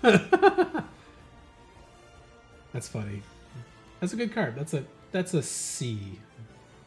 No, C minus, because it is squishy for size, but that's going to be a lot of people's opening play, I think, is play that on turn 2 when you're down a card or two.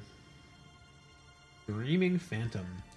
3 mana 2/2 flyer is actually solidly on rate for flying. And whenever he attacks, you mill a card. It's not a May, so you don't get to choose. And it is you, it's not you or opponent.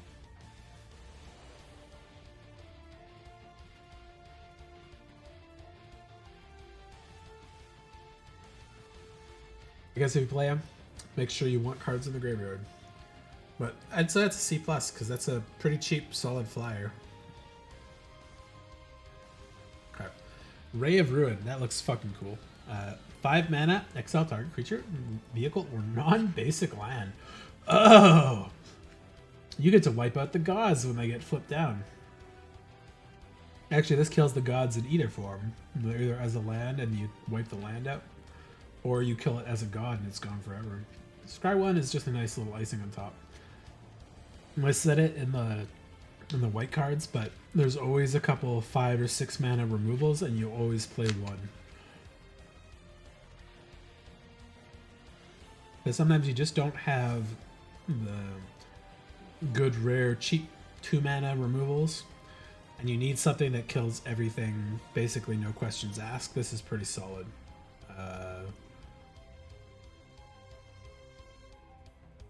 Yeah, it's a pretty good card. Decent. Not crazy, but it is a solid B minus. Maybe only C plus because it's expensive, but where did I put that one in white? Yeah, C plus. Same with this one.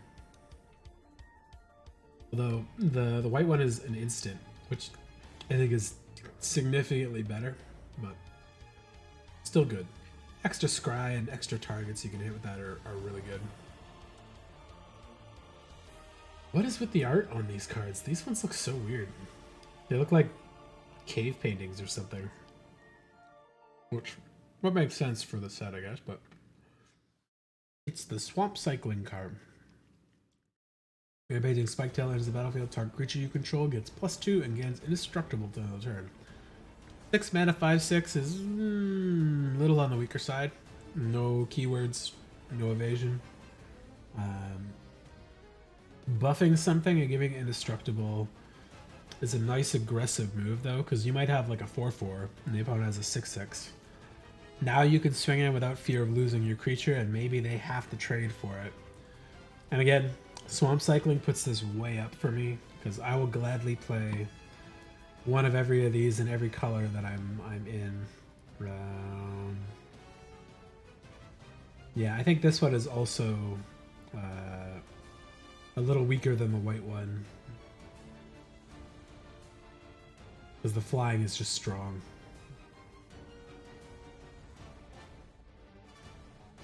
Queen's Bay Paladin, 5 mana 5/4.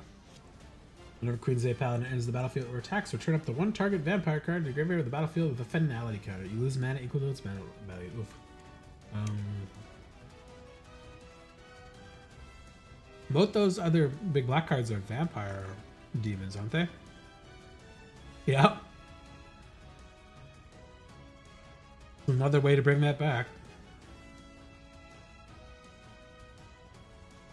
Don't mind losing 8 life. I like that this is repeatable, but I have not seen a vampire with lifelink in this set yet, in white or black. So there's not many ways to gain that life back, but that is nice and aggressive. And a 5 mana 5/4 body is pretty okay, and this automatically brings something back when you play it. So as long as it hits the field, even if they kill it right away, you do get something back.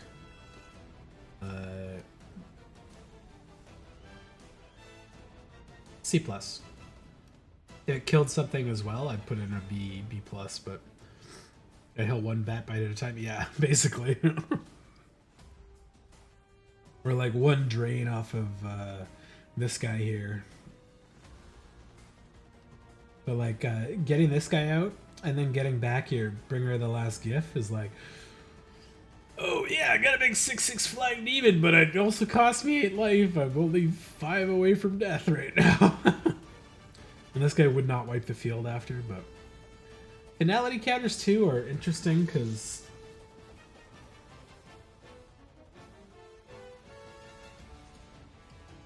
you can avoid it by bouncing it. Like if it leaves the battlefield not through death, it will not get exiled and it'll lose the counter, but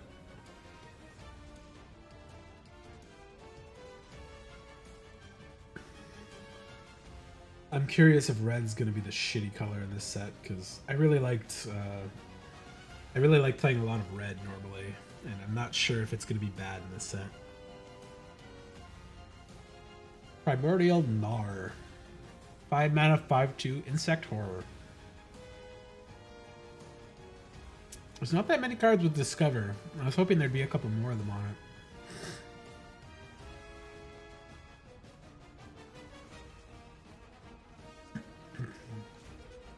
This card is designed to trade into something bigger, basically. Play it for 5, trade into something that has at least 5 toughness, or kill something, and then you get a free 3 or less card from your library. Play it out. It's not bad. It's not great. I'm gonna call it C- because it doesn't have the toughness, but I'd still play it. Because you're almost certainly getting a free body or a free spell.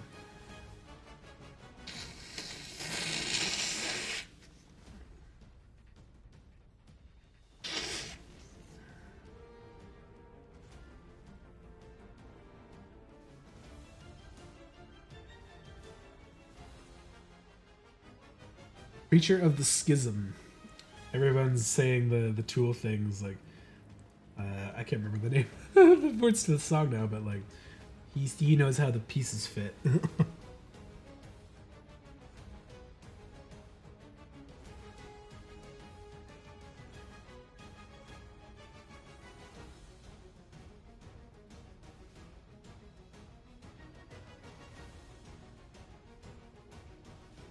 Right.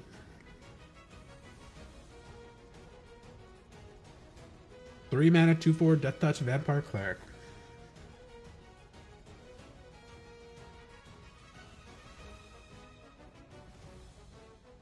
Whenever he attacks a player with the most life or tied with the most life, create a vampire token with lifelink. Yay!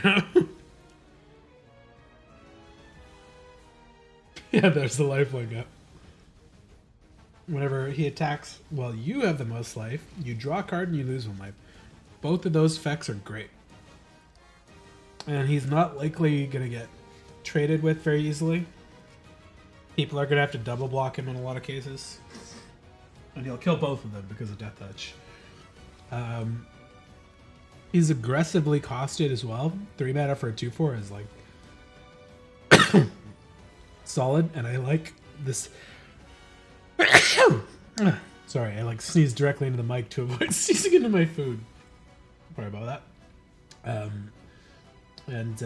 Yeah, 2/4 Death Touch is great.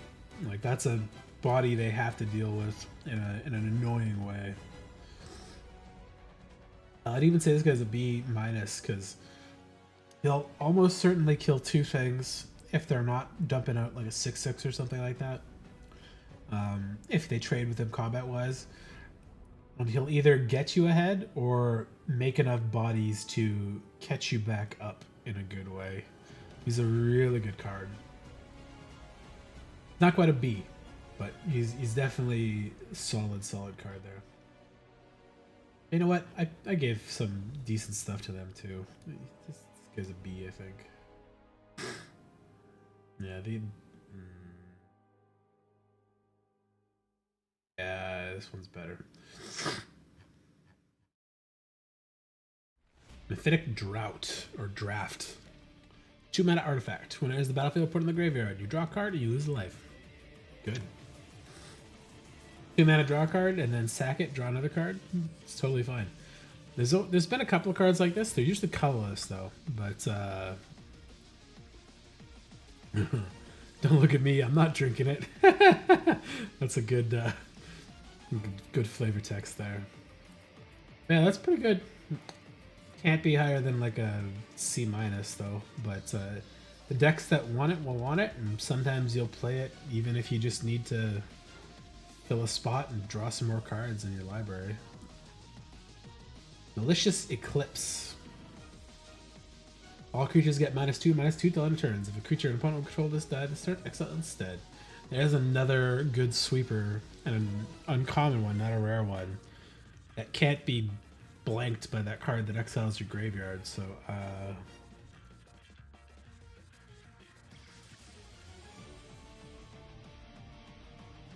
I'm unsure what's going on in that art. I think that's the Bat Demon stealing a sun? Weird, but this is kind of a situational one, because you either need to have stuff that can survive it, or your opponent needs to have stuff that can die to it. So this is almost sideboardy, but it's pretty good. I call it a C for sure. Join the Dead. Oh, it's one of the feathered dinosaurs. 3 mana. Oh! Ooh! Okay, that's a good card. That creature gets -5/-5 till end of turn. That'll kill most things. That creature gets -10/-10 if there are 4 or more permanent cards in your graveyard. Again, it's not quite unconditional removal, but that's very good removal.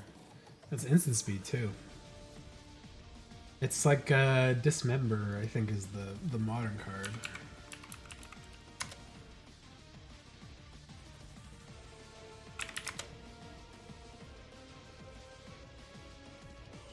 Yeah.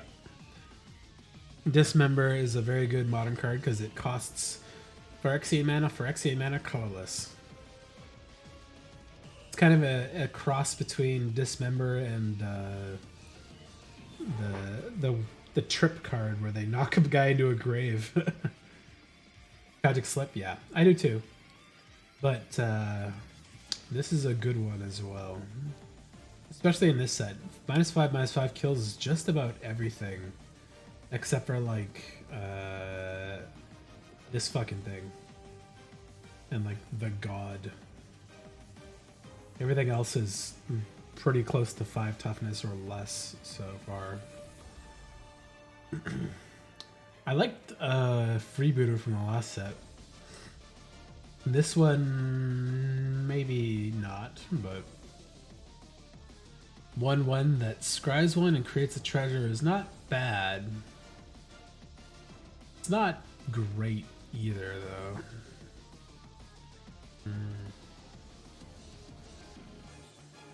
Yeah, this is a C-, maybe a D+.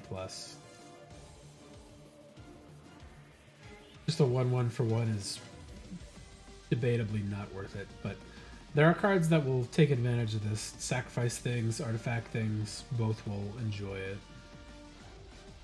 Grasping Shadows. It's pretty cool art too. Especially on the flip side, damn. Hey, another cave as well. Whenever a creature you control attacks, it gains Death Touch and Lifelink until end of turn. Put a Dread counter on Grasping Shadows, and if there are 3 or more Dread counters, transform it. Okay.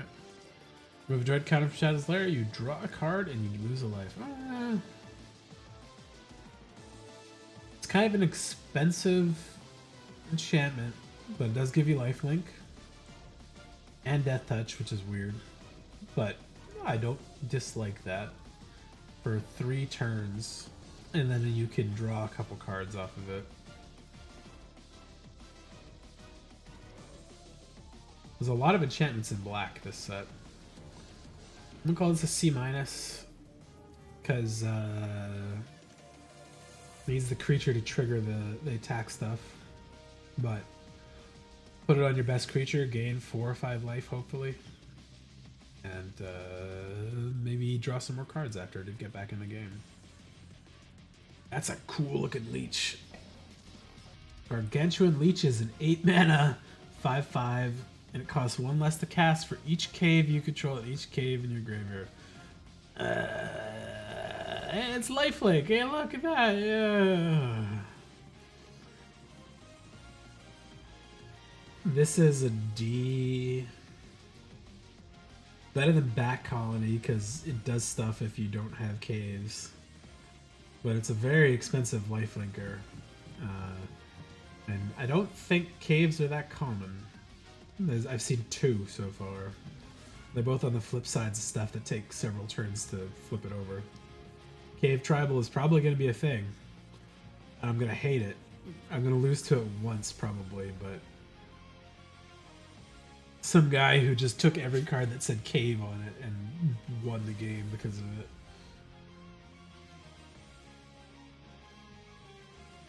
That's a weird looking art. Fungal Fortitude. Flash. Enchanted creature gets +2/+0. When enchanted creature dies, return to the... Oh. That's great. Disgusting, but great.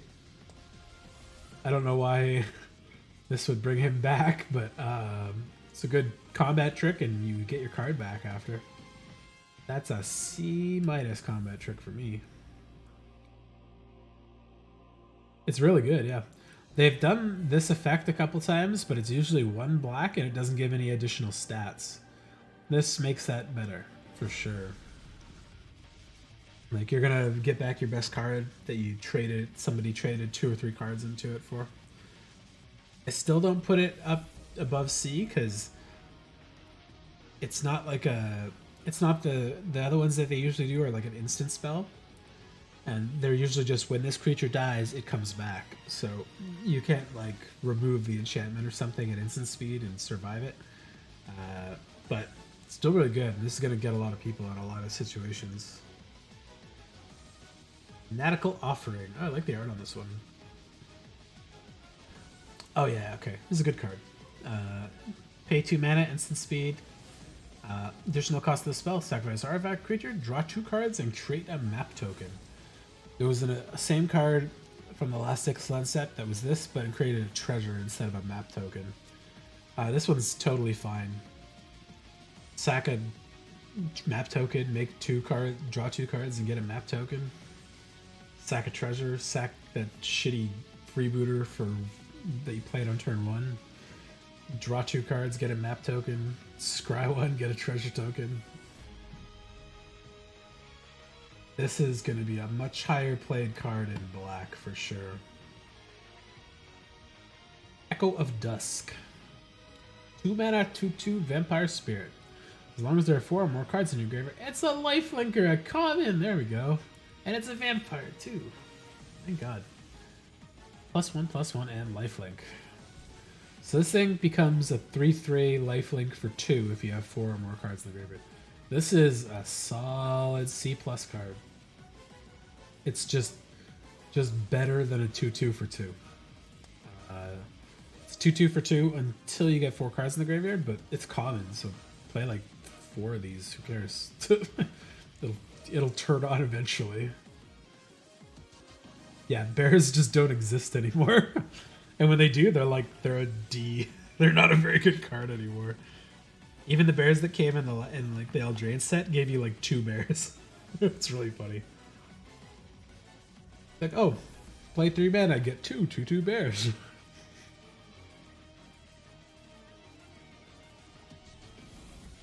Return target creature card from the graveyard to the battlefield. That creature explores and then explores again. Okay.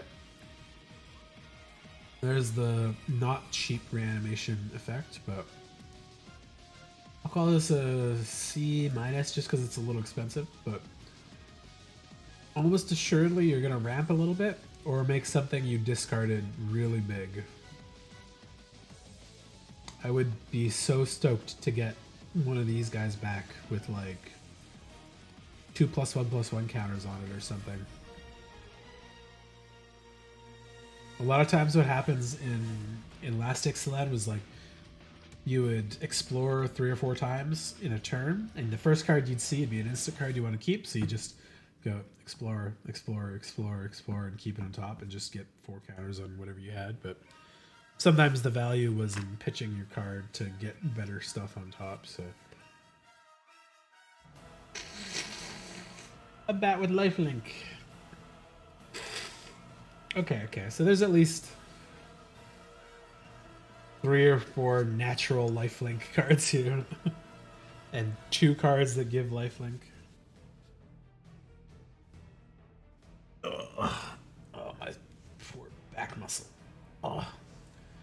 Whenever Deep Cavern Bat enters the battlefield, look at target opponent's hand. You may exile a non-land card from it until Deep Cavern Bat leaves the battlefield. So this was like Dire Boot Freebooter from the last set. He was a 2-mana 1/2 pirate with flying that would exile a card from an opponent's hand until he left the battlefield.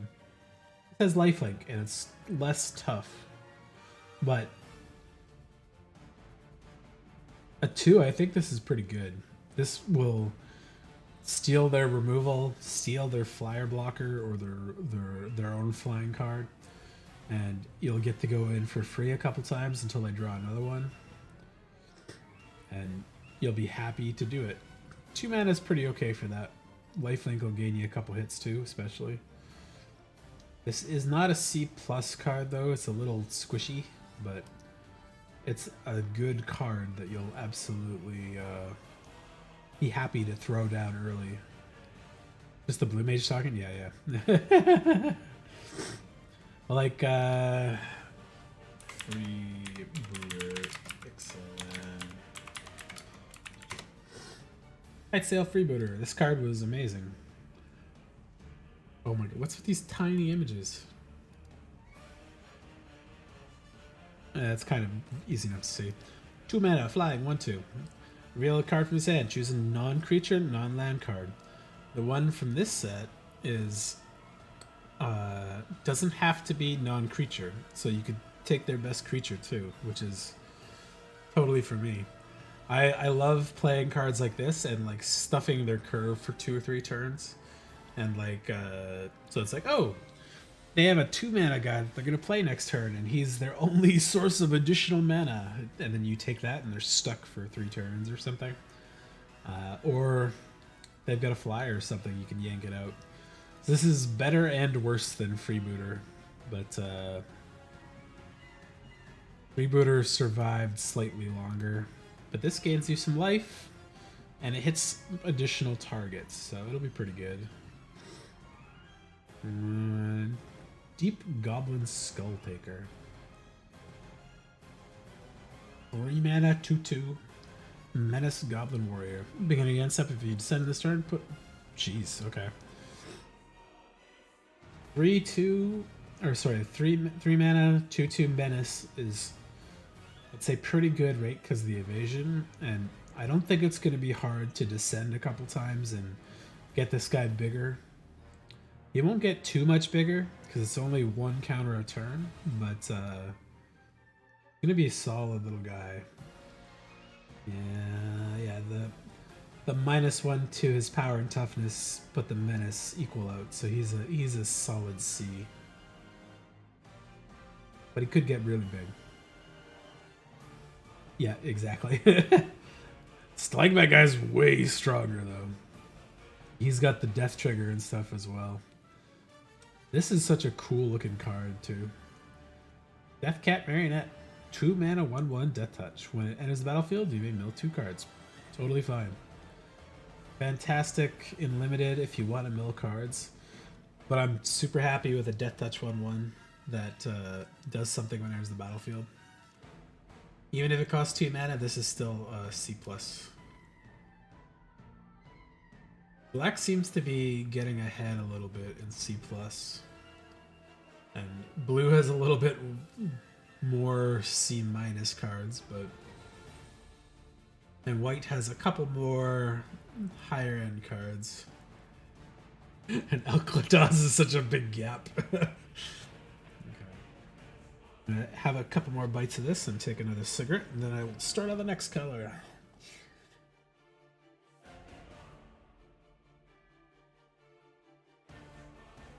Stalactite Stalker is... There's going to be a really busted Descend deck where you like curve out with Stalactite Stalker, and then the 2 mana guy, and then the 3 mana guy, and then play the 4 mana thing that gives them lifelink Death Touch or something, or this guy. Surveil 2, pitch 2 more things off. Like, oof. It's going to be a nasty deck to play in Limited. Alright, man. Have a good night. I'll probably be on tomorrow. I think I'll just play FF7 when I get back from chores. So, thanks for chatting, and I hope there's interesting cards here for you.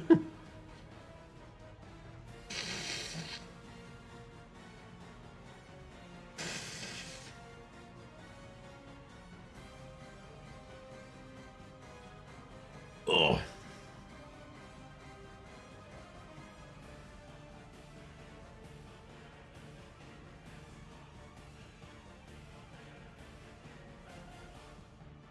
Try to stretch out that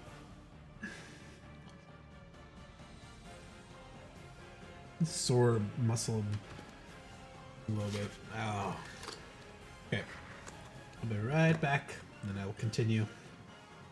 Try to speed up a little bit now that I don't have any distractions. Mostly done my food for now, I think. I'll just pick at it as I go.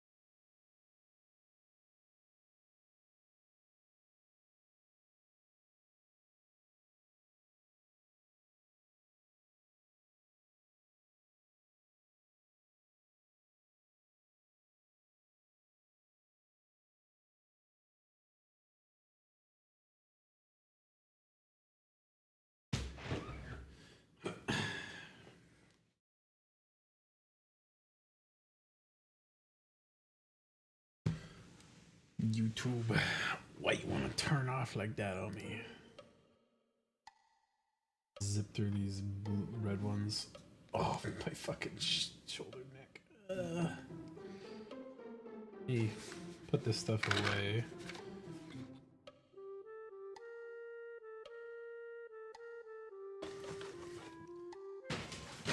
Put it in the fridge and I'll eat the rest later. I'm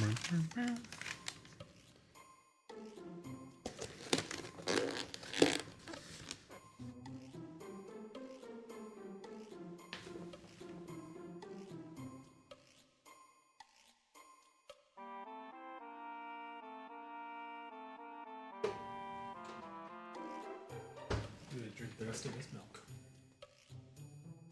Sorry for being kind of slobbish and drinking milk out of the carton on the stream, but not much left, and I'm just gonna drink it. Alright. Zoyawa's Justice. 2 mana instant. Honor a target creature or artifact, mana value or 1 greater, shuffles it. 1 or greater shuffles it into their library. That player discovers X, where X is mana value. Oh, it's Chaos Warp, but cheaper. Not for all permanents, just artifact or creature. That's going to be good or bad. You could use this on their 6 mana thing and hit a 1 mana thing, and you're totally fine with that trade. Or it's going to be you hit their 2 mana thing and get a different 2 mana thing. So, most cases, I think you're going to be good. Sometimes you're going to get rid of a common and pull out one of the rares, though. That's the same mana value. But I think with the prevalence of kind of like do-nothing artifacts, a lot of things that are just like, oh, it comes in, get a map token, and that's all it does. This is probably better than it looks. Instant speed is also really strong. So this could be a B, I think. Like a straight up good ass red removal. E- for now though. Volatile Wanderglyph. 2 mana 2/2 artifact golem. When it comes tapped, you may discard a card if you do draw a card. That's pretty good. I'll call it I am taking straight from a 2-liter card, yes. I said it like 2 seconds ago. I was like, I'm going to apologize ahead of time for just drinking straight out of the carton, but there's not that much left, and I'm just going to finish it off. This with artifact synergies makes this slightly better. It's a C+. Like a loot effect is always nice. And it's a maze, so you don't have to force it, and it doesn't have to come from attacks, which is good. Yeah, I fucking love milk. I just haven't really been drinking much of it lately, which has maybe helped with my weight loss, but I used to drink like at least a liter a day. It's good for bones and muscles. That's a big ass dinosaur. 6 mana 7/6 trample. Carnosaur enters the battlefield, discover 5.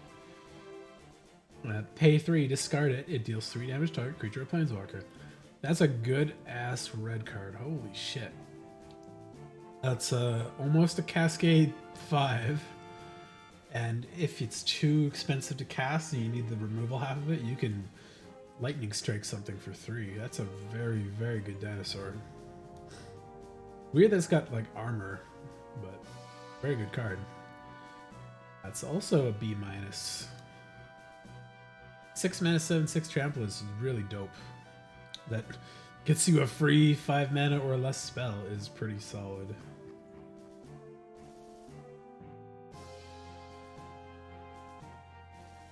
Triumphant Chomp.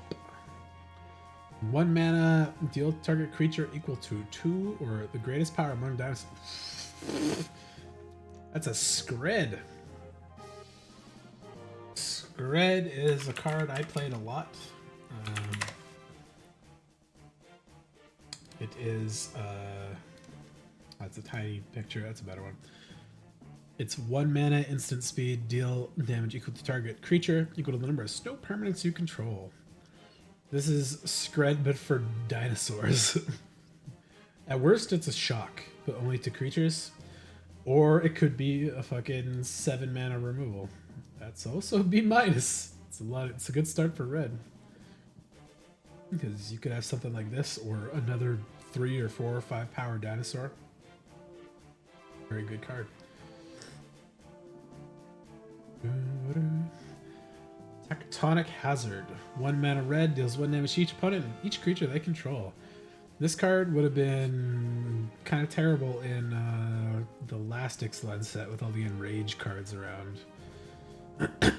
But I like the other card.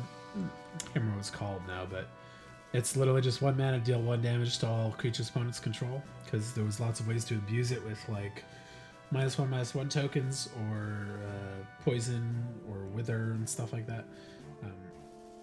This is just better because it deals 1 damage to the opponent as well. So call this a C-. It's going to be maybe a sideboard card against the token decks with vampires, bats, skeletons, gnomes, and merfolk all being easily gettable 1/1s. And this gets around hexproof, so. Sunshot Militia. 2 mana, 1/3. Tap 2 untapped artifacts and or creatures you control. Sunshot Militia deals 1 damage to each opponent. Activate only as a sorcery. This would have been dope if it wasn't the sorcery thing. Means you have to tap your stuff down before your opponent's turn, leaving you open to attack, which is not that good. 2 mana, 1/3 is a little on the low side too. I'll give this a C- because there's still a world where you get to tap down 10 things in total. Like you got, I got 6 map tokens, 3 or 4 treasures, and 4 creatures, and you tap, tap, tap, tap, tap, tap, tap, and shoot your opponent like 7 times in 1 turn and kill them. In fact, you might even just do that anyways if you know they don't have removal, then you can go bop, bop, bop, bop, bop, and then your whole field's tapped down. They hit you for 6, so you just do it again the next turn, bop, bop, bop, bop, bop, and do it again, and kill them. But less good than I think most people are going to treat it as. Sunfire Torch. 1 mana artifact equipment. Whenever a creature attacks, it has +1/+0, and whenever this creature attacks, you may sacrifice Sunfire Torch. When you do, this creature deals 2 damage to any target. That's a weird one, but a good one, I think. Because if you sacrifice it, you're going to lose the torch, but you'll probably remove a blocker in a lot of cases. Since you don't get to do this before blocks, though, you need to calculate your combat properly. Otherwise, they're just going to block it with a different creature, and it'll lose its 1 power. Still pretty good, though. Let's give it a C-. Seismic Monstrosaur. 6 mana, 6/5, sacrifice the land, draw a card. That's a dope card. And it's the Mountain Cycling card. That is absolutely in line with the Soaring Sunwing, I think. Because Trample is already better than the other ones for not having good evasion. And sacrificing a land to draw a card is totally fine late game when you're able to play this properly.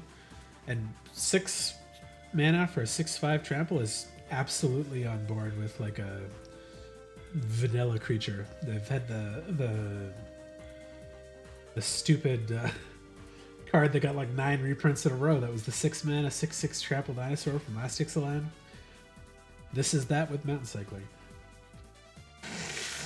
And an upside with drawn cards.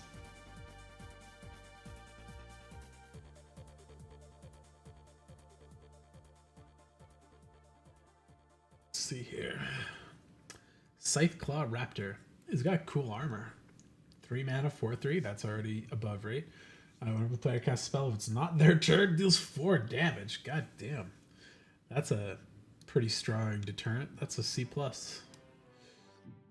Easy.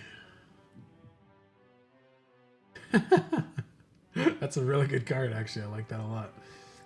That might even see some standard play. Saheeli's Lattice, Mastercraft and Mastercraft Raptor. Tahili looks like she's wearing black and gold there. That's cool. 2 mana artifact. And as battlefield main, discard card. If you do, draw 2 cards. Okay. It's the thrilling whatever or tormenting voice, but on our artifact. And if you craft with 1 or more dinosaurs, exile it, pay 5. It's 4 toughness, star power, is equal to the total power of exile cards used to craft it. Well, that's a very good card on the back, but it's also super removal bait. But the front card is totally fine too. Like, that's a common in most sets that you play every set, no matter what, anyways. So, yeah, that's fine. That's a solid, like. Don't think it quite makes it to B, but it's definitely a C+. The artifact stuff again gives it a nice little bump in synergy with a lot of cards. Rumbling Rockslide. 4 mana, deals damage equal to target creature. Rumbling Rockslide deals damage to target creature equal to the number of lands you control. This card is a card that already exists, but it's not called Rumbling Rockslide, but it's absolutely totally fine removal.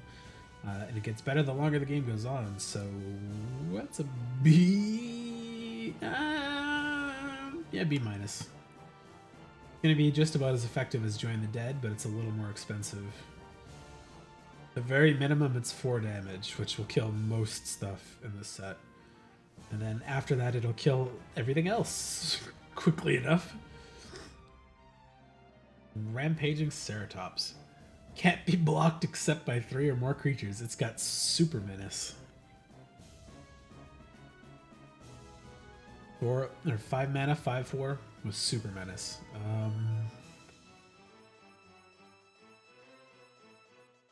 Just being a 5/4, I think this is not as good as it seems, but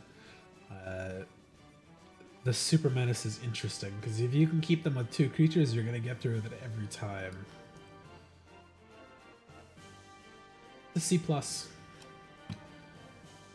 C just for the stats and the cost, but in red, absolutely, you could play around that in a way that really bothers the opponent, where you just keep picking off 1 creature a turn, hitting them for 5 because they can't block it. Poetic Ingenuity. 3 mana enchantment. Whenever you or 1 or more dinosaurs you control attack, create that many treasure tokens. Ooh. Whenever you cast an artifact spell, create a 3/1 dinosaur token. This triggers only once a turn. God damn. That's gonna be a good ramp spell. And it's gonna make you a bunch of dinosaurs.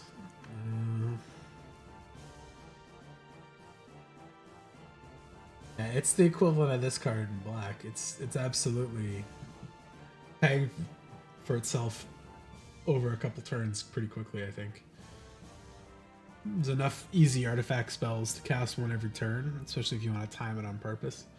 And in a lot of cases, you're going to double up your creatures with that. You play like... where is it? Oh, it's a C+ guy.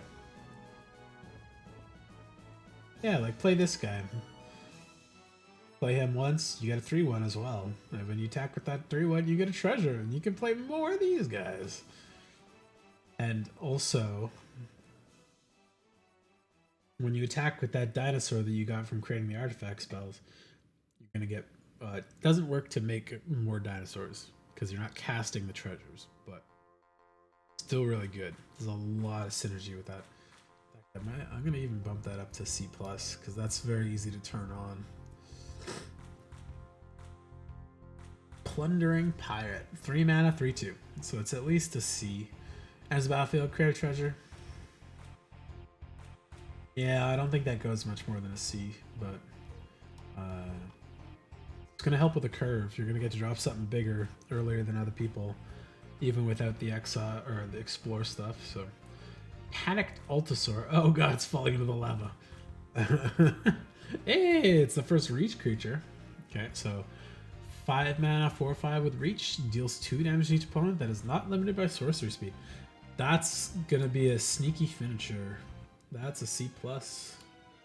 Because 2 damage to each opponent is 4 in 2-headed giant, and yeah, this is gonna eat a lot of flyers alive and keep you safe from their pokes every turn, and you're gonna get to dome them for 2 every time at the end of their end step, so that's pretty good. Oger Ixalan, 4 mana, 4/4 God. Trample, it's already pretty good.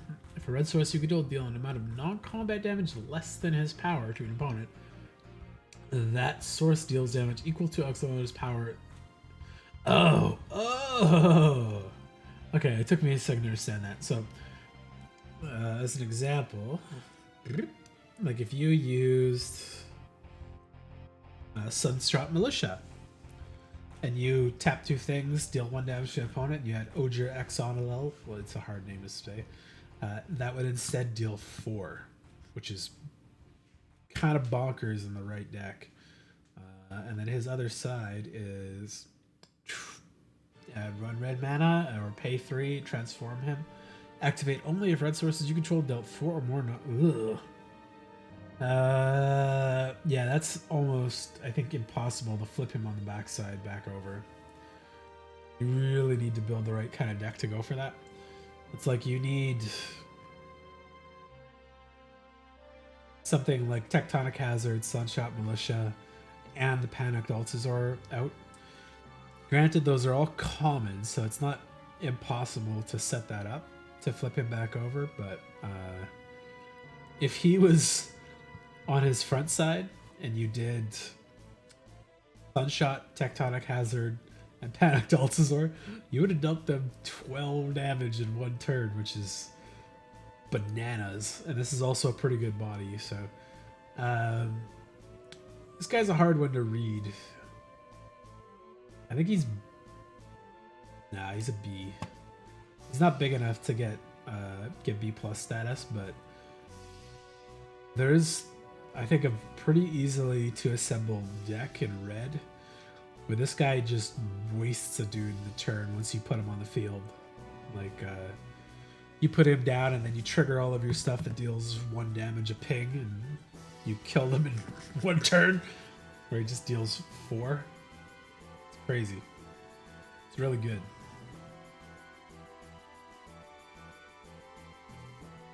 If you have Bloodletter of Alclazotz, and this guy together too, oof. He'll turn it into 4, and then Alclazotz turns it into 8, and that's game over in 3 pings of 1 damage. Magmatic Galleon, 5 mana, 5/5. On his battlefield, deals 5 damage to target creature and opponent controls. Great, that's a removal on a stick. Whenever 1 or more creatures opponents control are dealt excess combat damage, create a treasure token. That's pretty good too. It's too bad that doesn't recur. 2 mana, 5/5 is still pretty good vehicle. But it's not really what I want at 5 mana. But if you treat this as a 5 mana removal, and then it's leaving behind like a boat that you can crew with one of your weak creatures, it's not bad. Yeah, that's a B minus. Yeah, I thought red might have been sucking because the other colors seemed really good, and I think red looks amazing right now. Inti Seneschal of the Sun, 2 mana, 2/2. Whenever you attack, you may discard a card. When you do, put a 1/1 counter on target target creature. It gains trample. That's great. That's amazing. That's a very, very good ass card already. Whenever you discard 1 or more cards, exile the top card of your library. You may play that card until your end step. Okay, cool. So put some cards in the graveyard, makes your creatures bigger, and it gives them trample. And then you also get to exile top card of your library and play that until your next end step. So that usually is only going to mean this turn, but I don't think there's anything that lets you going to attack or trigger that. No, sorry. You could discard cards on your opponent's turn, and they could make you discard cards as well. So that would allow you to get an exile draw off the top. But this card's really good for 2 mana as well. strong and gives you a good synergy with a lot of stuff. So that's a B minus, I think. That's what I'm gonna put it as. A little squishy, so he can't be very much higher, and he doesn't kill anything right away. But that's a lot of synergy packed on one card. So Idol of the Deep King and Sovereign's Maquahuitl.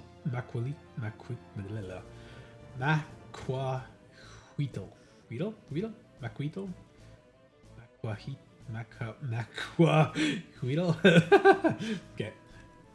Obsidian Sword. There we go. So 3 mana artifact for red. Flash. When it enters the battlefield, deal 2 damage to the target. That's fine as hell. That's totally cool. 3 mana for 2 damage is okay, especially if it's on a flash artifact stick.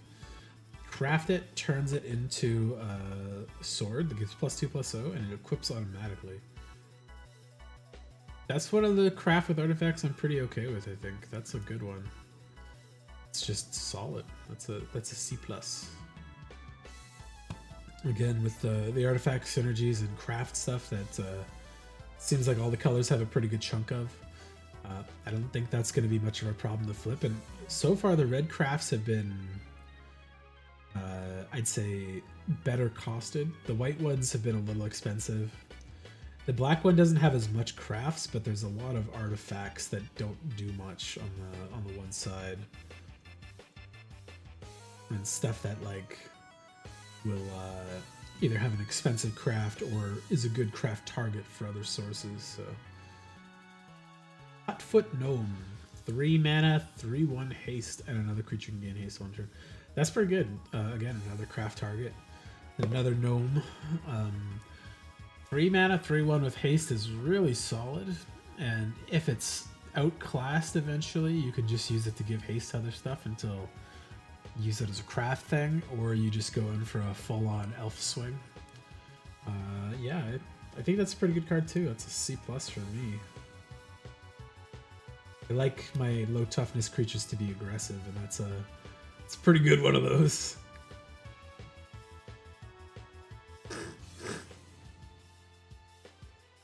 Hit the Mother Load.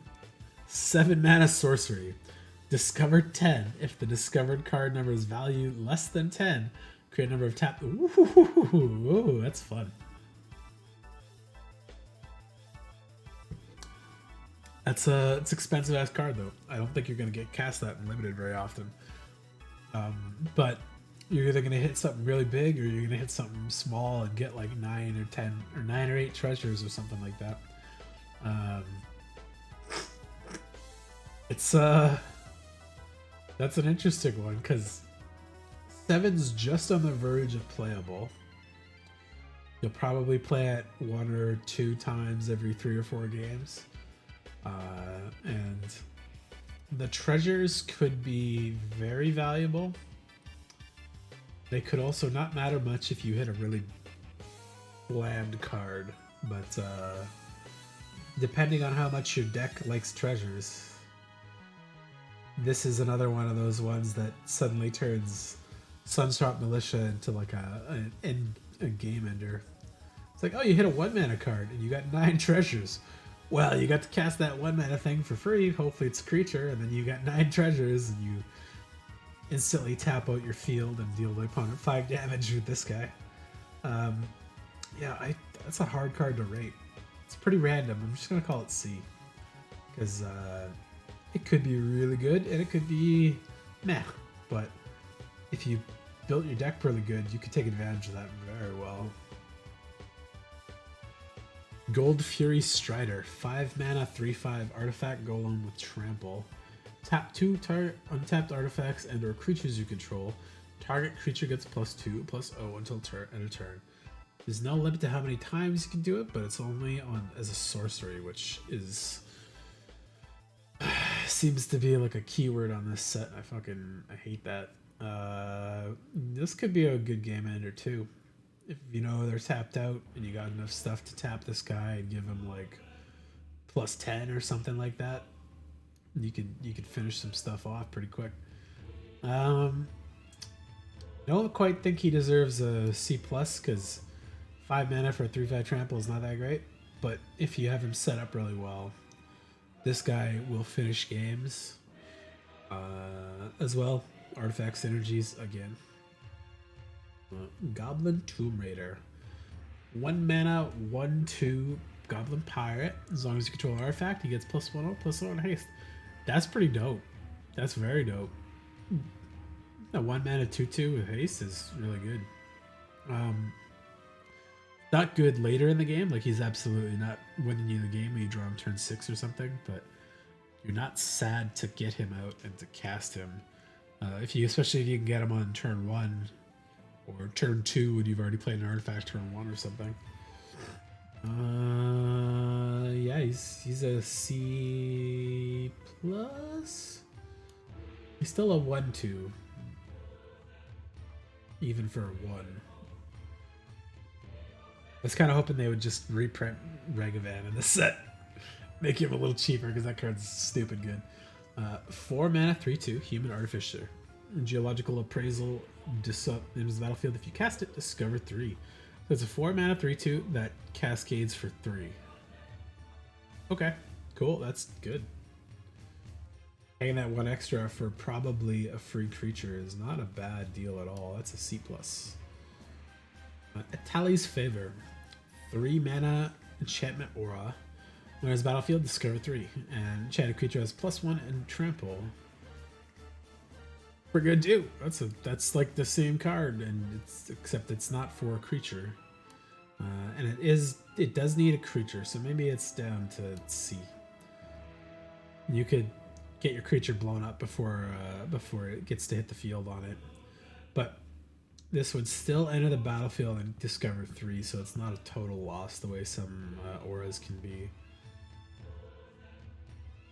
Enterprising Scallywag, 2 mana Goblin Pirate, 2/2. If you had being against it, if you'd send this or create a treasure, that's good. That's a good card. That's a C+ just for the ease of descending. Dreadmaw's Ire. 1 mana instant. Target attacking creature gets +2/+2 and trample. Now this creature deals combat damage to a player. Destroy target artifact that player controls.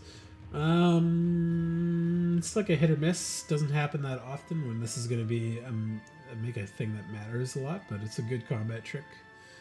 And you'll probably just pop a treasure or a map token they haven't cracked yet. Maybe you're going to hit a creature if they have a lot of artifact creatures. So this becomes like a D+, I think. Where it's like, if you need it, it's a good sideboard in. +2/+2 and trample for 1 is not bad either, though. That's a solid combat trick. Dowsing Device and Geode Grotto. So 2 mana artifact. Whenever it does device or another artifact enters the battlefield under your control, up to 1 target creature controls gets +1 and gains haste till end of turn. Then transform Dowsing Device if you control 4 or more artifacts. This turns into a land that has pay 3, tap until end of turn. Target creature gains haste and gets X+0, where X is the number of artifacts you control. Activate only as a sorcery. This doesn't require a crafting cost. That's pretty dope. And I think it's easy to get 4 artifacts on the battlefield. And then you get an extra land with that effect on it. So at worst, this turns into a land after its effect goes off that you can pay 3 and give +3 at the very minimum to something else. It's not bad, and I think if you get multiples of these, you're cooking. You're going to be able to start dropping this onto some creatures and get some good damage through, and then flip it and do more damage. Yeah, that's a C-. It's only like a one-time effect, but I think it's pretty easy to flip, so.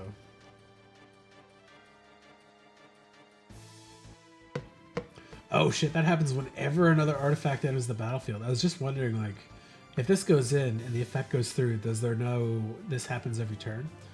No, it has whenever this or another artifact enters the battlefield. Oh, that's even better. You could play this like turn 2 and just let it hit nothing. And then play like 2 of the. Where is he? Did I put him in C?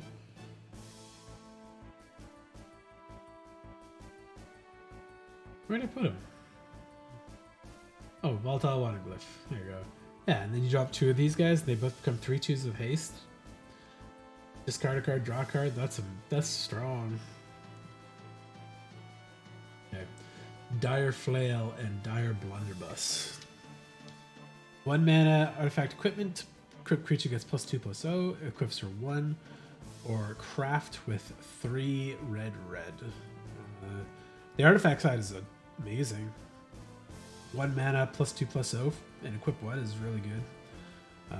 Equipped creature gets +3/+0 and has whenever this creature attacks, you may sacrifice an artifact other than this. When you do, this creature deals damage equal to its power. The backside's really good on that too. Damn, this is a good artifact. Good equipment. I'm gonna give this a C because that's the first one that I'd easily want to just play and equip on its own, and then the craft side is a little expensive, but the equip on the flip side is really cheap, and that's a very good effect on it. Because more than likely that's going to deal 4 damage to just about anything, or 5 if you got a decent creature, and that'll kill most of the stuff in the set pretty handily. And if it's on something even slightly bigger, that's like a 3/2 or something, or like this, that'll kill some of the gods too. Dinomaton. 4 mana, 4/3 dinosaur gnome. Dinomaton enters the battlefield. Dino tomato. Why is there a T there? Dinotomaton. Dinotomaton. Dinotomaton? Dinotomaton. It's a weird way to say that. Enters the battlefield. Target creature you control gains mana still on your turn. Yeah, that's pretty good. It kind of replaces itself by giving something else evasion. And a 4/3 for 4 with menace is not bad. That's a C+. Diamond Pickaxe. 1 mana artifact, indestructible. Equip 2, 1/1. Equip creature gets +1/+1 and has. Oh shit! It's the Prying Blade. Okay, yeah, this is better. It's indestructible. And you could sack it. It is an artifact for that purpose. And 1 mana +1/+1 and make treasures is pretty okay too. Equip 2 sucks a little bit, but that's absolutely a C as well. Daring Discovery. 5 mana sorcery. Up to 3 target creatures can't block this turn and discover 4. Okay. Cascade 4. And probably empty the field of blockers, essentially. That could be a sweep in the right deck. I'm going to call that a C. Or C-. It's not essential, and it's not going to happen all the time, but this will end a game in a lot of cases. Curator of the Sun's Creation. 4 mana, 3/3.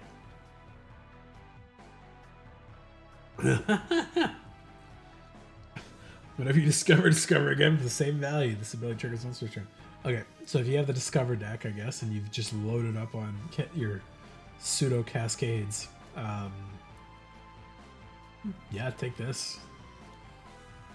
4 mana, 3/3 is not great, and it takes a little bit of having the right cards to make this really sing, but it's a really good card. It goes from a C- to a C+ if you have the Discover stuff. Child of the Volcano. 4 mana, 3/3. Trample. Elemental at the beginning of your end step. If you descend to this turn, put a thing on it. Okay, it was the 4 mana version of that card. Let's call that a C- as well. Starts a little slow, but there's a good chance that just becomes a 4/4 by the end of the turn.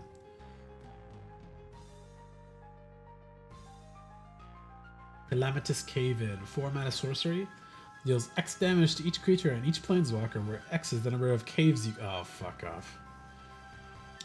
That's a D-. I don't like this cave stuff. There's not that many caves. I've only seen like 2. Unless that's just absolutely riddled with caves in the land slot. Then those all move up like 2 slots, but it's like 1 card per color has cave synergies, and they're not that good.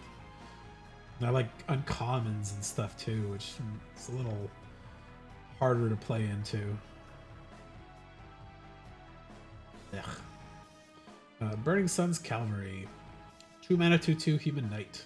When Burning Sun's Cavalry attacks or blocks while you control a dinosaur, Burning Sun's Cavalry gets +1/+1 until end of turn. Yeah, okay. It's got Bushido if you control a dinosaur, basically. Not bad. I'd still call that a C- because it requires something else. But it's a solid bear that will become better than a bear. Breaches! Hey! Legendary Monkey Pirate. Eager Pillager. 3 mana, 3/3 Legendary Goblin Pirate with first strike. That's already a C+. Whenever a pirate you control attacks, choose one that hasn't been chosen this turn. Create a treasure token. Target creature can't block this turn. Exile top card in your library. You may play it this turn. That's really dope. He's really solid. He's not Ragavan, but he's pretty goddamn good. If you attack with 3 or 4 pirates, you can basically... No, you can't. Sorry, it hasn't been chosen this turn, so you can only get 3 of these effects off. 1 including himself, and 2 more pirates. That would create a treasure, stop a blocker, and maybe get a card off top of your library to play in your second main phase. Yeah, he's a solid C+, maybe a B-. His 3/3 for first 3/3 for 3 first strike is pretty strong. Kills a lot of stuff, trades into a lot of stuff that would normally kill it. Even gets around average sized death touch creatures. And gets you cards, removes blockers, makes treasures. Brazen Blade Master. 3 mana, 2/3. Whenever he attacks while you control 2 or more artifacts, it gets +2/+1 until end of turn. That's a 4/4 for 3 in most cases. Yeah. C+.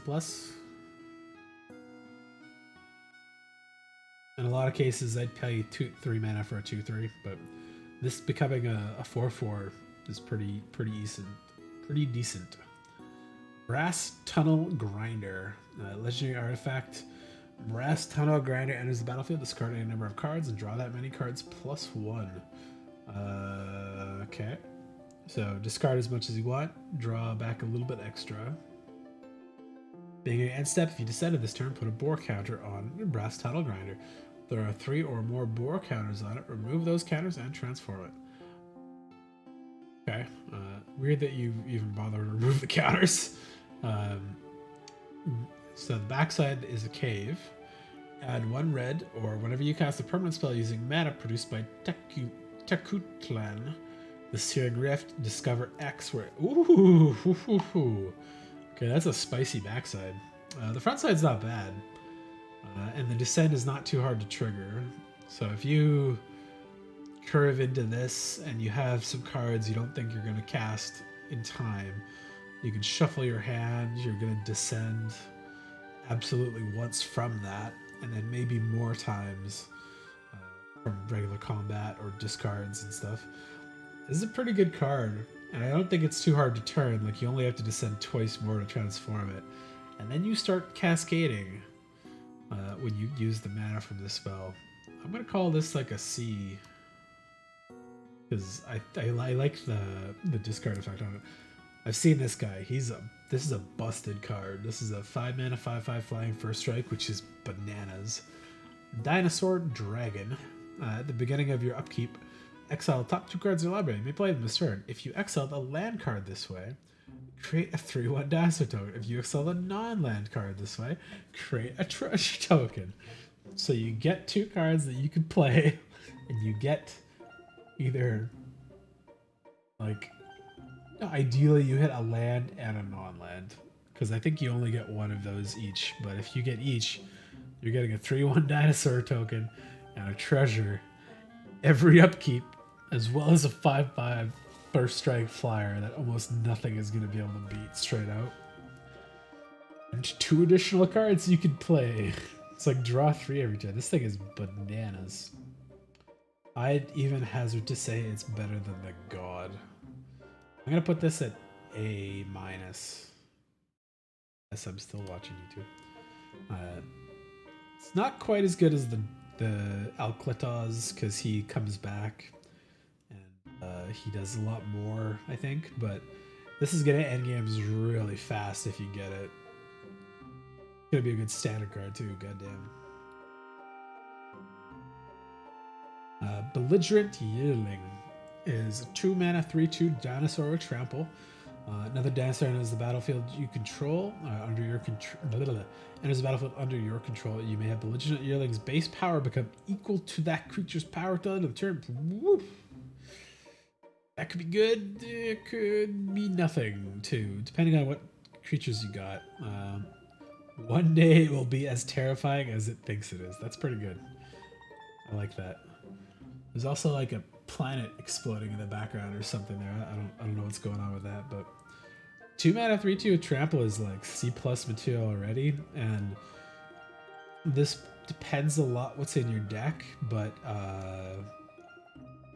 this could become real big in some cases. Like if you have let's say Trumpeting Carnosaur and you throw this guy down, this guy could become a 7/2 trample for 1 turn. I like that it scales up with your creatures and your mana cost. Ancestor's Aid. 2-mana instant. Target creature gets +2/+0, gains first strike till end of turn. Oh god, my fucking neck. Create a treasure token. It's a pretty good combat trick, and a treasure token makes this become cheaper, essentially. It's not bad. I don't think it's maybe a little tiny bit overcosted. Normally there's a 1-mana red first strike scry 1 kind of card in there. I think it's a D+ though. Kind of replaces itself, and artifacts are more essential than you'd think in this set. So a braid is amazing. Braid is good ass solid damage based removal. And destroying artifacts is pretty relevant in the set, so this is a C+. Maybe even a B-, but pretty good. Yeah, red's better than I thought, actually. I like a lot of the red middle ground cards. The green, getting close to the end now. Walk with the Ancestors, 5-mana sorcery. Return up to 1 target permanent card from your graveyard and discover 4. So Cascade and bring something back to your hand for 5 is a little expensive, but the Discover is pretty nice. So I'm going to say this is a D+. Twists and Turns, Mycoid Maze. 1-mana green enchantment. If a creature you control would explore, instead you scry 1, then that creature explores. Oh, okay, that's a good way to fix your explorers, and that's cheap enchantment too. When Twists and Turns enters the battlefield, target creature you control explores. When land under your control enters the battlefield under your control, if you control 7 or more lands, flip it. Okay. Add a green or pay 3 and a green to look at the top 4 cards in your library. You may reveal a creature card from among them and put that card into your hand. Put the rest on the bottom of your library in a random order. 4 cards, dig for a creature for 4 is not that great on the flip side, but it makes a cave. And the 1-mana enchantment side is actually amazing. I'd almost want to keep it as that, because the scry one and then explore is kind of better in a lot of cases. I'm going to put this as a C+.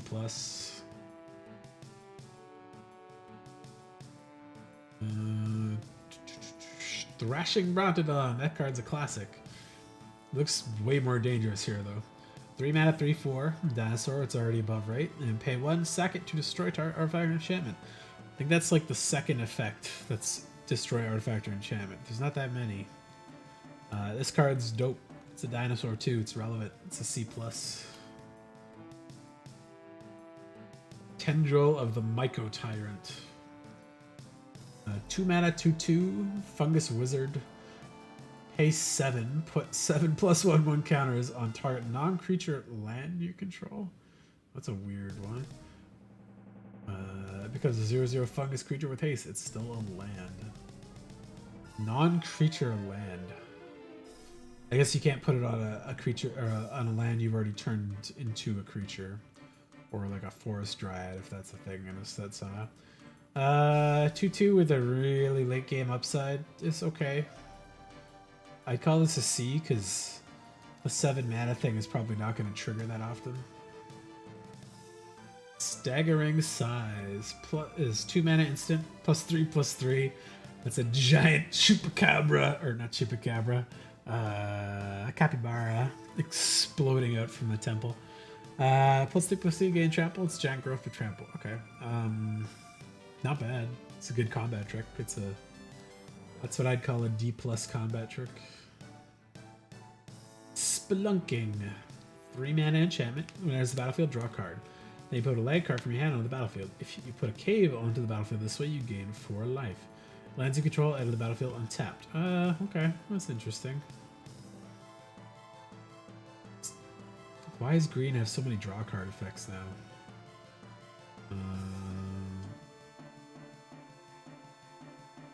So instead of the Explorer gain life card that they had in the last one, you have Caves gain life.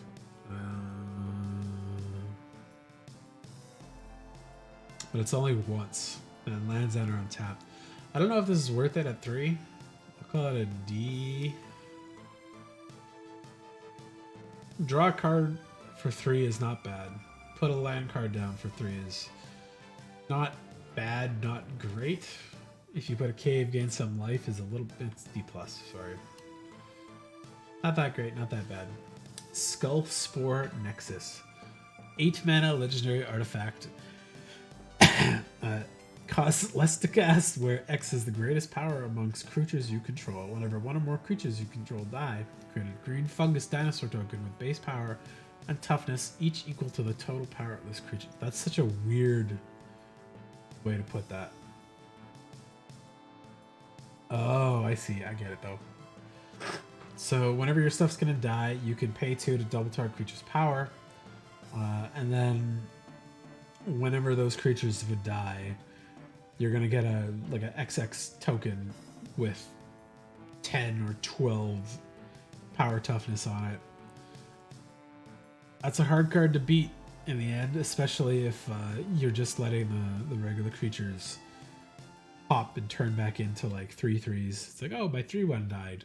Well, it turned into a 3/3 dinosaur. But if you double its power during combat or something, trade up into something bigger, you're gonna get bigger stuff. That's an interesting card. It's very expensive, but it could be pretty cheap in the right build. It's a weird one. I'm gonna give it a B- because that's hard to beat if it's going off. Sentinel of the Nameless City. 3 mana, 3/4 Vigilance Merfolk Warrior Scout. Whenever Sentinel of the Nameless City enters the battlefield or attacks, create a map token. Okay, it's not Explore, but it's Explore-ish. And it makes artifacts for you. For the artifact synergies. Oh. Alright, there's the milk finished. Ugh, my poor shoulder.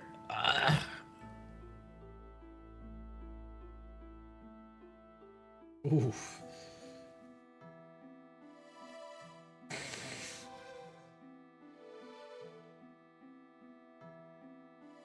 Never settle the name of the city enters the battlefield or attacks, create a map token.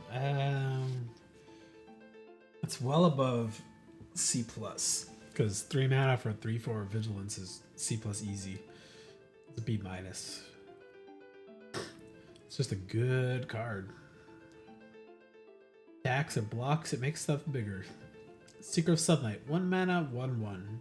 Revoke Scout. Secret of the Sunlight explores for 3 mana. Activate only as a sorcery. You can do it multiple times. That's a good mana sink. Could ramp you a little bit. Could make the card grow. It's definitely better than a C, but it's a 1/1, so I don't really like giving it a C+, but I'll throw it up there for now. River Herald Guide. 3 mana, 3/1, Merfolk Scout with Vigilance. When his battlefield explores. So this could be a 4/2 Vigilance for 3 at common is kind of crazy. That's a pretty good card.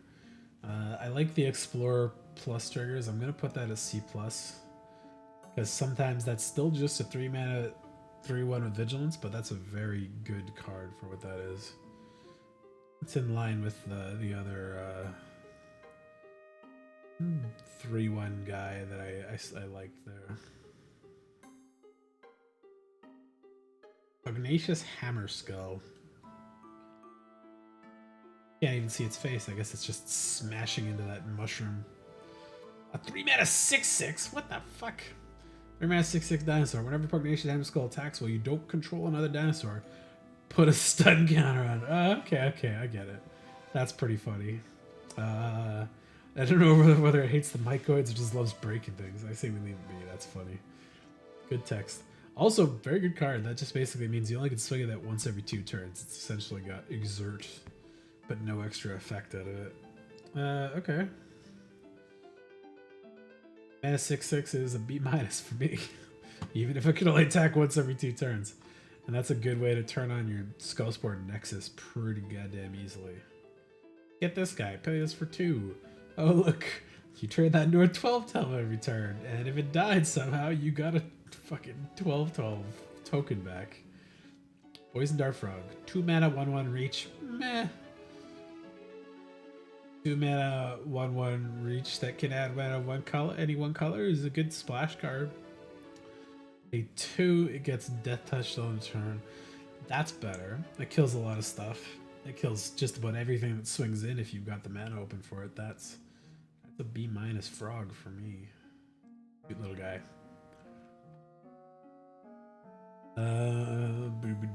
Pathfinding X-Jaw. Oh, he's got like flashlights on him. That's kind of cute. 4 mana 4/3 dinosaur. When it enters the battlefield, it explores. So that could be a 4 mana 5/4. That's not bad.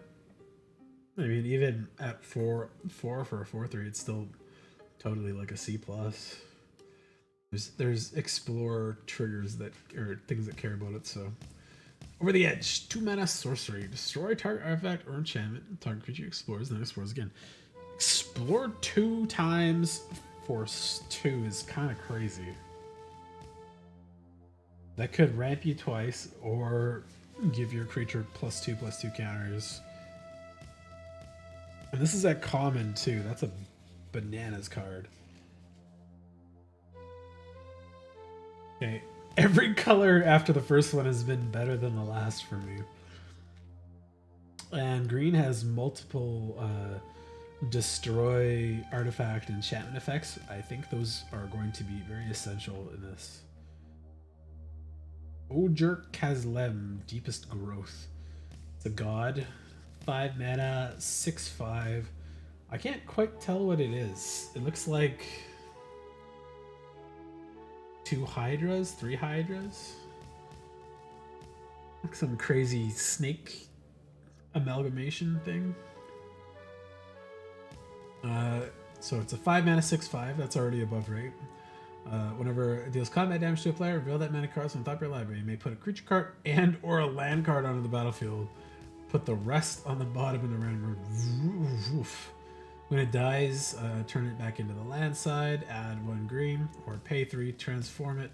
But only if you control 10 more permanents and only the sorcery. I don't think that's going to be hard to trigger on the backside. So this might be the most busted one of the ones there. The trample is not too big of a deal, but there's not that many things with much more than 6 toughness. So that's gonna be hard to stop completely without getting stomped over pretty quick. And it's pretty fast to cast, honestly. Like 5 mana is when the right in the middle ground. But if they can't block it properly, you can reveal that many cards. If you can make this guy stronger, You get to dig that many cards and put a creature and or a land card. That's an interesting one. I think that's a solid A. It's going to trigger more often than Alclazotz, but I think Alclazotz is a better evasion creature. You know what? It's not quite as good as him. Yeah. Alclazotz will trigger no matter what when he attacks, and he hits with evasion. Ojir Keslim is stronger on the ground, but does not get as many things off every turn. But that shouldn't be hard to make better in green, I think. Butchering Bristleback. It's the green cycling one. 7 mana, 5/5. When it has the battlefield, create a 3/3 dinosaur token. So that's a 8 mana, 7 drop. Spread across 2 creatures. 4 cycling. I don't think it's a B- like the red and the white one. I think it's C+ because it's pretty expensive. I'd almost wish it was just like an 8/8 trample for 7. I'd be totally happy with that too. But it's the cycling is strong. Mineshaft Spider, 4 mana, 3/4 reach. That's nice. Not that many reach cards. And his battlefield, he may mill 2 cards. It's good for the black deck, I guess. But yeah, it's a C. It's not strong enough to be up into C+, but it's strong and it's probably going to be essential in a couple decks. So, Malamet Veteran. That's a beefy ass cat. That looks like the Kung Fu Panda guy. 5 mana, 5/4 trample warrior. So just on that alone, he's like a C+. Whenever Malamet Veteran attacks, if there are 4 or more permanents in your graveyard, put a counter on target creature. Goodness. He's a C+. He's gonna get big fast if you can trigger him, and he'll make whatever else you want bigger too. He's just a beefy cat. Goddamn. Malamet Scythe. 3 mana, artifact equipment, flash, and his battlefield attached to target creature, +3/+3, or equipped for 4. As a flash spell, that's a great one. As an equipment, that's kind of because the 4 is expensive.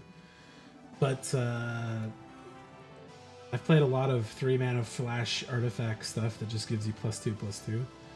I'll consider that a C+, easy. It sticks around, and the artifact synergies are good. Malamet Brawler is a 2 mana 2/2. Whenever it attacks, attacking creature gains trample in a turn. I think that's like the most C I've seen a creature on here in a while. Doesn't do anything without another creature. I think he makes himself have trample, but 2 mana trample is not really significant in any real way. Malamet Battleglyph. 1 mana sorcery. Choose target creature you control and target creature you don't control. If the creature you control enters the battlefield this turn, put a 1/1 counter on it, and then those creatures fight each other. Okay. So that motivates you to keep 1 mana open when you play creatures to fight and kill something. Fights aren't as good as damage though, because you could lose to things that get Death Touch, or they still gain life off of it and stuff. But 1 mana is cheap. It's not too hard to use that. Okay. Kaslim's Stone Tree and Kaslim's Strider. 3 mana artifact. When Kaslim's Stone Tree enters the battlefield, look at the top 6 cards of your library. They put a land card from among them onto the battlefield, tapped. Put the rest on the bottom in a random order. Craft with Cave. Ew. I'm not a big fan of that. And you got a 5/5. It's a pretty good dig for finding a land card, but it's only for lands. It does go straight to the battlefield though. This is going to be like the essential thing for the cave deck, I think. If you really want to do the cave deck, you're going to need 2 or 3 of these, but let's give that a D, because might not have caves, but 3 mana to get an extra land is not too in the world either way. Jade Light Spelunker. Green X 1/1. There's the battlefield that explores X times. Yeah, that's pretty good. it may or may not be that big. So if you pay 1 and 6, you might be like, land, land. Okay, then you found a creature thing you want to keep, but you pitch it in the graveyard. And then you hit land, land, non-creature spell. Okay, that's the one you'll keep. Non-creature spell, so you get 2 counters on it. You paid 7. But you ramped lands a little bit? It's not bad. Yeah, it's interesting. I think in the Explore deck it's better than other stuff. Otherwise it's debatable if it's going to be much better or not. But give it a C+. It's still pretty good, but... Jade Seedstones and Jade Heart Attendant. The fucking neck looks cool on the other side there. 4 mana artifact. Jade Seedstones enters the battlefield. Distribute 3 counters among 1, 2, or 3 target creatures you control. Okay. Craft creature. 7 mana. Jade Heart enters the battlefield. Gain life equal to the mana of the exile card used to craft it. That's interesting.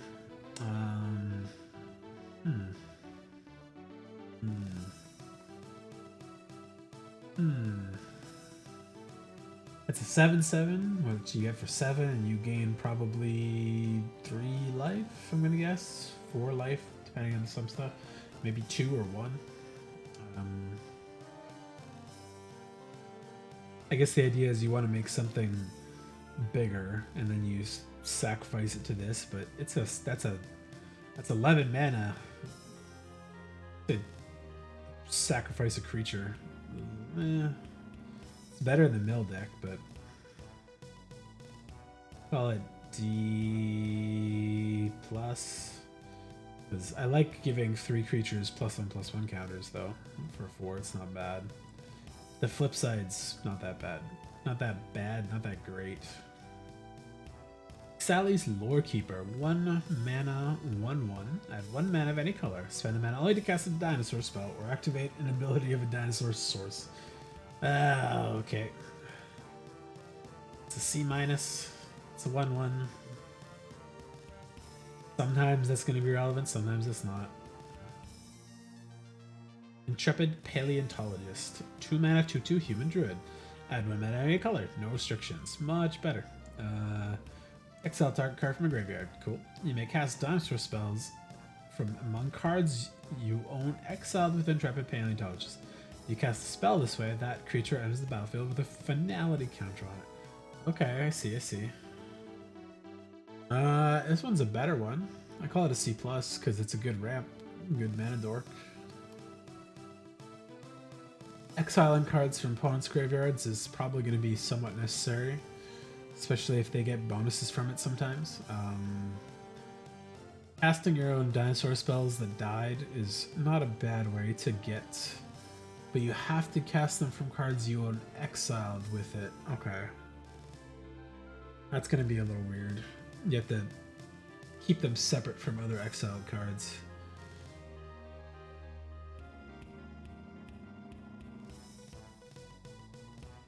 In the Presence of Ages, 3 mana instant, reveal the top 4 cards of your library. You may put a creature card and or a land card from among them into your hand. Put the rest in your graveyard. It's like a self-mill almost.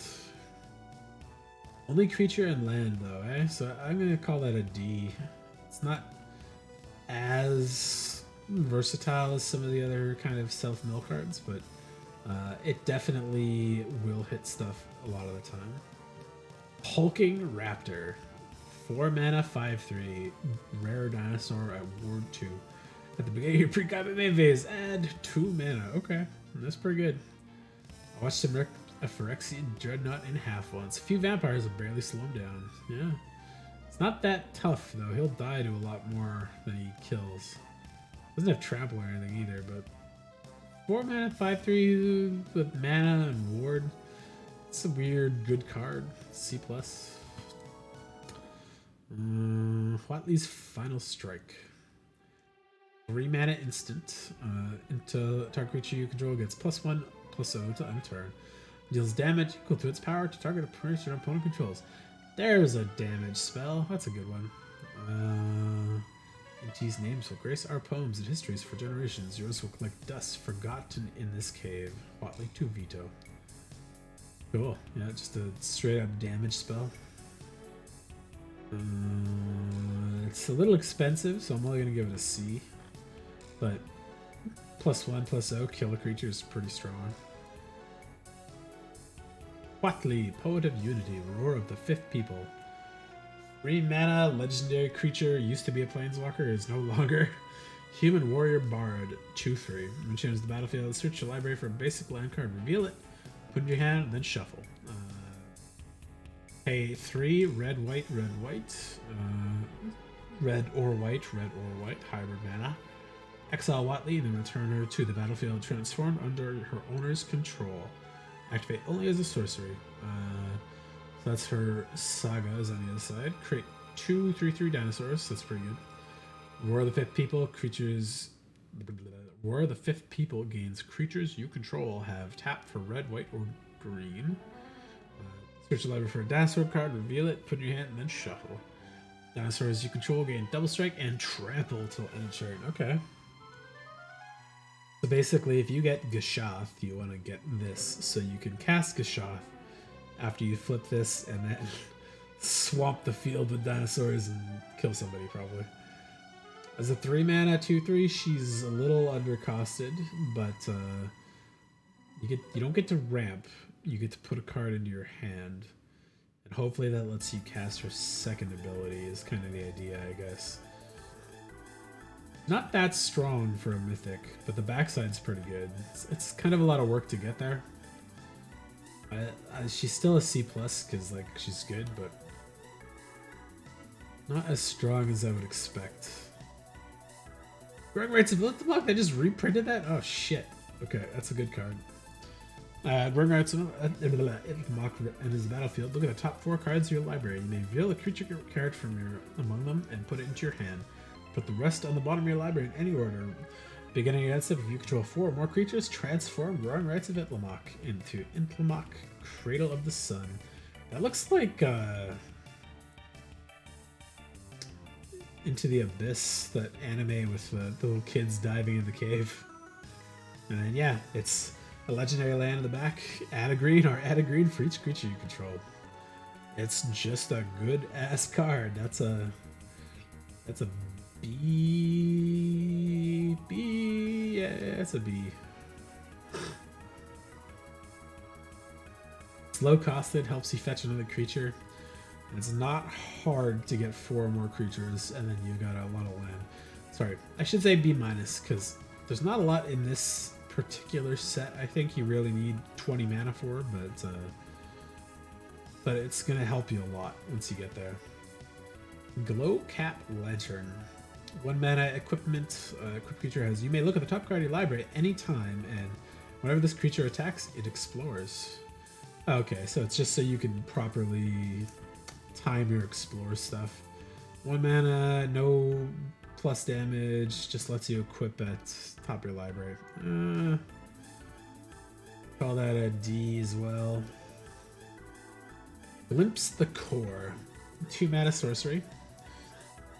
Choose one. Search your library for basic force. Put that card in the battlefield tap, then shuffle. Okay, ramp. Those kind of find a forest and ramp cards are always kind of rare and good. Return target cave from your battle to graveyard to the battlefield tap. I don't think caves are that good. The flavor text is funny to me. Wow, it's a good thing we brought a poet. Yeah, and the poet's gonna help you explore this fucking super cave. Yeah, the first half of this is good. The cave half I don't think is that good. I think it's a D+. Galta, Stampede Tyrant. Okay. Elden Dinosaur, 8 mana, 12/12. Trample. Galta is always fucked up.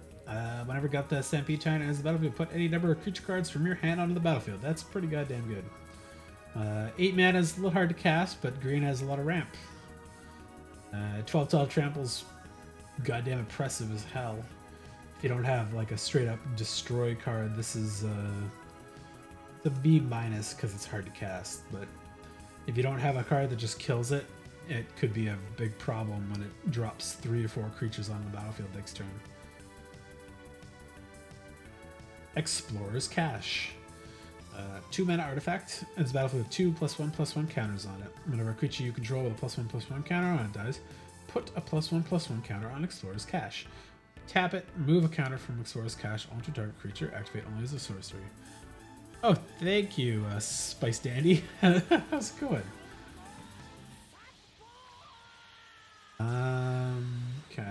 Explorer's Cache is blah, blah, blah, blah. Yeah, it's the Ozolith, but not quite as strong as the Ozolith.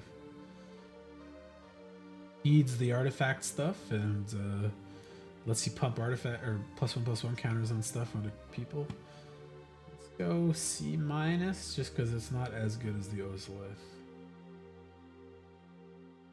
And yeah, as the Wisebot said, you can add push-ups, squats, or sit-ups to my exercise list. I'm not doing them today though, because my neck is so sore. I can barely like turn my head properly all the way to the right. Ugh. But I will do them once I'm not pained. But yeah, I appreciate the follow and thanks for the extra exercise. Earthshaker Dreadmaw is a 6 mana 6/6 trample dinosaur. When it enters the battlefield, draw a card for each of the dinosaur you control. Green has the most draw card effects outside of blue so far. That's a good card. It's a straight up good card. It's just a C+. As a whole so far, I wasn't quite sure. I don't think craft is... I think it's overcosted a little bit. Like, a lot of the cards, they're either kind of just whatever. I also don't think anything about the caves particularly yet, because like there's like 1 card in each color that's an uncommon and it cares about caves, and there's been like I think 3 caves between green and black so far, and I haven't gotten to the lands yet, but a lot of them just seem kind of bad. Like I can't imagine that there's that many caves to make the Bat Colony good enough. The blue one I think had the best one because it wasn't actually where is it? I think I had it as a C or C-. There's a big dumb dinosaur. This guy. Because at least this is a creature. For 6, you're paying 6 mana for a 4/4.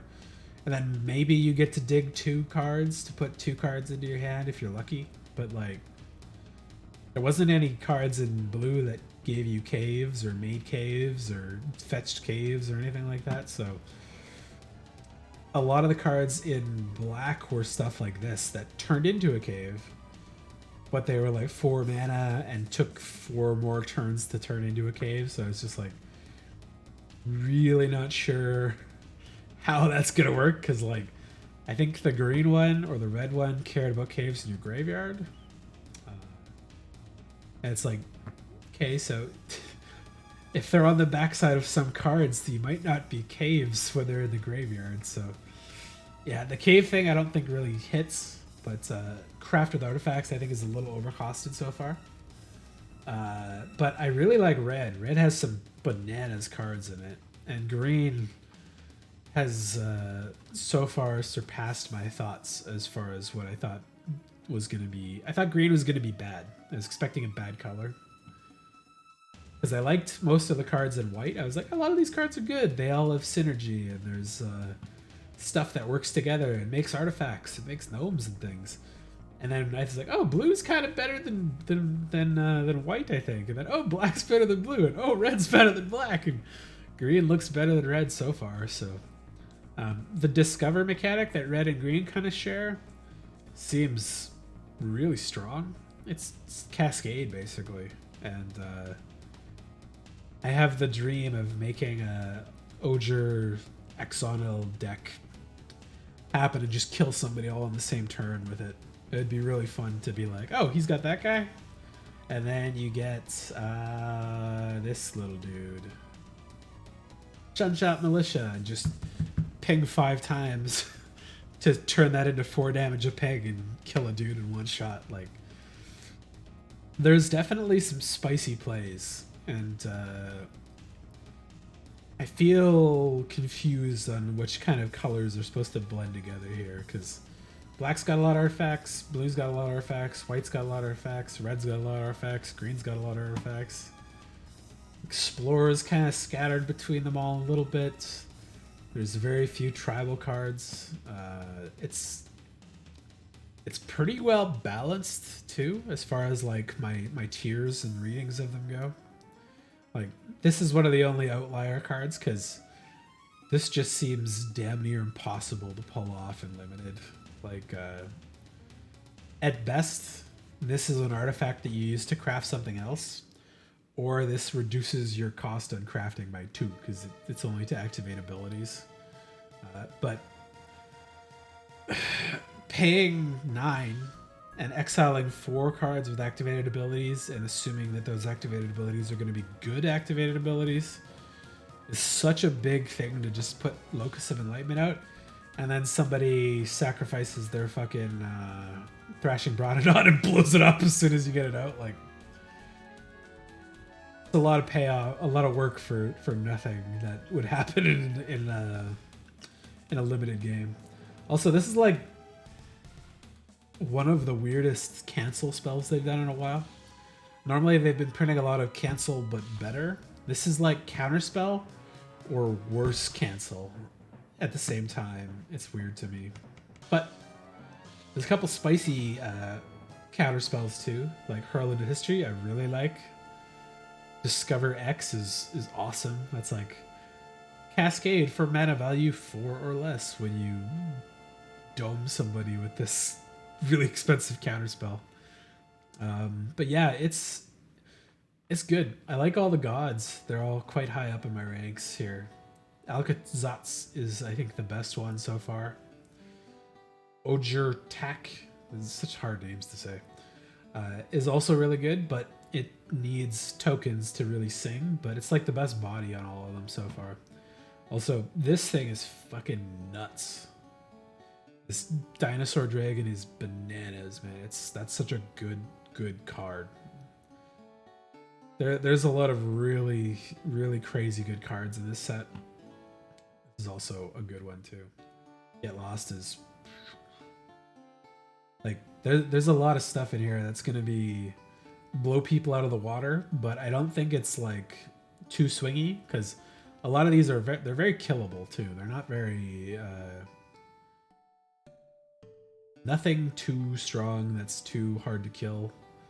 Maybe 3, 4, 5 toughness at tops, and there's a lot of good removal. Like, you can do some stuff like Zawawa's Justice is like a standard kind of better Chaos Warp. This is a good dinosaur too. A lot of good stuff in here. I'm interested to see how it plays. I'm a little sad we don't have a early arena or mid-go chance to play it. But I am going to go play at the pre-release on the weekend with a friend at the 2-Headed Giant one. So yeah, I like that too, where it's like they go back to their temple or whatever, and then they turn back into gods again. It's nice that they're not like indestructible or something. I think the one I voted the slowest was probably the Ojer Exonal. Like, I like him a lot on the front side. Like that ability is really strong, and 4/4 for 4 with 4 trample is good. But I don't think you're gonna be able to flip him back off of the temple side. If you have red sources that dealt 4 or more non-combat damage this turn, is pretty hard to do in this red, I think. Yeah, the arts are great on a lot of these cards. But the other gods, I don't think it's that hard at all to flip them back. Like, Ojer Tak is probably the next hardest, swinging with 3 creatures, but Alcazatz, that's probably fine right the turn it dies. Ojer Caslim, that's fine too. Couple lands, couple creatures, couple map tokens, you're good to go. I really like this guy, but instant spells specifically might make it a little bit harder. And also, he doesn't remove tide counters by itself, But at least you get to remove the time counters just by tapping it for mana, so it's interesting. But a lot of good cards, a lot of interesting stuff. I think this one's going to be a pain in the ass in Standard for a long time. It's basically the Great Henge, but for stuff on the field. Every time a creature dies, you just get another creature token. Yeah, Growing Rights is the only other flip land that came back so far. Which is good and annoying. This Gulta's oppressive as always. I'm a little sad I didn't see the other Elder Dinosaurs show up. I know the red ones turned into a Phyrexian and died, but it's kind of expecting the other colors to show up too. Especially the black one. We don't seem to have black dinosaurs. I want a fungus tribal deck and commander. Oh yeah. Yeah, the fungus stuff in this is so far kind of interesting. I've only seen a couple cards in the main colors that have it. Like there's a couple in green, a couple in black. I assume they're going to be all in the gold stuff here. But I'm just about done with green, and then I will move on to the next ones. See if I can't finish this. Ugh. I recently like pulled a muscle in my neck, and I'm just like can barely turn my head. I'm very stiff today.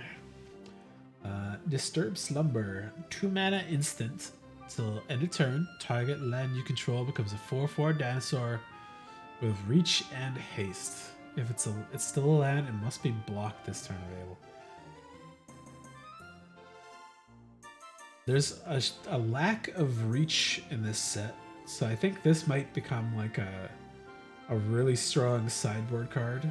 Although green has the most reach so far. There's like 2 or 3 cards with it. There's a lot of flyers. This might become the thing that you use to chump into the Bat God. Put that at E+.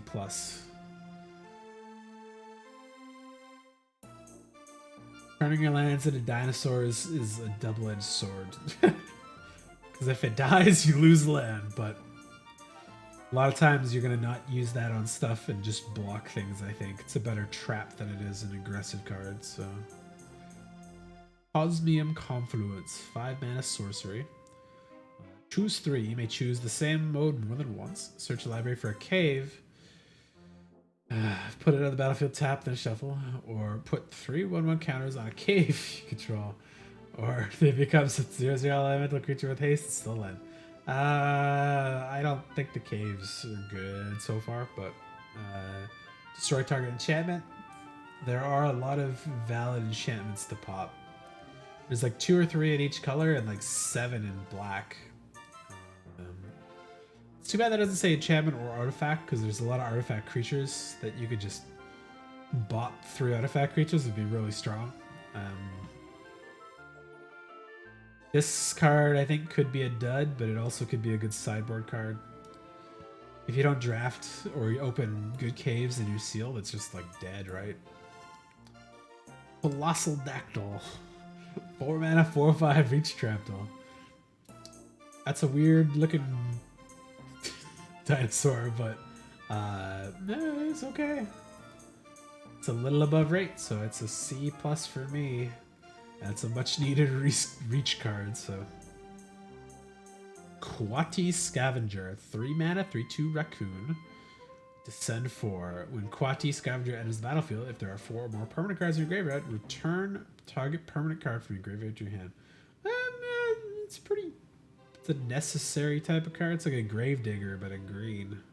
I like his paint job. His colors. Also, I like that we're getting more raccoons. Those are cute. But yeah, nothing special. Let's just to see. Cenote Scout. I feel like this almost looks exactly like the other art for the other Scout they have. 1 mana, 1/1 Merfolk Scout. Did I not do this card already? I thought I did. I think I said this was a C-.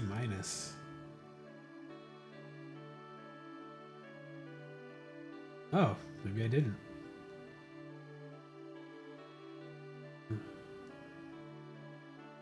That feels exactly like one of the other cards I looked at already. Maybe I just accidentally moved it down the list by accident. 6 mana, 7/7, scry 2, or pay 4, and it can't be blocked by Jesus Christ green. Alright, okay, that's a big dinosaur. It's above rate, and you get to scry, so that's a C+. It's also a nice breaker in a lot of bad board stalls. It's gonna swing right over top all of those 1/1 bats, 1/1 merfolks, 1/1 gnomes, 1/1 vampires. Won't swing over the 3/1 red dinosaurs though, but that'll end games. Bedrock Tortoise. That's a very cool looking turtle. 4 mana, 0/6 turtle. As long as your turn creatures you control have hexproof. Okay. Each creature you control with toughness greater than its power. Oh, it's the big butt turtle. So in that case, this is a 6/6 with hexproof on your turn. That's really good. That's a C+. Actually, I'd even call that a B-, because giving all of your creatures hexproof is pretty nice. Even if it's only for your turn, but there's also that, where is it?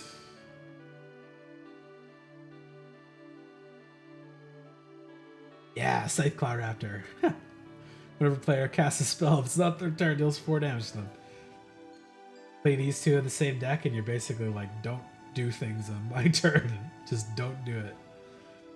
And there's a white spell that really punishes people for playing stuff on your turn, too.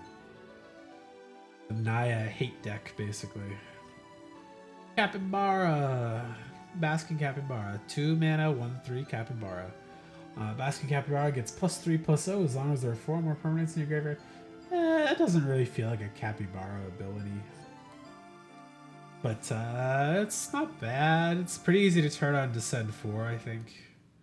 4 or more permanents in your graveyard. It's not that hard.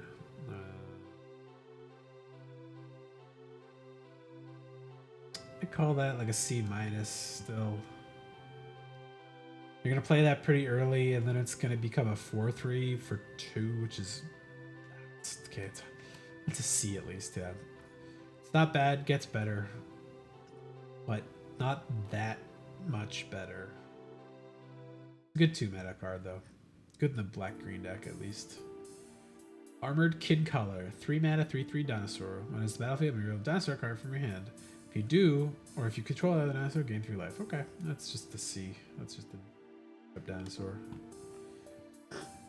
Alright, so there's a good chunk of gold cards. And there's some more restless cards here. Okay. Let's go. Zoyawa Lavatongue is a black-red 2/2 legendary goblin warlock with Death Touch. Big A head step. If you descend this turn, each opponent may discard a card or sacrifice a permanent, and it deals 3 damage to each opponent. Didn't. Oh wow, it's a baby version of the black-red god. I can't remember his name, but makes him sacrifice creature or take damage. That's pretty good. I like that a lot, actually. 2/2 Death Touch for 2 is pretty strong too. It's a decent bait card to throw under blockers, or be really aggressive. That's a C.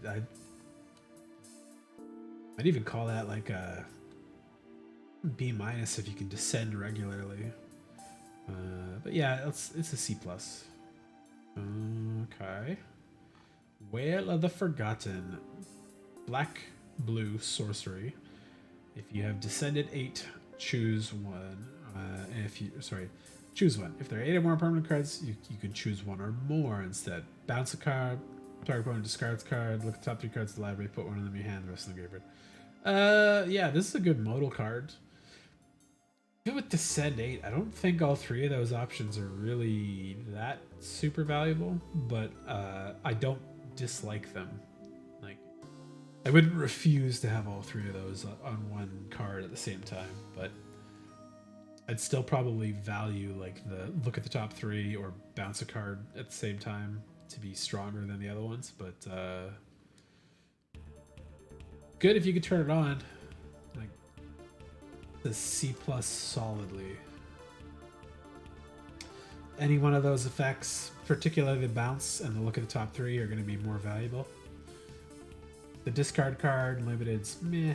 You don't get to choose it, so. But yeah, all three is good.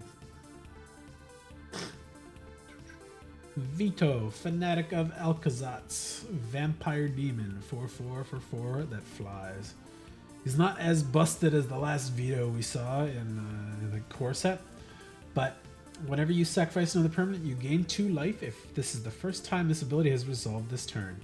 If it's the second time, each opponent loses 2 life. If it's the third time, create a 4/3 white and black Vampire Demon token with flying. It's gonna be Omnath.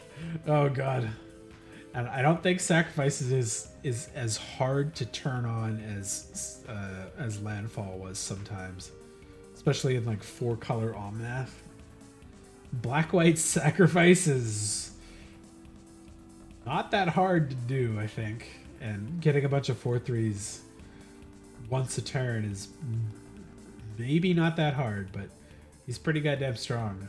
Like 4/4 flying 4/4 is pretty good on its own, and then every sacrifice is going to be a big bonus to this. So, especially the life gain. That's like one of the things that's kind of been lacking in this set. None of the vampires have lifelink, not by default, anyways. The ones that do are like tokens created ones. Hello, Cleo. You woke up from your nap, kitty cat? Come here. Oh, it hurts so bad to lean over and pick you up. Ugh. There you go, Cleo. Well, you wanna lay like a baby? Okay. Oh, this hurts my neck so bad. Oh, I can't refuse the cat though. Ukben back, the great mistake. Oh, Jesus. Petting her hurts. I love this card. I love this skeleton horror ball. Oh. It's just my right trapezius on the back of my neck is just fucking shredded or something. Oh. She's a very cute kitty. Every night when it's too late like this, she comes up and demands to get held like a little baby until I pet her for a while, and then she goes to bed. So she waits for me to get sleepy, basically. Sometimes she'll jump up if I don't pick her up, so she'll just fly up in the camera, basically. Bin back, the great mistake is a 5-mana 6/4 skeleton horror with vigilance and menace. You can pay 6 if you have 8 cards in the graveyard to return him from the to the battlefield from the graveyard with a finality counter. Activate only if you have 8 or more permanents in your graveyard, and only as a sorcery. I don't like the only as a sorcery. They stick it on a lot of cards that probably didn't need it. I assume they wanted to slow down the limited environment a little bit, but I really like this guy. He's awesome. 6/4 Vigilance Menace is dope. And then maybe you get him back once is pretty okay too. Especially for 6 mana is not bad. This guy is a C+. Uncommon, that's going to show up more than you'd think too. Squirming Emergence. I love this little skeleton squid fungus thing. It's in the black creatures, I think, right? Is it?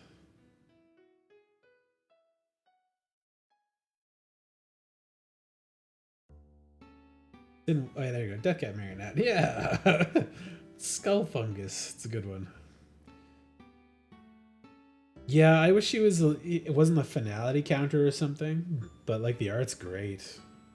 Maybe we'll get like a second version of him in one of the commander decks or something. I like skeletons. More skeleton dudes is cool with me. Get your baby, Cleo. Squirming Emergence. 1 black-green. My poor back. Return to the battlefield. Target non-land permanent card in your graveyard with mana value less than or equal to the number of permanent cards in your graveyard. That's a weird wording. But you could get some good stuff back. I think in limited, you're more than likely just gonna get like a 2 or 3 or 4 mana thing back for it, so it's not that bad. It'll probably still do good, I think, but yeah, if you get it early, it's kind of a dead card for probably 3 or 4 turns, though. But probably gonna be pretty good in standard, I think. So, Sovereign Okinek Ahahu, 2 mana, green white, 3/4 Cat Noble with Ward 2. Oh, this guy, right? Yeah. Where he attacks, each creature you control with power greater than its base power, put a number of +1/+1 counters on that creature equal to the difference.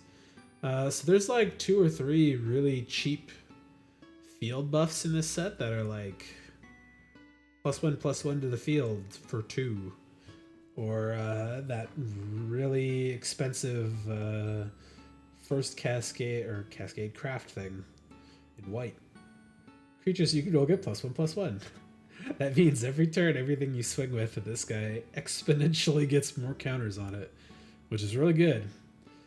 Go for 2, go for 4, go for 8, go for 16, go for 32, 64, 128, 256, 512. As much as you want to, if you can. Yeah, this guy's pretty good for 4 mana. Ugh. I gotta stretch a bit. Oh, God. It's like pinching right between my shoulder blades a little bit. Oh. If I'm still like super fucking stiff tomorrow or the day after, gonna go get like a massage or something. Sovereign Okinek Ahau. I would give this guy C+. You kind of need something to buff the creatures already. Otherwise, it's not really doing anything. But 3/4 with Ward 2 is still pretty good. Green white plays together pretty nice, and a lot of those effects are in both of those colors. So Sahili the Sun's Brilliance. Blue red 2/2 legendary human artificer. Play blue and a red to create a token. It's a copy of no target creature or artifact you control, except it's an artifact in addition to its other types. Gains haste, sacrifice it at the beginning of the next end step. Yeah, it's a pretty good effect. Need good artifacts or good creatures to make this really sing. Blue red, I don't know plays the best for either of those. There's some good red creatures, and there's a couple good blue creatures too. If this made like a non-legendary one, I think that'd be better. But she's like a C plus for me. C plus is probably where a lot of these sit because they're like good, a little better than just a basic bear in a lot of cases, but not by much. Oh, Quintorius, he's a planeswalker for real now. Okay. Just can't think of anybody but Babar when I see this guy on cards. 3 and a red white for 5 mana, planeswalker. 4 loyalty. Whenever you cast a spell from exile, he deals 2 damage to each opponent and you gain 2 life. Okay, that's weird. I know there's a couple cards that give you like the draw exile. There's a 2 mana red human that does it in this set. I guess Discovered does count for that. That's a good catch, I guess. Create a 3/2 red white spirit token. So for planeswalkers in limited, the things you always want to look at them for is that they have a way to protect themselves. 3/2 red white spirit token is great. It's too bad they don't fly, but that's fine. 3/2 is strong, it'll trade with stuff. Discover 4 is not that big for -3, and in limited that could be like something really stupid and not that good. So that's maybe not even worth it. Just use them to crank out spirit tokens until you get to your -6. And then exile all the best red cards from your graveyard and add a bunch of red and cast them. Hope you get some good stuff out of it. And maybe you want to get him to +7 so he doesn't die at least, but yeah, I think his exile part's a little hard to trigger in limited, but Discover should count for it. And a couple other cards will trigger it. And then you get to make 3/2s, which is not too bad. He's a little underwhelming. Can't wait to see all the altar arts with Babar, the Quintorius Can Spirit Summoner. Palani's Hatcher. 5 mana, 5/3 dinosaur. Other dinosaurs you control have haste. Palani's Hatcher on the battlefield, create 2/0/1 green dinosaur egg tokens. Beginning combat on your turn. If you control 1 or more eggs, sacrifice an egg and create a 3/3 dinosaur token. Why? I guess that's just to stop you from getting 2 additional 3/3 dinosaurs, give the opponent a chance to kill them, but it's kind of a weird thing. But yeah, it's 11 power on 3 bodies over the course of 2 turns, so it's not bad. It's definitely not bad. It's just kind of a weird way to do it. Okay. Yeah, C+.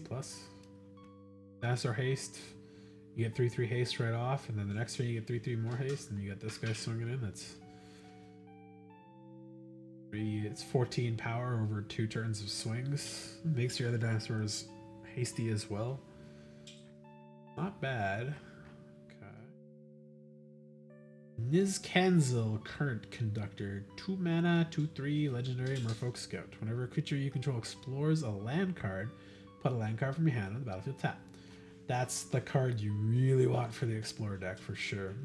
Whenever a creature you control explores a non-land card, put a 1/1 counter on Nizkenzel, Current Conductor. Yeah, it's good. I think you need that. Like I was expecting a couple more payoffs for Explorer in the green and blue cards, and there wasn't really that many. It's like you need multiple of this guy almost. This guy has a C+. It's a little better than a 2/2, and he's got a lot of good payoffs and a lot of good interactions, but doesn't do much on his own. Right. The Myco Tyrant. I thought he was a god, but I guess he is not. 3 mana, star legendary creature, Elder Fungus. Trample. Whenever the Myco Tyrant's power and toughness are each equal to the number of creatures you control that are fungi and saplings. At the beginning of your end step, create X 1/1 black fungus creatures tokens with this creature can't block, where X is the number of times you descended this turn. I kind of hate that the fungus can't block, because there's not that many of them in the set. They're not like the rats from Eldraine. There's only 5 or 6 other cards that make them, I think. And it's weird that they can't block, but it's also weird that he's just not equal to the power and toughness of all your creatures. But I think Descend is easier to trigger than people might give it credit for, so I think this will probably get out of control really quickly, especially if you have some good way to like buff the field once or twice. You can do a really good lethal swing. And if you just let this guy sit back and block for a couple turns, make sure you're being careful like what he blocks. Yeah, you're gonna have some bodies pretty quick. He's, I think, only a C as well, because he takes a little bit of work, but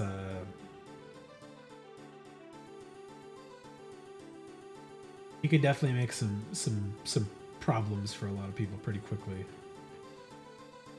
Alright. Another fungus, yeah. I thought it was gonna be like Fungus God or something like that. Molten Collapse. Black-red sorcery. If you descended, you may choose both. Otherwise, choose one. Okay. Destroy target creature, planeswalker, destroy non-creature, non-land permanent. That's good. That's a black and red enchantment removal. Like the 3rd one ever. I mean, like, black-red kill a creature is amazing. Black-red kill a creature, planeswalker, and non-creature, non-land permanent with mana value 1 or less is okay. It's a shame that it says mana value 1 or less, otherwise this would be like one of the most popular black-red cards of all time, I think, but still pretty valuable, if nothing else, for just the removal aspect of it. Like it's kind of just uncontested, straight up removal for 2. Master Guide's Mural and Master's Manufactory. 5 blue and a white. 3 blue and a white for 5 mana. Create a 4 white and blue golem artifact token and craft an artifact for 7. Oh, okay. Oh, this is. I know what this is. This is that one land from the last Ixalan set that cranked out dudes that after you made them fight each other. 4/4 white and blue. Oh, an artifact token. Active only if Master's Manufactory or another artifact enter the battlefield under your control this turn. Yeah, as always, the craft part's expensive, but the backside's good, so I don't know. Master's Guide Mural kind of like pays for itself because you exile it and another artifact you control, and then you get this thing, and you can make more artifacts, but it's expensive. That's really expensive. I'll give it a D+. I think the front side making a 4/4 is totally fine. I don't know if I want to wait 3 more turns to do the backside too, but Kutsu Melament Exemplar. That's a cool looking cat.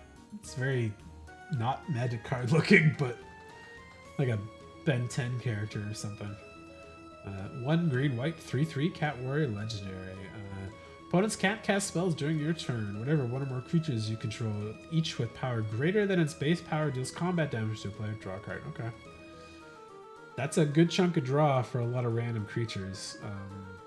I like that it's punishing don't cast stuff on my turn. They can't remove stuff during combat and stuff that way unless it's via ability. It's a good uncommon.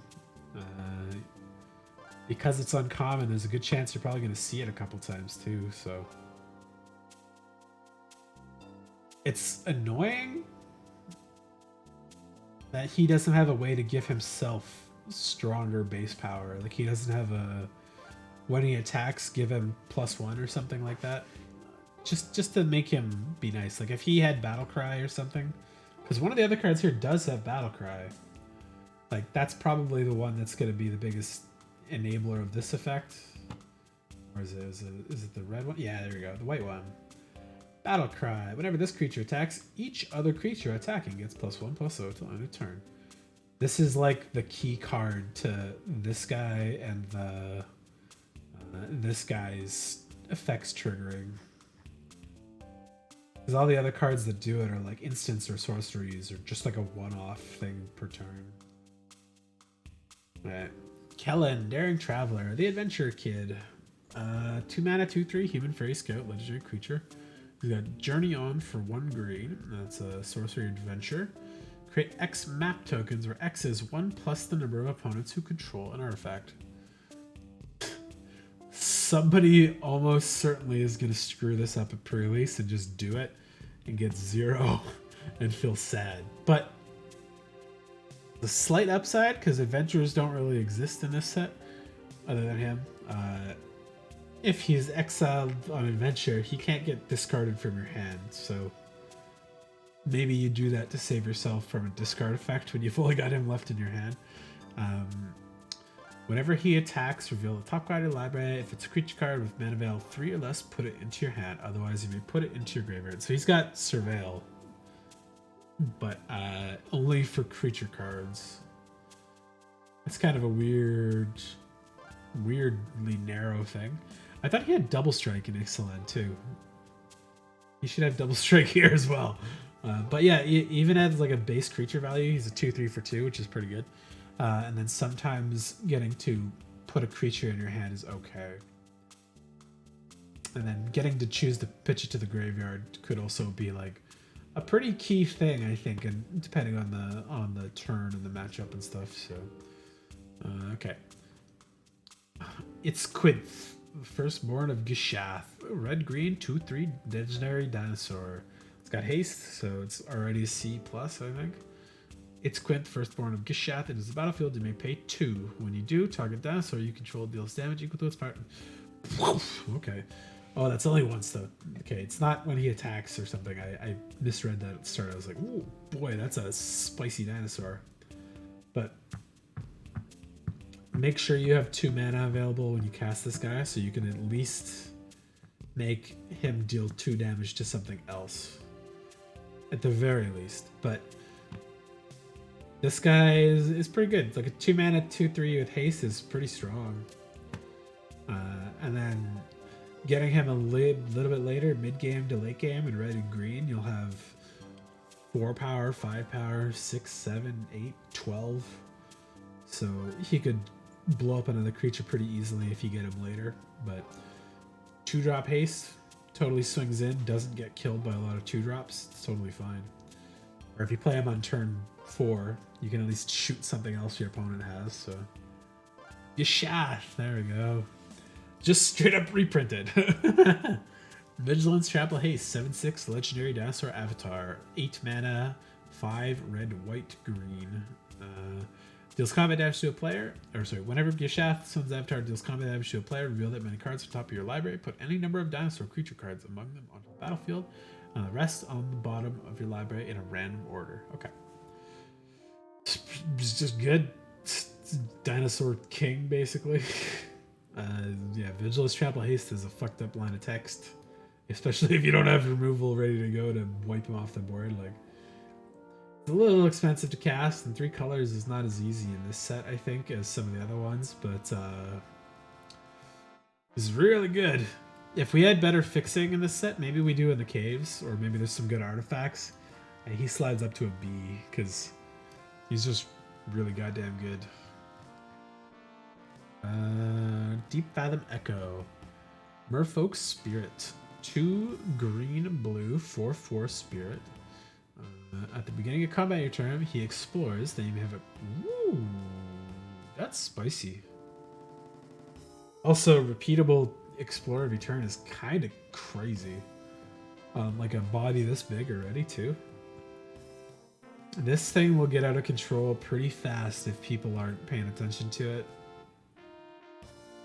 Like, it almost turns into a 5/5 pretty quickly, but a 4/4 is pretty solid in this set too. Yeah, he's a C+. The copy of another creature you control could be hit or miss, because sometimes if it's bigger than him, he's just going to become like a 6/6 with a +1/+1 counter on it, or a 7/6 with a +1/+1 counter on it, but yeah, it's just good. Just good. I'm a little sad that Lannery Storm kind of got downsized a little bit, because she was one of my favorite cards from the last Ixalan. She's much weaker in this one. Blue-red 2/2 legendary human pirate. Whenever an artifact enters battlefield under your control, you put a 1/1 counter on target pirate you control. She doesn't make treasures anymore. She doesn't trigger her own ability. Granted, there are a fuck ton of artifacts in this set, so it's not going to be hard to buff her up a little bit or buff somebody else up. She doesn't have haste or anything either. She's just meh, but yeah. C+. All these are all C+ cards. Caparocti. Sunborn. 2 red white legendary human soldier for 4/4. Whenever Caparocti somewhere attacks, you may tap 2 untapped artifacts and or creatures you control. If you do, discover 3. Okay, so an uncommon repeatable cascade source.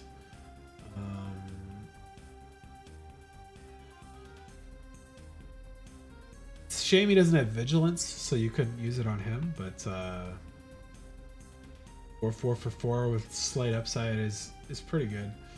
Requiring him to attack is a little less good, I think, so I think I keep him in C, but... The Belligerent. 4 mana legendary vehicle. 2 red blue, 5/5. Crew 3. Whenever the Belligerent attacks, create a treasure token. Until end of turn, you may look at the top card of your library at any time, and you may play lands and cast spells from the top of your library. I like this a lot, actually. This is great. Just crew it, swing, then play your lands after, play whatever spells off top of your library you want. I like the good vehicles in this set. It feels like apologies for all the shitty vehicles they printed in the last couple sets. Like the one blue thing is like it's like the loot copter all over again. It's kind of better. 3/4 boat that crews for 1 and explores with the creature that crewed it is kind of bonkers good. And there's another red 5/5 for 5 ship that deals 5 damage to something when it enters the battlefield, and it crews for like 2. It's like, okay, cool. They're really good cards, really good vehicles.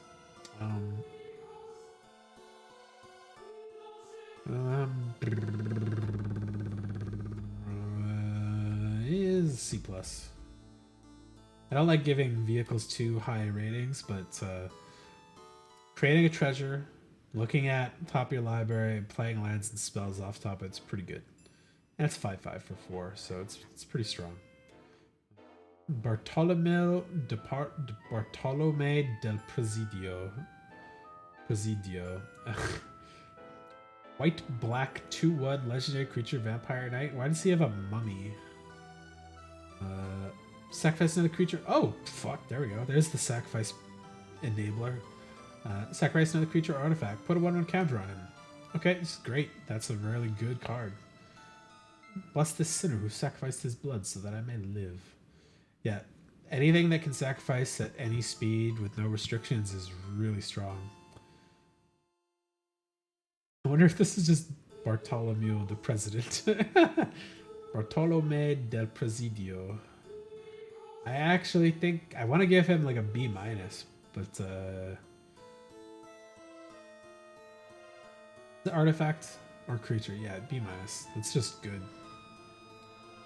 If they don't block it, combat step before damage, you just sacrifice all your map tokens, all your treasures, all your other creatures. Oh, look, he hit you for 14. He's a really good creature. Enimpakal, Thousandth Moon. 1 red, white, legendary human soldier. 1/2. Whenever you attack with 1 or more non-gnome creatures, put a 1/1 counter on Enimpakal. Then create X 1/1 colorless gnome artifact creature tokens that are tapped and attacking, where X is the number of 1/1 counters on an Enimpakal. Okay, so this is like... This is Najila with gnomes, basically. So whenever you attack... Don't have to swing with her, just has to be not a gnome. Then you put a counter on her and make a gnome that are tapped and attacking. And then you swing with more non-gnome stuff to make more gnome stuff. I guess maybe she's closer to like Krenko, but she doesn't have to swing, so maybe it's a little better than Krenko.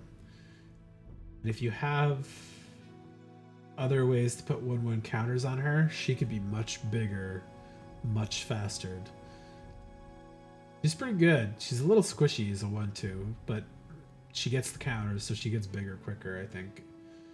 That's gonna be pretty spicy.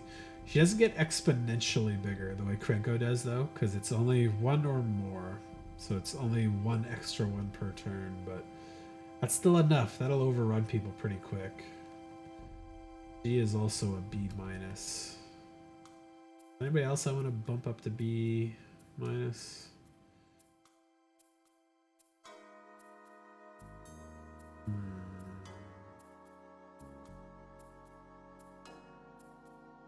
Yeah, that guy's B- too. He's fucking crazy good. Especially if I put his enabler up there, then Vito goes there too. He's just the better version.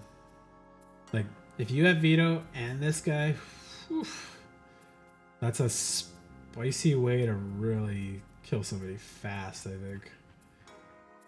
Ancient One. That's a cool spirit god. Black, blue, 8/8 legendary spirit god. Descent 8. It can't attack or block unless there are 8 or more permanents in your graveyard. 2 black, blue, draw a card, then discard a card. When you discard a card this way, target player mills cards equal to its mana value.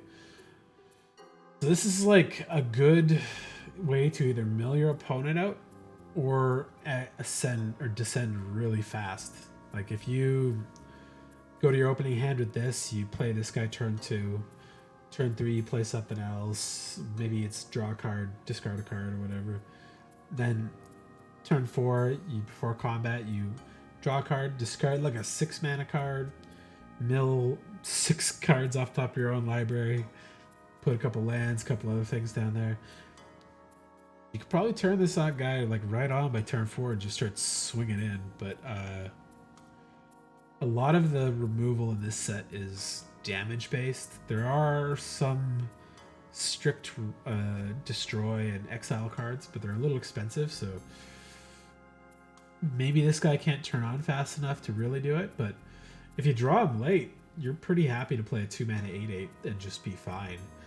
But unlike the other gods, he doesn't come back nicely. Like he's just a big creature for 2 basically. He's way above rate, but I don't think he's that good because it'll take you a little while to turn on. But you could build around him for sure and really make him cook fast.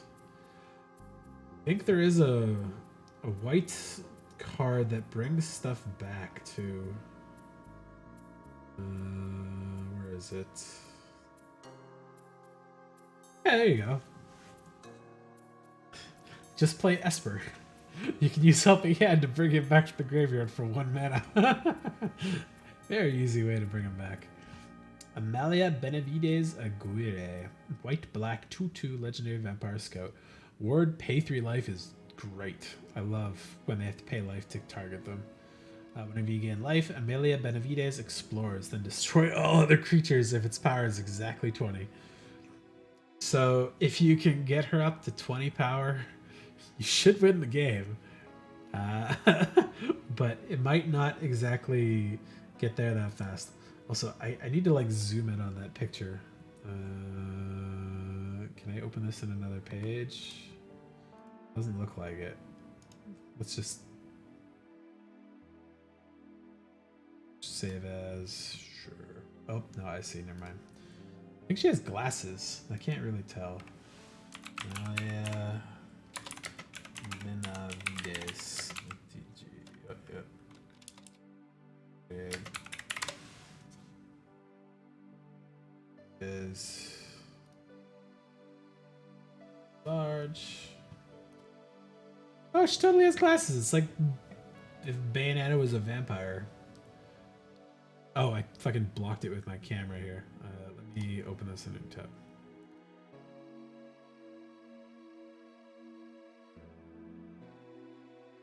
There we go. Yeah, it's it's Bayonetta if she was a vampire. It's a cute looking card for sure. I wonder what this map she's looking at is supposed to be in story. Is she just like turning into a god by accident and dying or something? Yeah, she's interesting. She's not that strong on her own, but the fact that she explores when you gain life, there's not that many things that have lifelink strictly on them, but there's a lot of like small incidental life gain. I think she's going to explore pretty quickly, or rather, you have to build her to explore quickly. And then if you can bump up her power a little bit more to 20, that's a game ender there for sure. But yeah, it's not having a couple vampires with just straight up lifelink, I think, was a mistake. There's like no equipment that gives lifelink or anything either. It's like maybe missing a couple things. Oh, there's a good fungus creature. White, black, or sorry, colorless black green Akawali the Seething Tower, legendary fungus creature. 3/3. Send 4 as long as there are 4 or more permanent cards in your graveyard. He gets +2/+2 and has trample. So he's a 5/5 trample for 3 with send 4. And 8, he has additional +2/+2 and he gets menace. Okay. Oh wait, no, he has inverted menace. Can't be blocked by more than one creature. That's a good fungus payoff. But he doesn't care about fungus, and he doesn't make fungus. There's not enough fungus in this set. But he's a really good creature though. Like he's really solid. That's a good descend payoff because Playing this guy as a 7/7 trample can't be blocked by more than one thing is pretty good for 3. I would very happily draft a couple of those if I was in the black-green deck. Abuelo, Ancestral Echo. That's a very cute, like, grandpa as a spirit card. 1 white blue, 2/2 legendary spirit. Flying, ward 2, okay. Exile a creature. Oh, there we go. Flicker guy. That's going to be pretty good too. I haven't really tracked a lot of cards that are like flicker abusable, but there's definitely a bunch of them that are pretty good. Like when this enters the battlefield, make a vampire and explore, blah blah blah blah blah. Creature that explores twice when it enters the battlefield and stuff. See if I can't find it. Yeah, draw a card on this guy. Like, this thing will always trigger the Descend if you already have it. You know, just get to draw cards when you flicker them. There's also that 6 mana bounce a creature guy. Cancel of Echoes, there you go, yeah. Bounce this guy every turn. Bounce the opponent's shit and just really lock him. This is actually a really good card. Really good card for limited.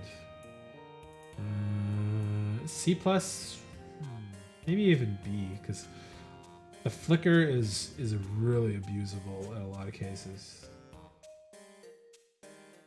So on to the artifacts. Treasure Map and Treasure Cove. 2 mana artifact. Pay 1, tap, scry 1, put a landmark counter on Treasure Map. Then after the 3 or more landmark counters on it, remove those counters, transform it, and create 3 treasures. Sack a treasure, draw a card. Is this not from old Ixalan? I can't remember, but the effect seems really similar. But it's a good card. Scry and then get treasures is pretty good. Sack treasures and draw cards even better. It's a shame it doesn't tap for colored on the other side, but just give that like a C-. Not triggering a lot of these decks other than being possible craft bait for the treasure tokens and the map itself, but it's still good. Yeah. Throne of the Grim Captain and the Grim Captain. That's a cool skeleton spirit pirate. That's fucking super cool looking. It's a cool throne too. Okay, so 2 legendary artifact. Tap, mill 2 cards. Craft with a dinosaur, a merfolk, a pirate, and a vampire. Oh god, that's not happening in limited. There's not enough overlap in colors, I think, for that to happen. But the Grim Captain is a legendary skeleton spirit pirate, 7/7, menace, trample, lifelink, hexproof. He's the keyword soup of the set, I guess. Whenever the Grim Captain attacks, each opponent sacrifices a non-land permanent. Then you may put an exiled creature card used to craft the Grim Captain on the battlefield. Okay. Under your control, tap, then attacking. So that's like really, really strong, obviously. I think maybe if you're playing the 5-color caves deck kind of stuff, you could throw this in with like no problem and maybe get there. But dinosaurs are mostly red-green. They didn't put many dinosaurs in blue, white, or black. Merfolk is white, blue, green, I think. I don't think I saw any red or black ones. Pirates are black, red, blue. Vampires are black and white. Maybe there was one in the blue, I think, too.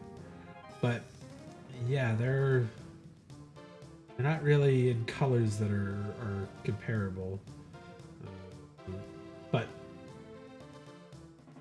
they don't have to be in the graveyard to do that. They can be tokens on the field too.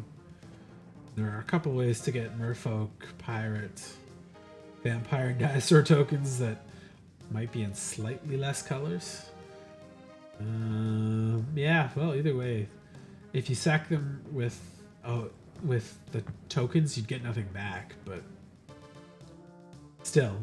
7/7, menace, trample, lifelink, hexproof is a pretty strong set of keywords on that. It's too bad he doesn't have flying too, just to make it like super oppressive. But yeah, that's a hard card to do, but it is pretty good. But I'm gonna just put that as like a D plus because that's like a that's about as hard to assemble as the Enigma Jewel thing is, I think. Threefold Thunderhulk. 7 mana 0/0 artifact gnome. Threefold Thunderhulk and his battlefield with 3 +1/+1 counters on it. Whenever Threefold Thunderhulk and his battlefield or attacks, create a number of 1/1 colorless gnome artifact creature tokens equal to its power. Okay, so sacrifice another artifact, put a 1/1 counter on Threefold Thunderhulk. Okay, so this guy makes a buttload of gnomes every combat. And he's a 3/3 for 7. Yeah, I get that's obviously like making him a 7/7 for 7 would be gross, especially when he makes the gnomes afterwards. But 7's it's colorless at least, so it's not hard to cast in any deck. But getting to 7 probably means you really need to be in like green or red or green or blue to really maximize explorer triggers and stuff to get more lands out, more ramp. Green and white has more counters though, so those fit good too. Doesn't maybe fit that good in black or red particularly. Sacrifice does fit black and white though. This is a weird card. This is a good one in a bunch of things, but it's too expensive, so let's put it C-, but you could fit it in as top end in a lot of places and then suddenly really turn him on to get some counters, sacrifice some dudes, swing and make some more things out of him, so could get really big really fast. Alright, is this as good as Shadow Spear? Tyrion's Soul Cleaver, 1 mana legendary artifact equipment. Equipped creature has Vigilance. Whenever another artifact or creature is put into a graveyard from the battlefield. Woo! That's pretty spicy. Tyrion's Holy Weapon still holds a fragment of his Dark Power and his Hunger. Okay, so doesn't have to be your artifact or creature to make this get counters on it. So good one-sided board wipes or targeted removal across certain things, or if they sacrifice map tokens or treasures, that's gonna put stuff onto this guy. That's pretty good. Vigilance is nice too. This is a good ass equipment. This is a C+ equipment for me. I think that's very easy to turn on in this set. Swashbuckler's Whip, 1 mana artifact equipment. Equipped creature has pay 2, tap target artifact or creature, and 8. Discover 10? Oh, okay, that's funny. Just cascade for a 10 mana thing or less. It's expensive. It should hit most stuff in your deck for sure. I think there's only one 12 mana thing in this set so far. But yeah, pay 2, tap a thing. It has reach as well. It's interesting. Seems like the best way I think this is going to get used, especially because of the reach. This is going to be your sideboard stuff for flying decks.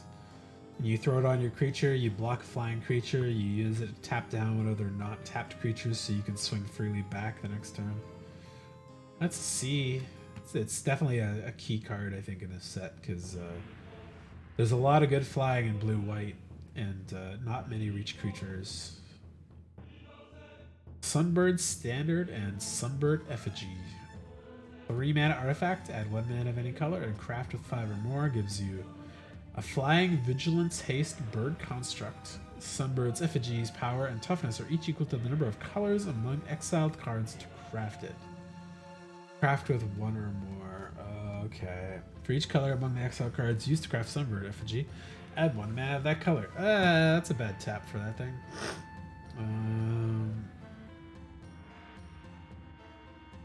If I spent 5 and exiled 5 other cards of multiple colors to get this bird, I don't know if I'd want to tap it for 5 mana of 5 different colors. I'd probably want to swing at the 5/5 Vigilance Flying Haste card. It's another like all-color deck that doesn't really seem like it's supported in this one much, but at worst it's kind of like bad ramp and another artifact bait for craft if you wanted it to. Sorcerer's Spyglass was in the last sets too. Yeah. There's a battlefield, look at the opponent's hand and choose any card name. Activated abilities, the sources with the chosen name can't be activated unless they're mana abilities. Yeah, it's a Planeswalker killer spell or very specific cards. I don't think this is as good in this set because there are a few cards that refer to activated abilities, but a lot of them aren't like stuff you have to worry about so much. Like if they had a Ixalan Stone Tree, I wouldn't really care about crafting with Cave too much. Stuff like that's not gonna trip me up too much. Scampering Surveyor, a 4-mana gnome, 3/2. When it's battlefield, search the library of basic land or cave card, put it in the battlefield tap, then shuffle. 4 mana is expensive for that, and 3/2 is not really that great. Does fix your cave stuff if you're playing the cave deck, I guess. A little underwhelming for uncommon, but Runaway Boulder, 6 mana flash artifact. Res Valid does 6 damage to target creature the opponent controls. Okay, so there's one of the other cards that can straight up kill most of the gods. Cycling 2, that's great too. I like cycling. This costing 6 sucks a little bit. Because there's a white one that does it for 2, I believe.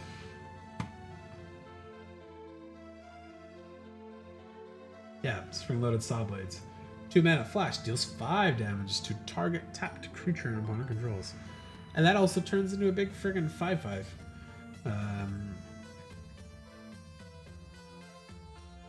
This is good, but it's not that good. It's a little expensive, but cycling is nice if you get it early, so I give it at least a C for that. The Roaming Throne, I've seen that one, I like it. 4 mana artifact golem with ward 2 for 4/4.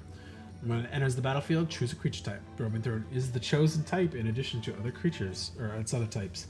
If a triggered ability of another creature you control of the chosen type triggers, it triggers an additional time. So ideally, this is probably going to be Pirate Discover, Merfolk Explore, maybe, I don't remember what vampire triggered abilities they have. Maybe gnomes have something too, but I don't think so off the top of my head. So yeah, Merfolk and Pirate and Dinosaur are probably the 3 main ones for this. Maybe Vampire. But yeah, 4/4 for 4 with Ward 2 is pretty solid. And then also being like a Merfolk or Dinosaur for those relevant things is good. The one I immediately thought of, this is absolutely a C+ card, was the, where is it? Deeper Pilgrimage in blue. Whenever more non-token Merfolk you control become tapped, create a 1/1 blue Merfolk creature with hexproof. This is a Merfolk. Every time this and other non-token Merfolk you control tap, you get to make 2 Merfolk. It's very good. I like it. Millennium Calendar. Okay. 1 mana legendary artifact. Whenever you untap 1 or more permanents during your untap step, put that many time counters on the Millennium Calendar. 2, tap double the number of time counters on the Millennium Calendar. When there are 1,000 or more time counters on the calendar sacrifice, each opponent loses 1,000 life. So this is a win the game card. I love win the game cards. Let's see. So you pay this out, and I won't be able to tap 2 on the first turn, but the second turn you'd untap 1, so that puts a counter on this. You'd play a land, pay 2, tap it, double that to 2. Go to your second turn, untap 2, you put 2 more on this, that's 4. So you can tap this, double it to 8, play another land, maybe another creature if you're lucky for a 1-drop. Go to turn 3, untap your 3 lands. That puts that on there. It's 11. You play another land, play another creature, pay 2 to double 11 to 22. Go that, untap 5, maybe 6 if you've got another creature available. And this, I guess, too. So I should probably add like another 4. Yeah. So like, you could get there pretty quick. But I think it would still be like 7 or 8 turns at the very least. If you had some way to untap this more, I know there's a blue artifact golem that can do it, but keeping track of this is going to be pretty funny in games. It's not that good, but I'll absolutely try to win a game with this. Get it first turn, slap it down, tap, tap, tap, tap, tap, tap, tap, tap. Go for it. Ixalan, the Great Door. Legendary artifact. Draw a card, discard a card. Transform Ixalan, the Great Door. Pay 4, tap it to do that. Draw only if there are 4 or more permanent types among cards in your graveyard. Add X to the number of any one color, or X is the number of permanent cards in your graveyard. Yeah, it's a weird one. Permanent types is a little more hard.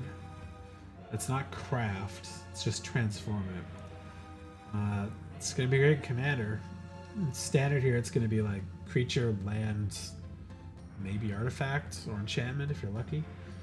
And then get like 3 mana out of it. Like a D plus at best, just for the loot effect, and then maybe flip it easily. Hunter's Blowgun. 1 mana equipment. +1/+1. Equipped creature has death touch as long as return. Otherwise, it has reach. I like that one. That's fun. Lets you equip creature that you want to get through combat a little easier, or force like a trade or 2 with it.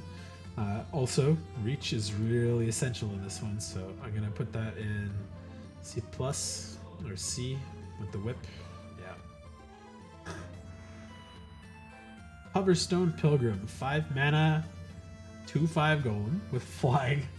Okay. Ward 2. Put target card from my graveyard on the bottom. Oh, it's this card again. Okay. Put target card from my graveyard on the bottom of its owner's library. That's fine. Ward 2 is fine. It's kind of funny that it's Gurren Tapa Tengen Tapa Gurren Lagann is basically what that card is. Yeah, it's okay. The dice colorless flying dealer in any color basically. Prevents you from milling out too. Okay. Disruptor Wanderglyph. 4 mana, 3/4 golem. Whenever Disruptor Wanderglyph attacks, exile target card from an opponent's graveyard. Yeah, it's about a C. Exiling 1 card's not the end of the world. It's pretty strong-ish against the cards that care about the graveyard stuff, especially for Descend. But it's not that strong either. Colorless helps. You're not going to be stuck in any particular color. It might be a sideboard. Ixalan Conservator. 2 mana, 2/1 gnome. Sacrifice Darkside Conservator. Exile up to 4 target cards from a single graveyard. Activate only as a sorcery. When Ixalan Conservator dies, you may pay 4. If you do, discover 4. That's interesting. That's a nice Descend countermeasure, and if you've got the mana, you could replace itself. That's a pretty good one. I like that. That's a C+. 2 mana, 2/1's okay too, just on its own stats. Like, I'm pretty happy to play that and swing a couple times with it.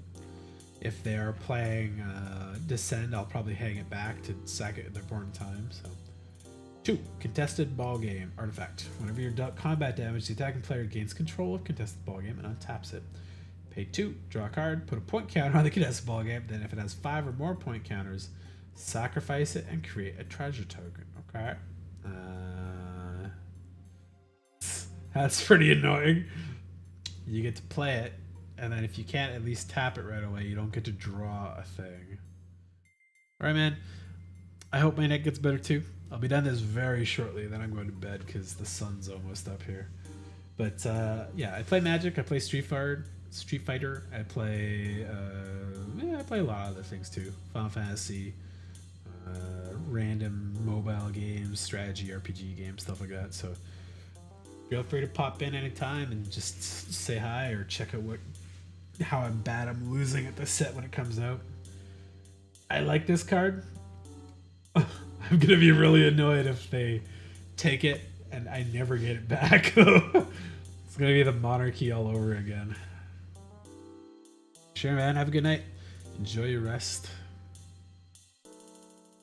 Yeah, this could be a frustrating card to get taken from you and never play it and never get it back though. But I really like. There's a guy from Khans of Tarkir.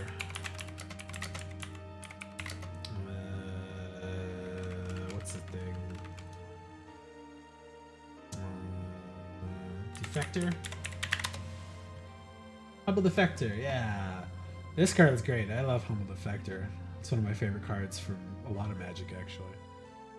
That card feels a lot like Humble Defector, but like, no, I take it. You don't get it back if I have a better field than you do. Compass Gnome. That looks fucking crazy. 2-mana artifact gnome 2/1. When Compass enters the battlefield, you may search the library for basic land or cave card, reveal it, and put that card up. That's a better search card, and it's costed better than the other one too. I think I put that as like a D+.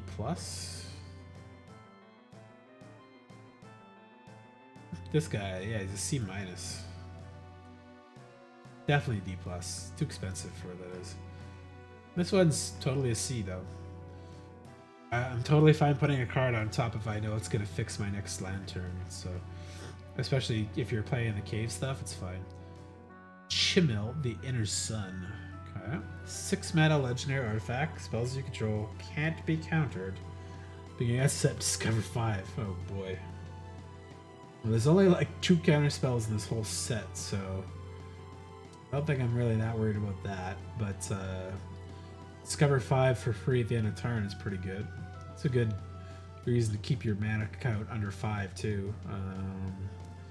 This is gonna wreck some commander games for sure. 6's a little expensive for like a semi-game winning effect, but I'll put this a D+. Like the Discover 5 every end step is probably gonna be pretty strong. It's pretty expensive though, so I'm not too worried. Cartographer's Companion. 3-mana 2/1 gnome. Lots and lots and lots of gnomes. When it enters the battlefield, create a map token. It's like a C-. Map token is not exactly an extra power. It's not exactly an extra land. It's not exactly an extra draw. You gotta pay for it, so I'm not super stoked on those. Reading Minecart. 3/3 vehicle with 3. Crew 1. When it attacks, create a treasure token. That's a good vehicle too. Man, all the vehicles in this set are great. That's a straight up C vehicle for me. Making treasure tokens is really strong. And Crew 1 is a sweet, easy spot to trigger that. There's lots of 1/1 tokens in this set. The treasures are good. More artifacts for all the artifact synergies. Buried Treasure. 2-mana artifact. Sacrifice it. Add 1 mana of any color. Oh, it's just a treasure. Nice. Exile buried treasure from your graveyard. Discover 5. Activate only as a sorcery. That's pretty dope. Sucks that costs 2, but it's gonna fit artifact strategies, and it's a good sort of delayed fixing thing. So the Discover 5 is also pretty strong. I'll say this is D+, because that's not exactly what you want in artifact strategies, but it does its work. Okay. Oh, I've been like leaning off the camera. Volatile Fault. It's a cave. Add 1 colorless. Pay 1. Sack it. Destroy target non-basic land and opponent controls. Play my search the library for basic land, and you create a treasure. I don't like that as much as the other like destroyed ruin kind of things. Sort of replaces itself, but you're down a land, and that's less good than a treasure. Let's say D+. Sunken Citadel. As the battlefield, choose a color. Add 1 mana of the chosen color. Add 2 mana of the chosen color. Spend this mana only to activate abilities of land sources. Weird. Interesting. D+. It is also a cave. It's cool art though.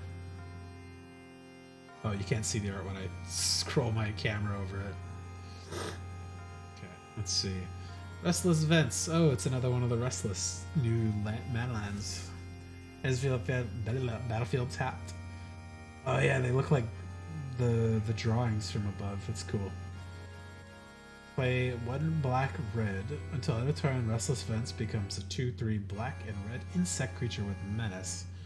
Still land whenever it attacks. You may discard a card if you do draw a card.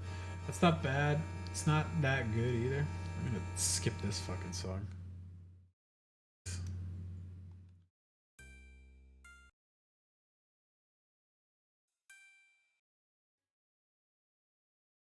Restless Vents is not bad. It's nice and aggressive. Looting is okay too. I like the fixing, so I'll say C+. Restless Ridgeline. It's a big dinosaur spine. Pay 4. Becomes a 3/4 red and green dinosaur until end of turn, and it's still land. Whenever it attacks, another target attacking creature gets +2/+0 and untap the creature. So give pseudo vigilance and +2, and it's a 3/4 for 4. Some of the value differences between these lands costs and stuff is kind of crazy. This is a 3/4 for 4 and +2 and untap a creature. There's a 2/3 for 3. And you can loot a card. Okay. Ugh. 3 power difference and an untapped creature for 1 extra mana. Restless Reef. I don't like that this is not an overhead drawing the way the other ones are. It's just a big shark in the background. Restless Reef enters the battlefield tapped. Pay 4. It's a 4/4 blue shark with Death Touch. Still land. Whenever it attacks, star player mills 4 cards. That's not bad. It's interesting. And yeah, Death Touch is okay. Mill is somewhat okay. That may help or hurt them. Better than the ant. You can mill yourself too, which is a nice target for this set. So, Restless Prairie. It's a big bird or llama from the sky. Oh. Pay 4. 3/3 llama with no special effects. Oh, that's expensive for that. Other creatures you control get +1/+1 to end a turn. That's a good way to trigger those 2 cats. Especially if you're in green white. Oh, fuck my soldier. My soldier. My shoulder and my neck are just getting stiffer. I'm gonna have to go to sleep soon. This one's more expensive, but the effect's better, so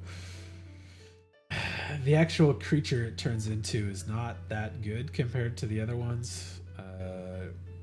The effect is pretty good if you can go wide enough. It's still better than Restless Vents, I think. Anchorage. I like the art on this one a lot. It's a cool island city thing. 2/3 white-blue bird creature with flying. Create a map token. That's a good one. It adds the maps for artifact stuff and Explorer, and it's a flyer. That's a big bonus, and it's cheaper. And Explorer is not quite as good as Looting, but like that one's, I think, the best of those lands. The dinosaur. Let's put the prairie down with this guy too. The shark and the dinosaur one might be better in the end, but just because they're bigger. Promising Vein in a cave. Pay 1, sacrifice. Search your library for basic land card. Do you really want to do that? I thought you want to keep your caves. It's like a slower exploring wilds. plus, but maybe necessary. Pit of Offerings, another cave. Pit of Offerings in his battlefield, exile up 3 cards from graveyards. Add 1 mana of any of the exile cards' colors. Okay, so it doesn't have to be your graveyard. It can be anybody's graveyards. And it can fix stuff that's been milled and remove Descend off of other people. You probably don't want to play this if you're Descend. Unless you're exiling non-permanent cards like instant and sorceries. It's an interesting one. That one's better, for sure. I'll let us see. You definitely have to wait to play it, which is maybe not best thing for a lot of lands. Hidden Volcano is a cave as well. Add 1 for red. Pay 5, sack a Hidden Volcano, discover 4, activate all as a sorcery. It's okay. Discovery is interesting and possibly strong. Hidden Nursery. Discover 4. Okay, it's also the same thing. Okay. Sure, that's C-. Hidden Necropolis. Discover 4. Okay. Seems like all of those hidden ones are probably going to be just Discover 4. That's pretty good. I mean, that fits all the colors, and it's playable in each of the decks, essentially. And you're not gonna feel bad about throwing all of those in the 5-color caves deck if you do that. Forgotten Monument, another cave. Other caves you control have pay 1 life, add 1 mana of any color. There's a payoff to do 5-color caves. Not really like a big 5-color though. Not a big 5-color like mythic thing to play or anything. Echoing Deeps. We have Echoing Deeps, and in the battlefield is a copy of any land card in the graveyard except it is a cave in addition to its other types. This is like a standard or commander card, I think, more than anything else. But it's not that good in limited, I think. There's not that many times cards are going to be strictly in the graveyard for it to copy. Cavernous Maw. Pay 2, becomes a 3/3 elemental creature until end of turn. It is still a cave land. Activate only if the number of other caves you control plus the number of cave cards in your graveyard is 3 or greater. That's annoying. You need at least 3 caves in play to make this actually work. Otherwise, it's just a colorless cave. That's D+. It's not that good. Cabin of Souls. It's amazing. Counter spells don't really matter in this limited environment. There's like 3, I think, total. But it's a very good card still. Just the best of the D+ cards. At least it lets you pay mana of any color for those creatures. So if you're really heavy in the dinosaurs, you can play 3-color dinosaurs, because there's only 1 blue and maybe 1 black dinosaur. There's a couple white, a couple red, a couple green. Captivating Cave. Pay 1, add mana of any color. Pay 4, sacrifice Captivating Cave, put 2 counters to target creature. That's the good one. It's a Crystal Grotto, but it's got a better effect on it as well. So C+. Yeah, it's a fixer, and then it's a pump when you have the mana for it. So, my shoulder. All right, there's my list. Oh boy.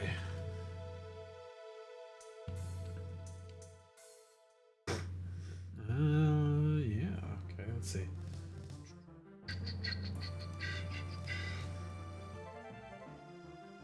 So most of them have an A tier mythic. White's got a B and an A. Blue only has a B tier. Red has 2 B and above. Green's pretty close to having 3 full ones up there. 2 multicolor ones. It's interesting. It's not a bad set. It's pretty balanced. I think there's a lot of good C tier cards to draft around. Yeah, there's a couple really poor cards, I think.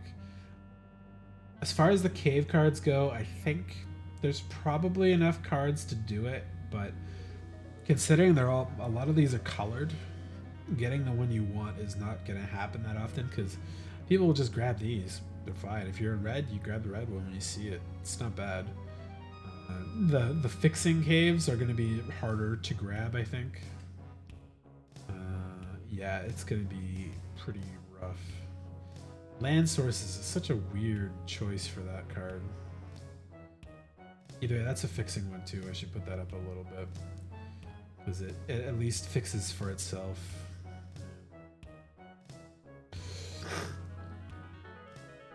There's only like 10 caves available in the whole set that aren't on the backs of other cards, so I don't think that's going to be a very good cave deck.